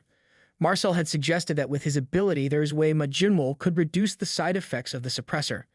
Back in the present, Jinwol walks off the arena with victory in his pocket. For a second, he thinks about Marcel and realizes the redhead might not be completely useless after all. Belkanos announces the next fighter. Mantor, the representative of the Mantrak civilization, enters the arena with his usual confidence. His people believe that raw instinct is the only power that matters. For them, strength is everything and thinking is a waste of time. Mantor has crushed every opponent so far with nothing but brute force, completely ignoring logic, strategy, or any kind of skill. It's basically a muscle robot pretending to be a warrior. But this time, something shocking happens. Right at the very beginning of the match, Jinwol makes his move. In just a few blinks, Mantor goes down hard. The crowd explodes with cheers. Excited fans start yelling over each other, shouting about how they placed all their bets on the Earthling. People are losing their minds, asking him to destroy the next opponent just like that. Some even look like they might cry from happiness. Back in the Earth Team hub, Lita stares at the arena. Her eyes are wide and her heart races. A question grows in her mind. Maybe this is what Jinwol's true strength really looks like. A short while earlier, a conversation takes place between Jinwol, Marcel, and Lina. Marcel, ever the cautious one, tries to understand what's holding Jinwol back. The issue turns out to be the side effects of the suppressor. Ever since that strange necklace was taken off, Jinwol's energy flow has been all messed up. It's not a small issue either. Lina tries to stay positive. She thinks maybe it's not too bad if only the energy flows off. But Jinwol corrects her. He explains that when energy can't move properly through the body, most people wouldn't even be able to stand, let alone fight. There's a way to fix the flow, though, but it's risky. If anyone attacks him during that correction process, the energy might backfire, making the condition worse. Lina looks thoughtful. She asks if Jinwol can normally control this flow. Jinwol nods with confidence. It's a technique meant for times when energy gets disrupted. Then comes Lina's idea. She wonders what would happen if Jinwol combined that energy flow control with the Guardian's Cosmo Force. Jinwol walks out of the arena, calm and collected. The match is over, and another enemy has been left in the dust. Belkanos announces the result with pride, her voice loud and clear. Jinwol has won match 19 of the 4th preliminary round in Group 8. In the distance, Lina watches him. Her thoughts drift back to the earlier rounds. The first two were filled with chaos and stress. Everything felt unfair back then, like Earth never stood a chance. But now, after seeing Jinwol fight with such power and control, it starts to feel like those hardships were preparing him. Maybe those challenges were actually a blessing hidden under all the pain and pressure. Later that day, inside the stadium cafeteria in Sector 3, things are more relaxed. Jinwol, Marcel, and Lina sit together for lunch. Jinwol is focused on eating, stuffing food into his mouth like he hasn't seen a meal in days. His hands grab everything without hesitation, and he looks like a man fighting hunger itself. Marcel, watching him with wide eyes, looks curious and slightly confused. He asks Jinwol why he eats with his hands. The reply is simple. He just finds it more comfortable. No fuss, no explanation. Typical Jinwol. Marcel shrugs and turns to Lina, switching topics. He brings up something he heard. Apparently, the Earth team has been doing part-time jobs in shifts. He wants to know if that's true. Lina gives a casual nod. Of course, he heard it from Mark, but she tells him not to worry. The Earth team has been handling everything just fine. No complaints, no breakdowns. Everyone is doing their best. Marcel seems relieved. Since getting his prosthetic leg, he's been feeling more useful and wants to help in any way he can. Lina reassures him again. Money isn't a problem anymore. She already paid back what they owed Mark, and it only took her 2 weeks. Marcel looks shocked. The money system here is strange. One unit of the local currency is worth 500 times what Earth uses, but even with a higher value, the cost of living is so high that saving money still takes effort. The Earth team learned fast, though. They've adjusted, worked hard, and now they even enjoy what they're doing. Despite being ranked low and looked down on by arrogant civilizations full of overhyped blowhards like Brexon and Mantor, the Earth team stands strong. They fight. They earn. And most of all, they don't whine like spoiled elites when things get hard. Jinwol continues eating, still chewing like he's in a race against time. Between bites, he brings up something that's been on his mind. He wonders if the fighters they've seen so far are the only ones taking part in this tournament. Lena looks a little confused and asks what he means. Jinwol explains that he has gone through all the matches after the second round. Every single one has disappointed him. No skill stands out. No strategy impresses him. The fighters look like they're trying to win a talent show, not a serious battle. Most of them rely on flashy tricks or dumb strength, like Braxton swinging a sword or Mantor smashing walls. Jinwol adds that none of their abilities are even worth copying, and even if he did copy them, they wouldn't help him against that winged guy, the one opponent who still feels dangerous. Lena asks who he's talking about. Before she gets an answer, a man walks up to their table, interrupting the moment with an annoying smirk. He carries himself like he's important, but really just looks like a stuck-up drama queen from a shiny garden. It's Twinkies, the representative of the pixie civilization. His outfit sparkles like it's trying to win a fashion contest, and his attitude is worse than his taste in clothes. He makes a comment about Jinwol aiming for someone named Millennia and throws in a classic insult, trying to act like he's better than everyone at the table. Lena immediately recognizes him and looks annoyed. She demands to know what he's doing here. Twinkies ignores her tone and tells them he has something important to share. He insists they follow him. Lena stands up, clearly not in the mood for his nonsense. Her voice rises. She wants him to speak right there if he really has something to say. Twinkies waves it off like he's talking to wild animals. He complains there are too many eyes watching and keeps asking them to step outside. His arrogance fills the space like a bad smell. Marcel slams the table and rises to his feet. His voice is sharp and strong. He doesn't want anything to do with Twinkies and makes that clear. But Twinkies brushes him off with a smug smile, calling him a loser. He says his business is not with weaklings like Marcel. He only wants to talk to Jinwol. Jinwol, calm as always, tells him there's no business to talk about. But Twinkies keeps going. He asks Jinwol if he desires power. Then he offers something strange, an instant way to become stronger. The offer sounds suspicious, but also hard to ignore. Jinwol doesn't speak right away. Then slowly, he and the others begin following Twinkies. Something about this feels off, but curiosity and the chance to learn more lead them out of the cafeteria. The group walks through the busy stadium corridors following Twinkies. Marcel walks a few steps behind and leans toward Lena. His voice carries concern. He asks if this whole thing is really okay. His eyes stay fixed on the pixies ahead. Marcel remembers the last time they crossed paths with this glitter-covered group. The pixie civilization didn't just talk big, they actually attacked them. That memory hasn't faded. Lena responds, her voice calm but serious. She doesn't deny what happened. Yes, the pixies were the ones who caused trouble before. But this time, the situation is different. Back then, they were ambushed in one of the city's most deserted areas, hidden away in the Z Street and inside a quiet hall that barely had visitors. Now they're inside Sector 3's main stadium, surrounded by systems, people, and cameras. Pulling off any shady tricks would be almost impossible here. She also adds that if Twinkies is telling the truth, and if there really is a way to make Jinwol stronger, then it might be worth the risk. Her focus is on what's at stake. Marcel still doesn't feel comfortable. He mutters that this isn't just risky. It's way too dangerous. Eventually, they arrive at a gymnasium tucked away in the stadium. The moment they step inside, the air shifts. A group of massive pixies suddenly surrounds them from behind. These ones don't look like the tiny fluttering type. They're giants built like brick walls with wings. Their eyes burn with anger and their faces twist in disgust. One of them growls at Jinwol. His words are full of hate, like he's just waiting for an excuse to start a fight. The guy's name is Silverk, and he looks like he was born angry and raised on bitterness. He spits out insults like candy, acting like Jinwol's very existence is an offense. But Twinkies shuts him down. He tells Silverk to stand down. Right now, revenge can wait. There's something more important. Twinkies walks over to a chair like he owns the place and sits down slowly, trying to look like a king. The guy clearly thinks he's the smartest one in the room. Then he speaks. He claims he brought Jinwol here to make a serious offer, one that could push Jinwol's power far beyond what lower-ranked civilizations can ever dream of. An associate of his steps forward, presenting that object. Twinkies gestures toward it with pride like he's presenting treasure.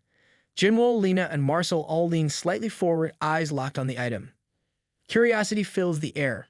No one speaks yet. Deep down, no one really trusts Twinkies, not the brat in glitter, not his angry goons, and definitely not whatever trick they're about to pull. Inside the GSP arena, in a waiting room, the pixie alien Twinkies is sitting in front of Jinwol's group. He acts like he's doing them a huge favor. His grin stretches too wide, and his tone feels fake from the start. On the table in front of them lies a small box. Inside is a ring, silver and shining. Lena picks it up carefully. Next to it is a contract, thick and full of fine print. Her eyes scan the top line. The first clause demands that Jinwol wear the eternal steel ring in all his future matches. Not once, not occasionally, every single match. That alone feels strange.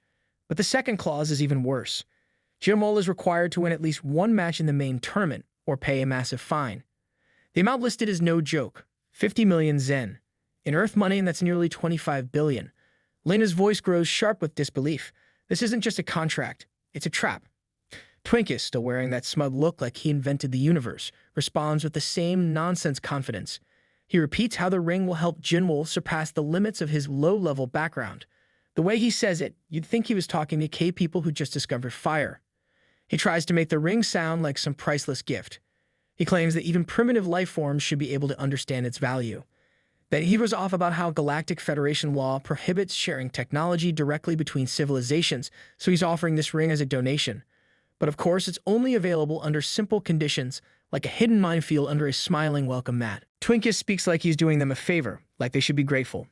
His tone carries that fake politeness rich people use when they hand you poisoned candy. He calls it an honor. Marcel narrows his eyes. The name of the steel catches his attention. Eternal steel. He's heard of it before. It's rare. It's strong. And in theory, it could boost someone's power. But none of that answers the big question. Why is Twinkies suddenly helping them? Lena finally asks what everyone is thinking. There's no reason for him to do this out of kindness. Not someone like him. Not a clown in makeup who surrounds himself with bodyguards and carries an ego bigger than a planet. Twinkies doesn't give a real answer. He just looks down on them like a king glancing at bugs. According to him, beings as insignificant as Jinwol and his team don't need to know why. Just then, another group shows up, loud, annoying, and full of themselves. Leading them is Bolter, the so-called prince of the Ironston civilization. He enters with a smug grin, acting like he owns the place. His group follows close behind, each one trying way too hard to look important. Bolter immediately opens his mouth and greets Twinkies with fake sweetness, calling him Little Prince in a voice dripping with sarcasm. Twinkies clenches his jaw. The timing couldn't be worse. Bolter's arrival is like a bad smell right after someone just cleaned the room.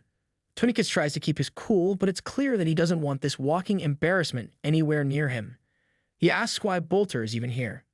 Bolter throws his arms open and plays innocent. He acts hurt, like he expected hugs and flowers. Then he proudly announces that he came to say thank you. The reason is apparently Twinkies helped Ironston's economy without even trying. Ever since the whole Eternal Steel nonsense began, a material called arctinatium, related to that steel, has seen a huge rise in value. Their stock prices have gone through the roof. So in a twisted way, Twinkies is being thanked for making a bad product look valuable. Jinwol raises an eyebrow, still silent but now clearly paying attention. Bolter then notices Jinwol and the others standing nearby. His face twists with disgust. He barks at them to move, calling them primitives. Like many arrogant aliens before him, Bolter sees anyone ranked lower as trash. He doesn't recognize Jinwol right away, but when he does, something shifts. He pauses, then laughs. Suddenly, it all clicks for him. The earthling in front of him, the same one who embarrassed others in the tournament, must be the one Twinkies is trying to boost.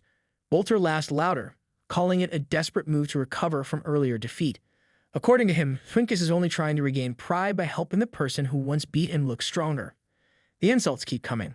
Bolter mocks the Eternal Steel ring, calling it garbage that's already been exposed as worthless. He speaks like a bully who thinks he's untouchable, all talk and zero respect. Then, in a moment of false generosity, Bolter claims he only came to give a friendly warning. He says it's just courtesy between old allied civilizations. Of course, the tone makes it clear he's not doing this out of kindness. It's another power play. Twinkies, now burning with frustration, suddenly flips the table, figuratively, and throws down a wild challenge. He demands a match between Bolter and Jinwol right there, right now. A clean one-on-one fight.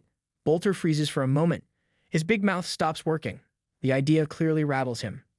Twinkies raises the stakes. If Bolter wins, Twinkies swears loyalty and promises to serve Bolter's civilization for the rest of his life. The room falls into complete silence. Even the buzzing lights seem to pause for a second.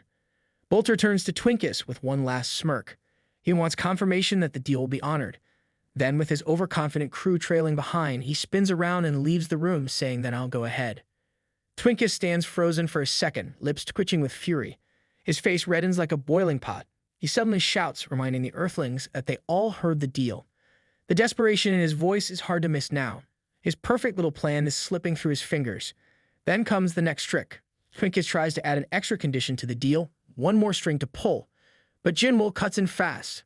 No thanks. He wants nothing to do with the so-called gift. Twinkies is stunned. Even after everything, Jinwol still refuses the eternal steel ring. Jinwol calls it what it really is, trash. The reaction shakes the room again. Twinkies' expression twitches, his pride clearly scratched. How could someone still look down on the ring even after agreeing to fight? Jinwol stays firm. He doesn't need shiny distractions. There are better ways to grow stronger, real ones that don't involve banging over a rock. He doesn't flinch or second guess. That silence after his words hits harder than any insult. Twinkies loses patience and demands the contract be signed immediately, but Lena warns him to hold it right there. If he pushes any further, he might end up dealing with the arbitrator, a force not even a pompous pixie prince wants to face. Curses again, hating how quickly control is slipping away. Jinwol tells that they'll decide the terms of the duel. Agrees. He has no other option. Jinwol accepts using the worthless ring and adds, he'll also take on Bolter.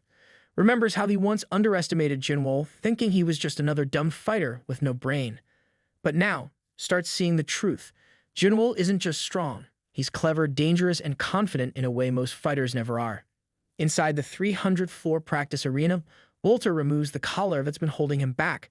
His body surges with power. He looks at Jinwol with a twisted grin and gives him a small amount of credit. At least Jinwol didn't run away, even knowing who he was up against. Bolter's ego flares again. He starts shouting about how humiliating it is to deal with a primitive. He acts like he's doing Jinwol a favor just by showing up. Then he brags about his civilization's special Cosmo Force. According to him, they can turn their entire bodies into living metal. Any material they touch becomes part of them, skin, bones, even parts. In his mind, this makes him invincible. Of course it does. It's exactly the kind of overpowered cheat someone like him would rely on. Bolter declares that nothing in the universe can beat him now. Jinwol stays quiet for a moment. Then calmly, he begins to speak. He talks about an era long before any of these arrogant aliens were born.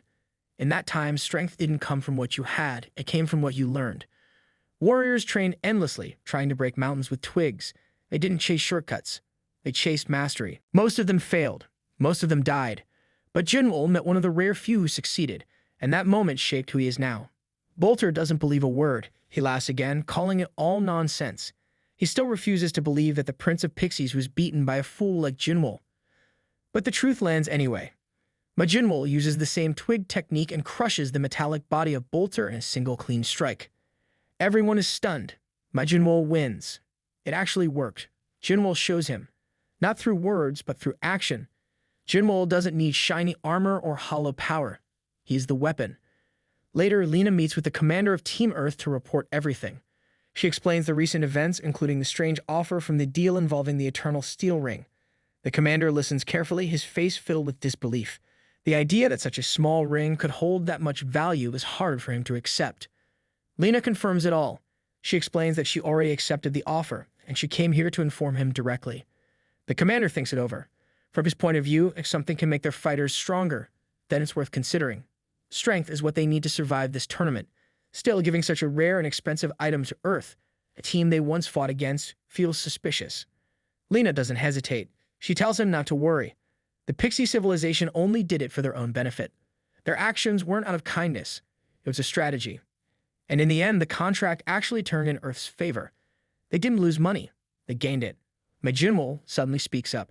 He asks Lena if their next opponent's match is happening soon. Lena fumbles a little surprised but nods and confirms it. The moment he hears that, Jinwol brushes everything else aside. He's not interested in long talks or politics. He just wants to watch the match. Lena turns to the commander, ready to excuse herself. The commander waves her off with a small smile. He says she can explain the rest later. For now, she should just go. As Jinwol and Lena leave together, Marcel watches them walk away. A quiet thought escapes from him. He admits that Jinwol really is something else. In just a few months, that guy managed to protect Earth and stand toe-to-toe with some of the most arrogant civilizations in the galaxy. That's no small feat. Then Marcel compares himself to Jinwol. Even with years of support from an entire planet, he never achieved anything close. He speaks low, almost like he's ashamed. But the commander turns to him serious and firm. He reminds Marcel of the past. On that difficult day when everything felt hopeless, Marcel didn't give up. He kept going even when the odds were against him. And because of that, Team Earth still stands. Their survival started with him. Marcel lowers his head, taking the words in. He nods. He understands now. Lena and Jinwol arrive at the arena and find the match already underway. The crowd is loud and all eyes are fixed on the battlefield. Panan is struggling badly. Jinwol watches closely. It becomes clear to him that Panan isn't even getting a chance to fight back. Every move Panan tries ends before it begins. He's stuck on the defensive, and nothing is working. Two more participants walk toward the arena entrance. Jinwol takes a glance and points out that one of them might be his next opponent. But Lena checks the screen again and shakes her head. The current match hasn't ended yet. A question crosses her mind. She wonders whether Panan is even really competing. From how things look, he's being used as a training dummy. His opponent, Ragnar, comes from the Titanian civilization, ranked 3744. That civilization acts like it's high class, but all they seem to care about is brute power and showing off. Their special ability? Using invisible arms to punch and crush without warning. Basically fighting dirty, but calling it technique. Belkanos announces the action from the booth, her voice growing tense. Panan makes another move, charging again. But Ragnar shuts it down instantly, like he's swatting a fly. The attacks from Ragnar keep coming in waves.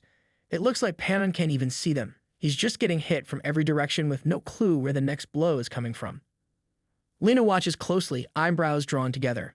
Panan keeps going in headfirst, repeating reckless attacks. Doesn't make sense. She starts to wonder if he even knows what Ragnar's ability is. Then she reminds herself that first-stage civilizations like Panan's don't always have the resources to research their opponents. Gathering information can be close to impossible when you're from the bottom. Suddenly, her attention shifts. In the stands, she spots a familiar face, someone watching the fight with a tight jaw and clenched fists. It's Panan's friend, the youngest of the three piglones. Lena recognizes him immediately. Something about his presence feels off. His expression doesn't match the moment. Her first thought is to leave it alone. It's not her problem. But then she remembers what the piglones once did for Earth. They stepped in when nobody else did. They earned that respect. That thought changes everything. Lena and Jinwol make their way to the young piglone. She speaks to him calmly, trying to understand what's happening. The boy doesn't hide his irritation. His words are sharp, and he sounds defensive, like he doesn't want to explain anything to an outsider.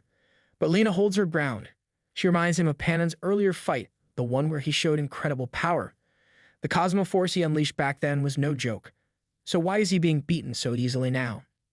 She glances toward the arena again and scoffs under her breath. Compared to Agme, the fiery menace from earlier rounds, Ragnar looks like a budget version. All flash, no real heat, and yet Panan is being crushed. Something here doesn't feel right. The young piglone finally speaks, his frustration showing in every word.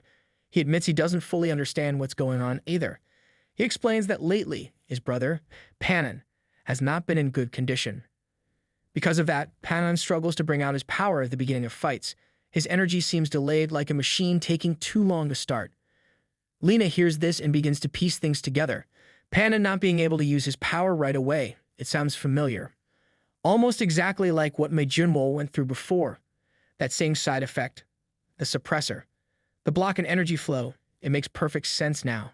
Meanwhile, inside the arena, Belkanos continues to call the match. Her voice carries a sad edge. Panan looks completely helpless. His opponent, Ragnar, doesn't let up for a second. This isn't just a fight. It's a full-on humiliation. And Ragnar, smug and heartless, seems to be enjoying every second of it. Panan, now battered and bleeding, under the pressure. His vision starts to blur, but something begins to change. A shake forms in his eyes. Behind the short and proud figure of Ragnar, there's something else. Something huge and hidden. A massive, muscular form invisible to the normal eye. That's it. That's the true source of Ragnar's attacks. Panan realizes his senses are slowly sharpening. His power is returning. If he can just hold on a little longer, he can see everything clearly.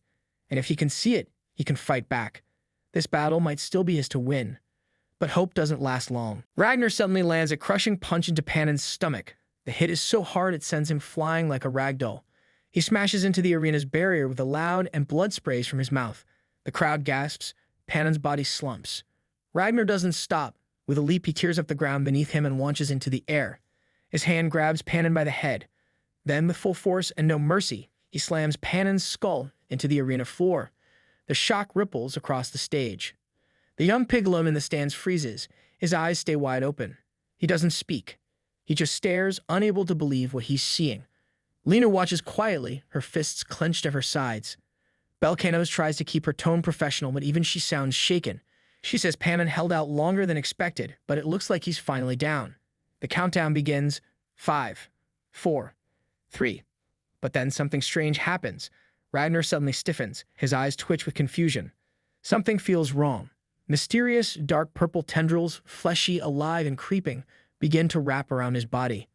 Ragnar struggles as the purple flesh tightens around him. He tries to rip the tendrils off using brute strength, but nothing works. His body thrashes, his fists swing wildly, but the more he fights, the more the tendrils dig into his skin. The panic in his eyes grows. Belcanos stares in disbelief. The calm, confident commentator suddenly finds herself speechless. Her voice shakes as she realizes what's happening. Panon is not only getting back up, he's using his cosmo force to recover completely. Jinwol stays seated in the stands, quiet and focused. His posture doesn't change, but his eyes narrow. The young piglone, now full of pride, whispers that his brother's power has returned. Jinwol keeps watching. Something about this power feels familiar.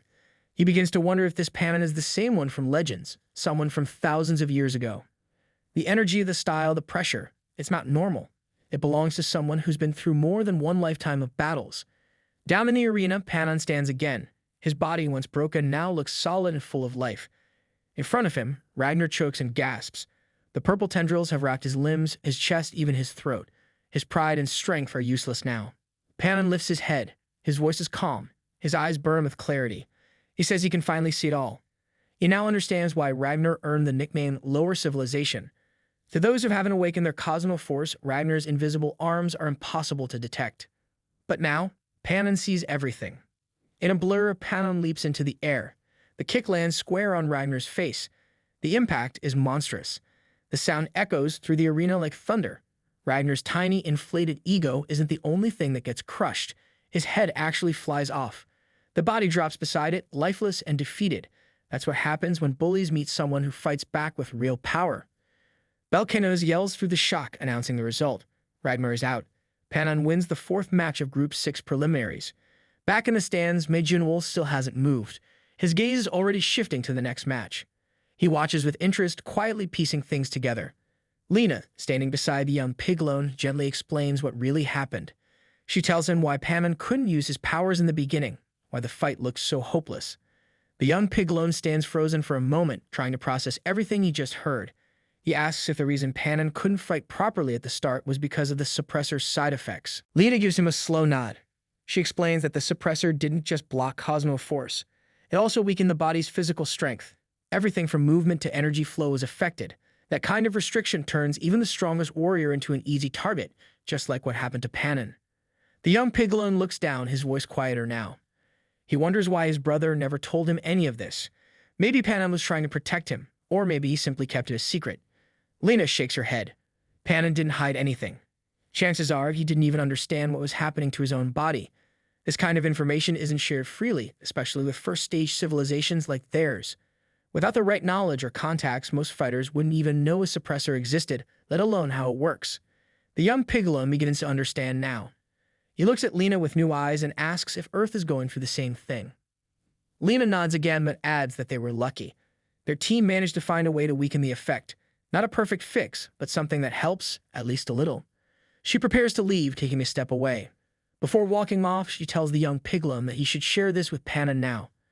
Knowing the truth might help him recover even faster. The boy grits his teeth. His pride takes a hit, but he doesn't argue. He admits he never expected help like this, especially not from outsiders. Then he calls out to Lena just before she's out of reach. He says he wants to give her something in return, information she probably won't be able to find anywhere else. Lena pauses. Her eyes turn back, curious but cautious. The young piglone leans closer and speaks in a quieter voice. He says it's about the final preliminaries, something important, something most don't know, and it could change everything. In the background, the sound of another match begins. The arena suddenly gets loud again. Belcanimous merely jumps out of her seat, yelling like she's announcing the end of the world. She shouts that Yang is already charging in like a bull with no brakes, even though the match has barely started. Lena keeps her focus on the young piglone. She asked about the important info he mentioned earlier. The boy nods, acting like he's been holding back national secrets. He reminds her that the 5th round is the final one in the preliminaries. But then he drops the real surprise: the format for that last round won't be the same anymore. Lena blinks, clearly confused. She says there hasn't been any announcement about that. And she's right. No one has heard anything official. The boy smirks like he knows something others don't. He says the news isn't meant to be shared yet. The plan is to reveal it only after the 4th round is completely done. That way, no one makes a head start. Typical shady tournament stuff. Lena narrows her eyes and asks how a random kid like him even knows about this. The boy shrugs like it is no big deal. He explains that some advanced civilizations, ones already in the 3rd stage, apparently got this information early, and those guys reached out to him and his group first. Lena can't hide her surprise. She asks why anyone would approach them of all people. The boy sighs, clearly annoyed he has to explain the obvious. He says those teams are trying to build alliances right now. Desperate much? He turned them down though, so he didn't get the exact details. But from what he gathered, it probably won't be a simple one-on-one fight like the rest. Then he says he's done his part. He gave her enough and plans to leave now. No dramatic goodbye, just a casual McDrop. Lena stays back, watching him go. Her mind spins with this new information. If the rules are really changing, then the final preliminaries might turn into a whole new game, and nobody's ready for that. The match in the background comes to a close after a wild fight that looks like it could have broken bones, if bones even matter at this level. Belcanos yells again, way too excited for someone just sitting behind a mic. She announces that Serpent moves on to the final preliminaries from Group 22. The crowd loses it. Cheers explode like they've all been waiting to scream since breakfast. Lena returns to her seat among the audience. She's now sitting next to Jinwol, but her mind is clearly somewhere far away. Her eyes stay locked forward, but there's no focus in them. Jinwol tries to start a conversation and asks if the fighter they just saw is what counts as average now. Maybe he's hoping she'll say no and boost his ego. But Lena isn't paying attention. Her brain is still stuck on the piglone kid's words. If what he said is true, then those aliens would come looking for them the day before, right? She keeps thinking about it, like she's trying to solve a puzzle that refuses to fit. Jinwol tries again. He waves his hand, annoyed that she's ignoring his obvious need for attention. But Lena still doesn't respond right away. Instead, she quietly reflects on how their civilization might not have a high ranking, but even then, Jinwol's performance shouldn't have been worse than the piglones. That alone doesn't sit right with her. Eventually, Lena tells him to come with her. She needs to check something. Jinwol looks offended, like his pride just got stepped on. He even asks if she's straight up pretending he doesn't exist. Later on, the two of them walk down G Street in Sector 3, surrounded by a noisy crowd. Neon signs flash above their heads and the air smells like a mix of alien spices and fried who knows what. Jinwol munches on some strange snack that looks like it might bite back. He asks if Lena brought them out here just to bait some aliens. Lena gives a half answer, saying it is easier to make contact here than inside the arena. She admits she's not thrilled about teaming up with other species. The idea of trusting aliens doesn't exactly sound fun to her. But if those are the new rules, then it is better to join forces with the strongest ones around, even if they look like walking mushrooms. She adds that the ones who already know the rules are probably stronger than the rest. Jinwol connects the dots. He figures that means whoever reaches out to them must be among the strong ones. He grins like a kid about to see how big the monsters really are, saying it is perfect timing because he was getting curious anyway. Typical Jinwol, more interested in flexing than planning. 3 days later, in the far end of Z Street in Sector 3, Jinwol is sitting on an alien bench with Lena beside him. The place looks like it hasn't seen action in weeks, quiet, dusty, and filled with disappointment. Jinwol starts whining like a bored kid, asking when these so-called powerful aliens are finally going to show up. The guy has been hyping himself up like he's a magnet for elite fighters, but so far, not a single creature has bothered. Lena is clearly frustrated too. She looks around at the empty street and complains about dragging themselves all the way to this forgotten corner of the city. She can't believe they're getting completely ignored. Out of nowhere, a strange voice cuts through the silence. Ackerman, the mysterious alien lady, appears right beside Lena like she just popped out of thin air. It is not even surprising anymore. This woman seems to think personal space is a myth. Lena jumps up like she's been hit with cold water and stumbles back totally unprepared. Her brain takes a second to catch up. Ackerman just laughs, clearly enjoying the chaos she caused. She reminds Lena that she already showed interest in Jinwol before. Then she points out something obvious that nobody wants to admit. If they're waiting for aliens to walk up and offer a team-up, they're going to be sitting on that bench forever. No one's coming. Lena tries to argue back. She brings up the fact that the Piglones were approached just fine. But Ackerman shuts that down fast.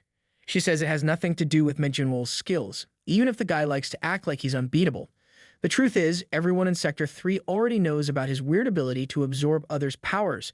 Who in their right mind would want to risk losing their best skills just by standing next to him? Then Ackerman drops a final bomb. She says that maybe she would consider teaming up with them if Jinwol shares all the information he has. Not a free ride, of course. She also mentions that she's not just some random alien.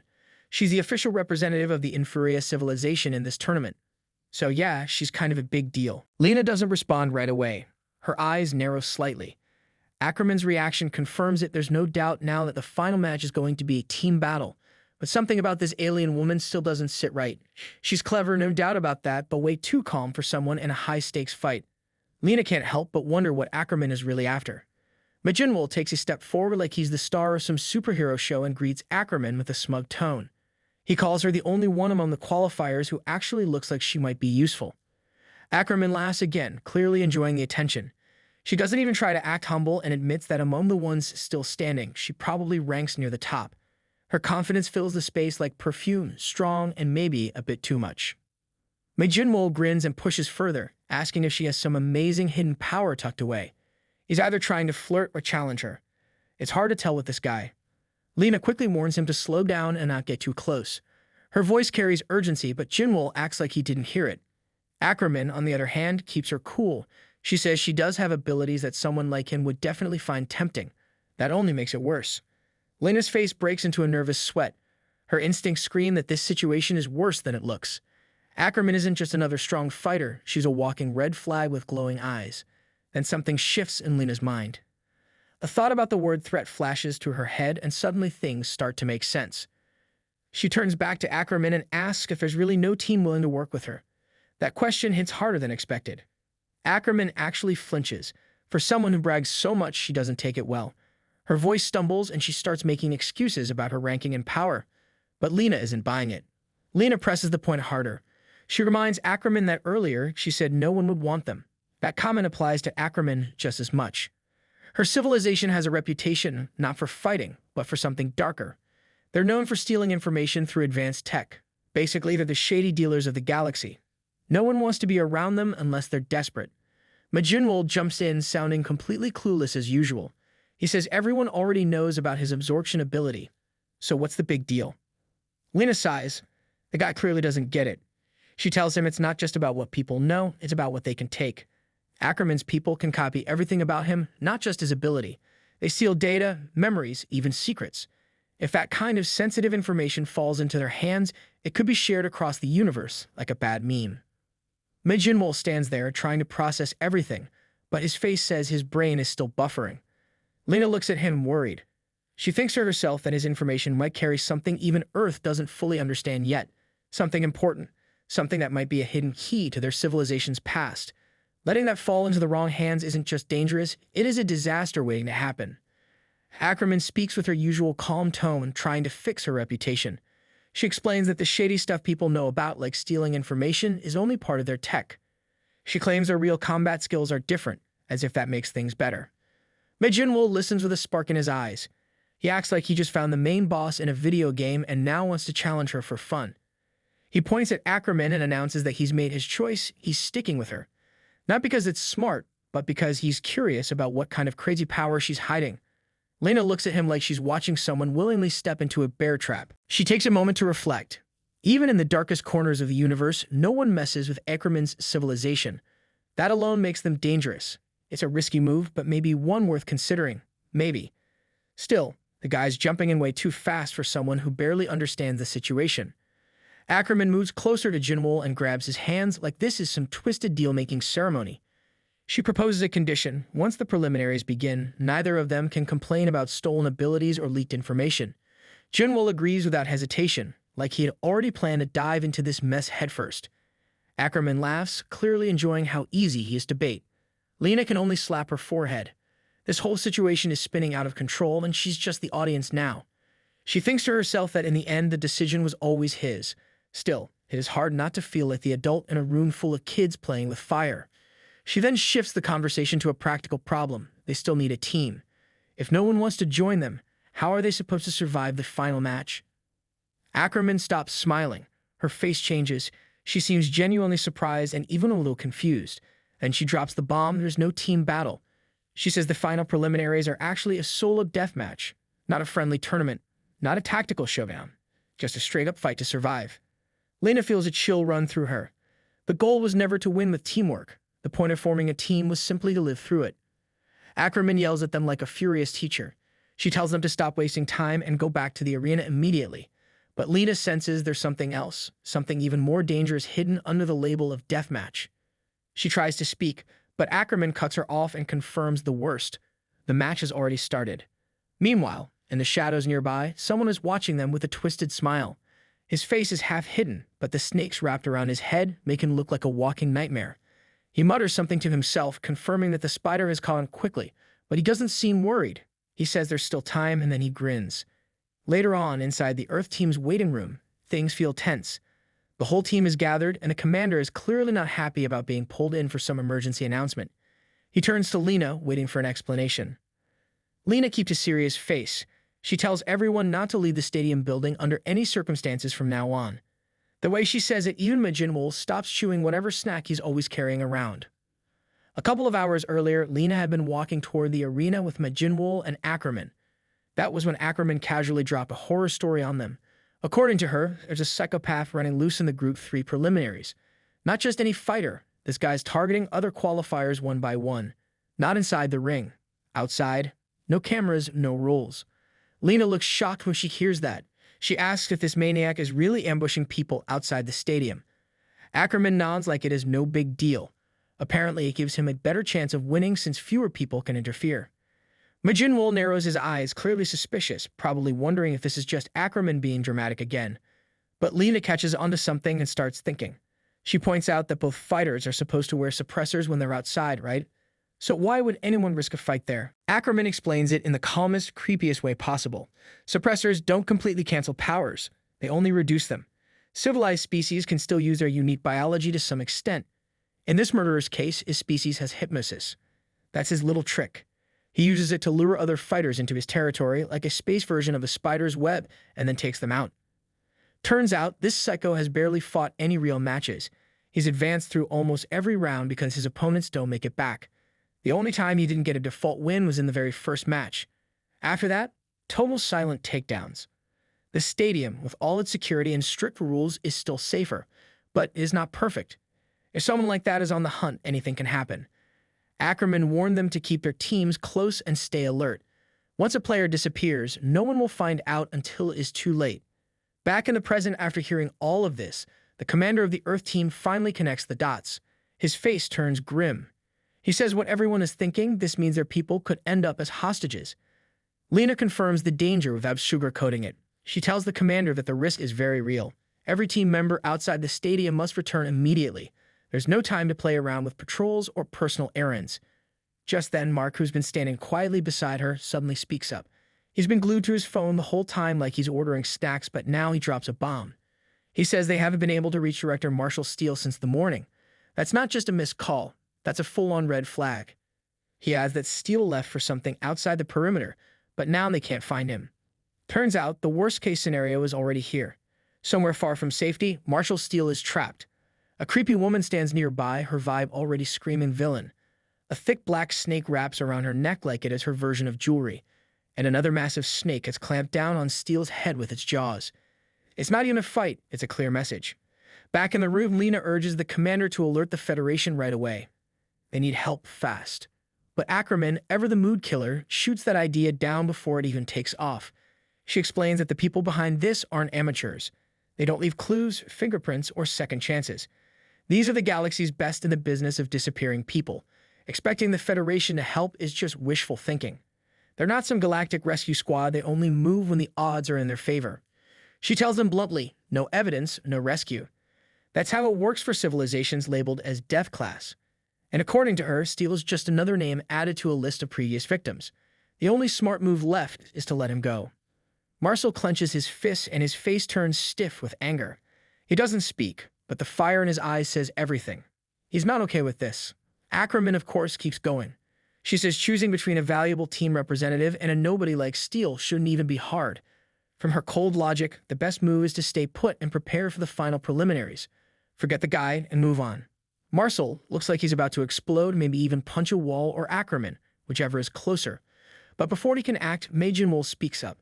The guy steps forward with a grin on his face like this is some action movie moment. He says he'll go save the fool. Apparently, Jinwol wanted to meet the mysterious enemy anyway, and now he's got the perfect excuse.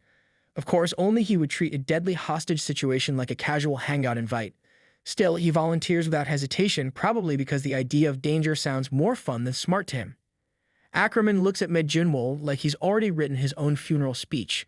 She reminds him that fighting his enemy means wearing the suppressor. No Cosmo Force, no fancy tricks, just raw survival. Then she questions him, unless somehow he's figured out how to fight without the one thing that gives him an edge. Jinwol doesn't seem worried. He says that's exactly what he wants to find out. The guy talks like he's on a personal quest for answers, not walking into a literal death trap. Ackerman warns him again, making it clear that even if he can resist, the moment hypnosis kicks in, it's game over. If he gets dragged into the enemy's den, he's done for. Jinwol brushes Marcel's hair with this weirdly calm gesture, like he's trying to act cool in the middle of a crisis. He casually mentions that as long as he's not the one getting dragged, he'll be fine. It's confidence or complete stupidity. At this point, it is hard to tell. Later, in the dim and quiet estuary of the GSP zone, Jinwol is no longer walking like himself. He looks like a lifeless puppet, marching forward like he's on autopilot. His eyes are empty, and a thin snake slithers out from under his jacket collar, as if it's leading the way. The whole scene is creepy, like he's being pulled by an invisible leash. He finally arrives at a twisted location, where the kidnapper stands waiting. The guy looks like he's been expecting this moment, probably even enjoying it. Beside him is a massive snake, mouth wide open like it is ready to swallow lunch.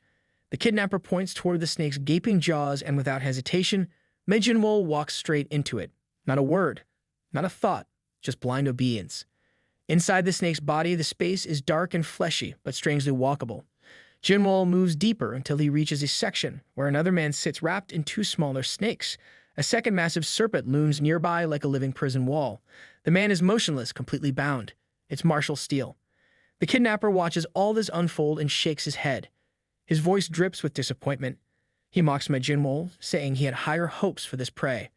But without Cosmo Force, Jinwol is nothing more than another weak, low-tier creature, just like the rest of the easy targets. Suddenly, the atmosphere inside the snake shifts. More snakes begin to appear, crawling out from every dark corner. Each one is more terrifying than the last, huge, thick-scaled monsters slithering across the fleshy ground. Then the biggest of them all looms over Jinwol and opens its mouth wide, ready to attack like it's going to crush him in one bite. But before the beast can strike, Jinwol smirks. That lazy, clueless expression he usually wears is gone. He calls out the insult thrown at him, lower class, and then draws his sword in one clean motion. In a flash, his body blurs, and in the next instant, the massive snake is already sliced apart. His movement is so fast, it sounds like the air itself just cracked open. Then the real twist hits. Now, two Jinwols are standing there. The kidnapper stares at the scene with wide eyes, completely stunned. Two Earth fighters, his brain struggles to catch up. He begins to question what he's seeing. Could it really be what he thinks it is? Before he can figure it out, the real Jinwol steps forward, grabs the second one, and reveals the truth. The other Jinwol is a decoy, a perfect fake. It's a trap, and the kidnapper walked right into it like a clown. Jinwol says this kind of trick fooled him plenty of times in the past, so he knew exactly how it worked. He turned the tables using the same trick against the enemy. He explains that when someone tries to track down a target, they can only gather so much information, and if they leave behind even the tiniest trace, the real deal will notice and act. This time, the enemy had been extra careful, but not careful enough. The kidnapper, whose name is finally revealed, version of the Serpent Nation, starts to boil with anger. He turns to his underling, practically spitting fire. The poor thug stammers, trying to defend himself. He says it wasn't just the look, it felt real. The aura was there. The energy felt exactly like Jinwol. Jinwol calmly explains that he had poured a massive amount of his own energy into the fake, just in case. That made it believable, too believable, enough to fool even an experienced hunter like Bergen. Bergen grits his teeth. He realizes now that Jinwol had shown off just enough power at the stadium to set the trap. The kid had been planning this play from the beginning. Turns out the clown act was just a cover. But Bergen isn't done yet. He snarls and says that even if Jinwol fooled them, he shouldn't have been able to break into this place. Jinwol shrugs like it's no big deal and says he just picked the lock and walked in. Like he snuck into a candy store, not a deadly trap lair. The sheer disrespect drips from every word.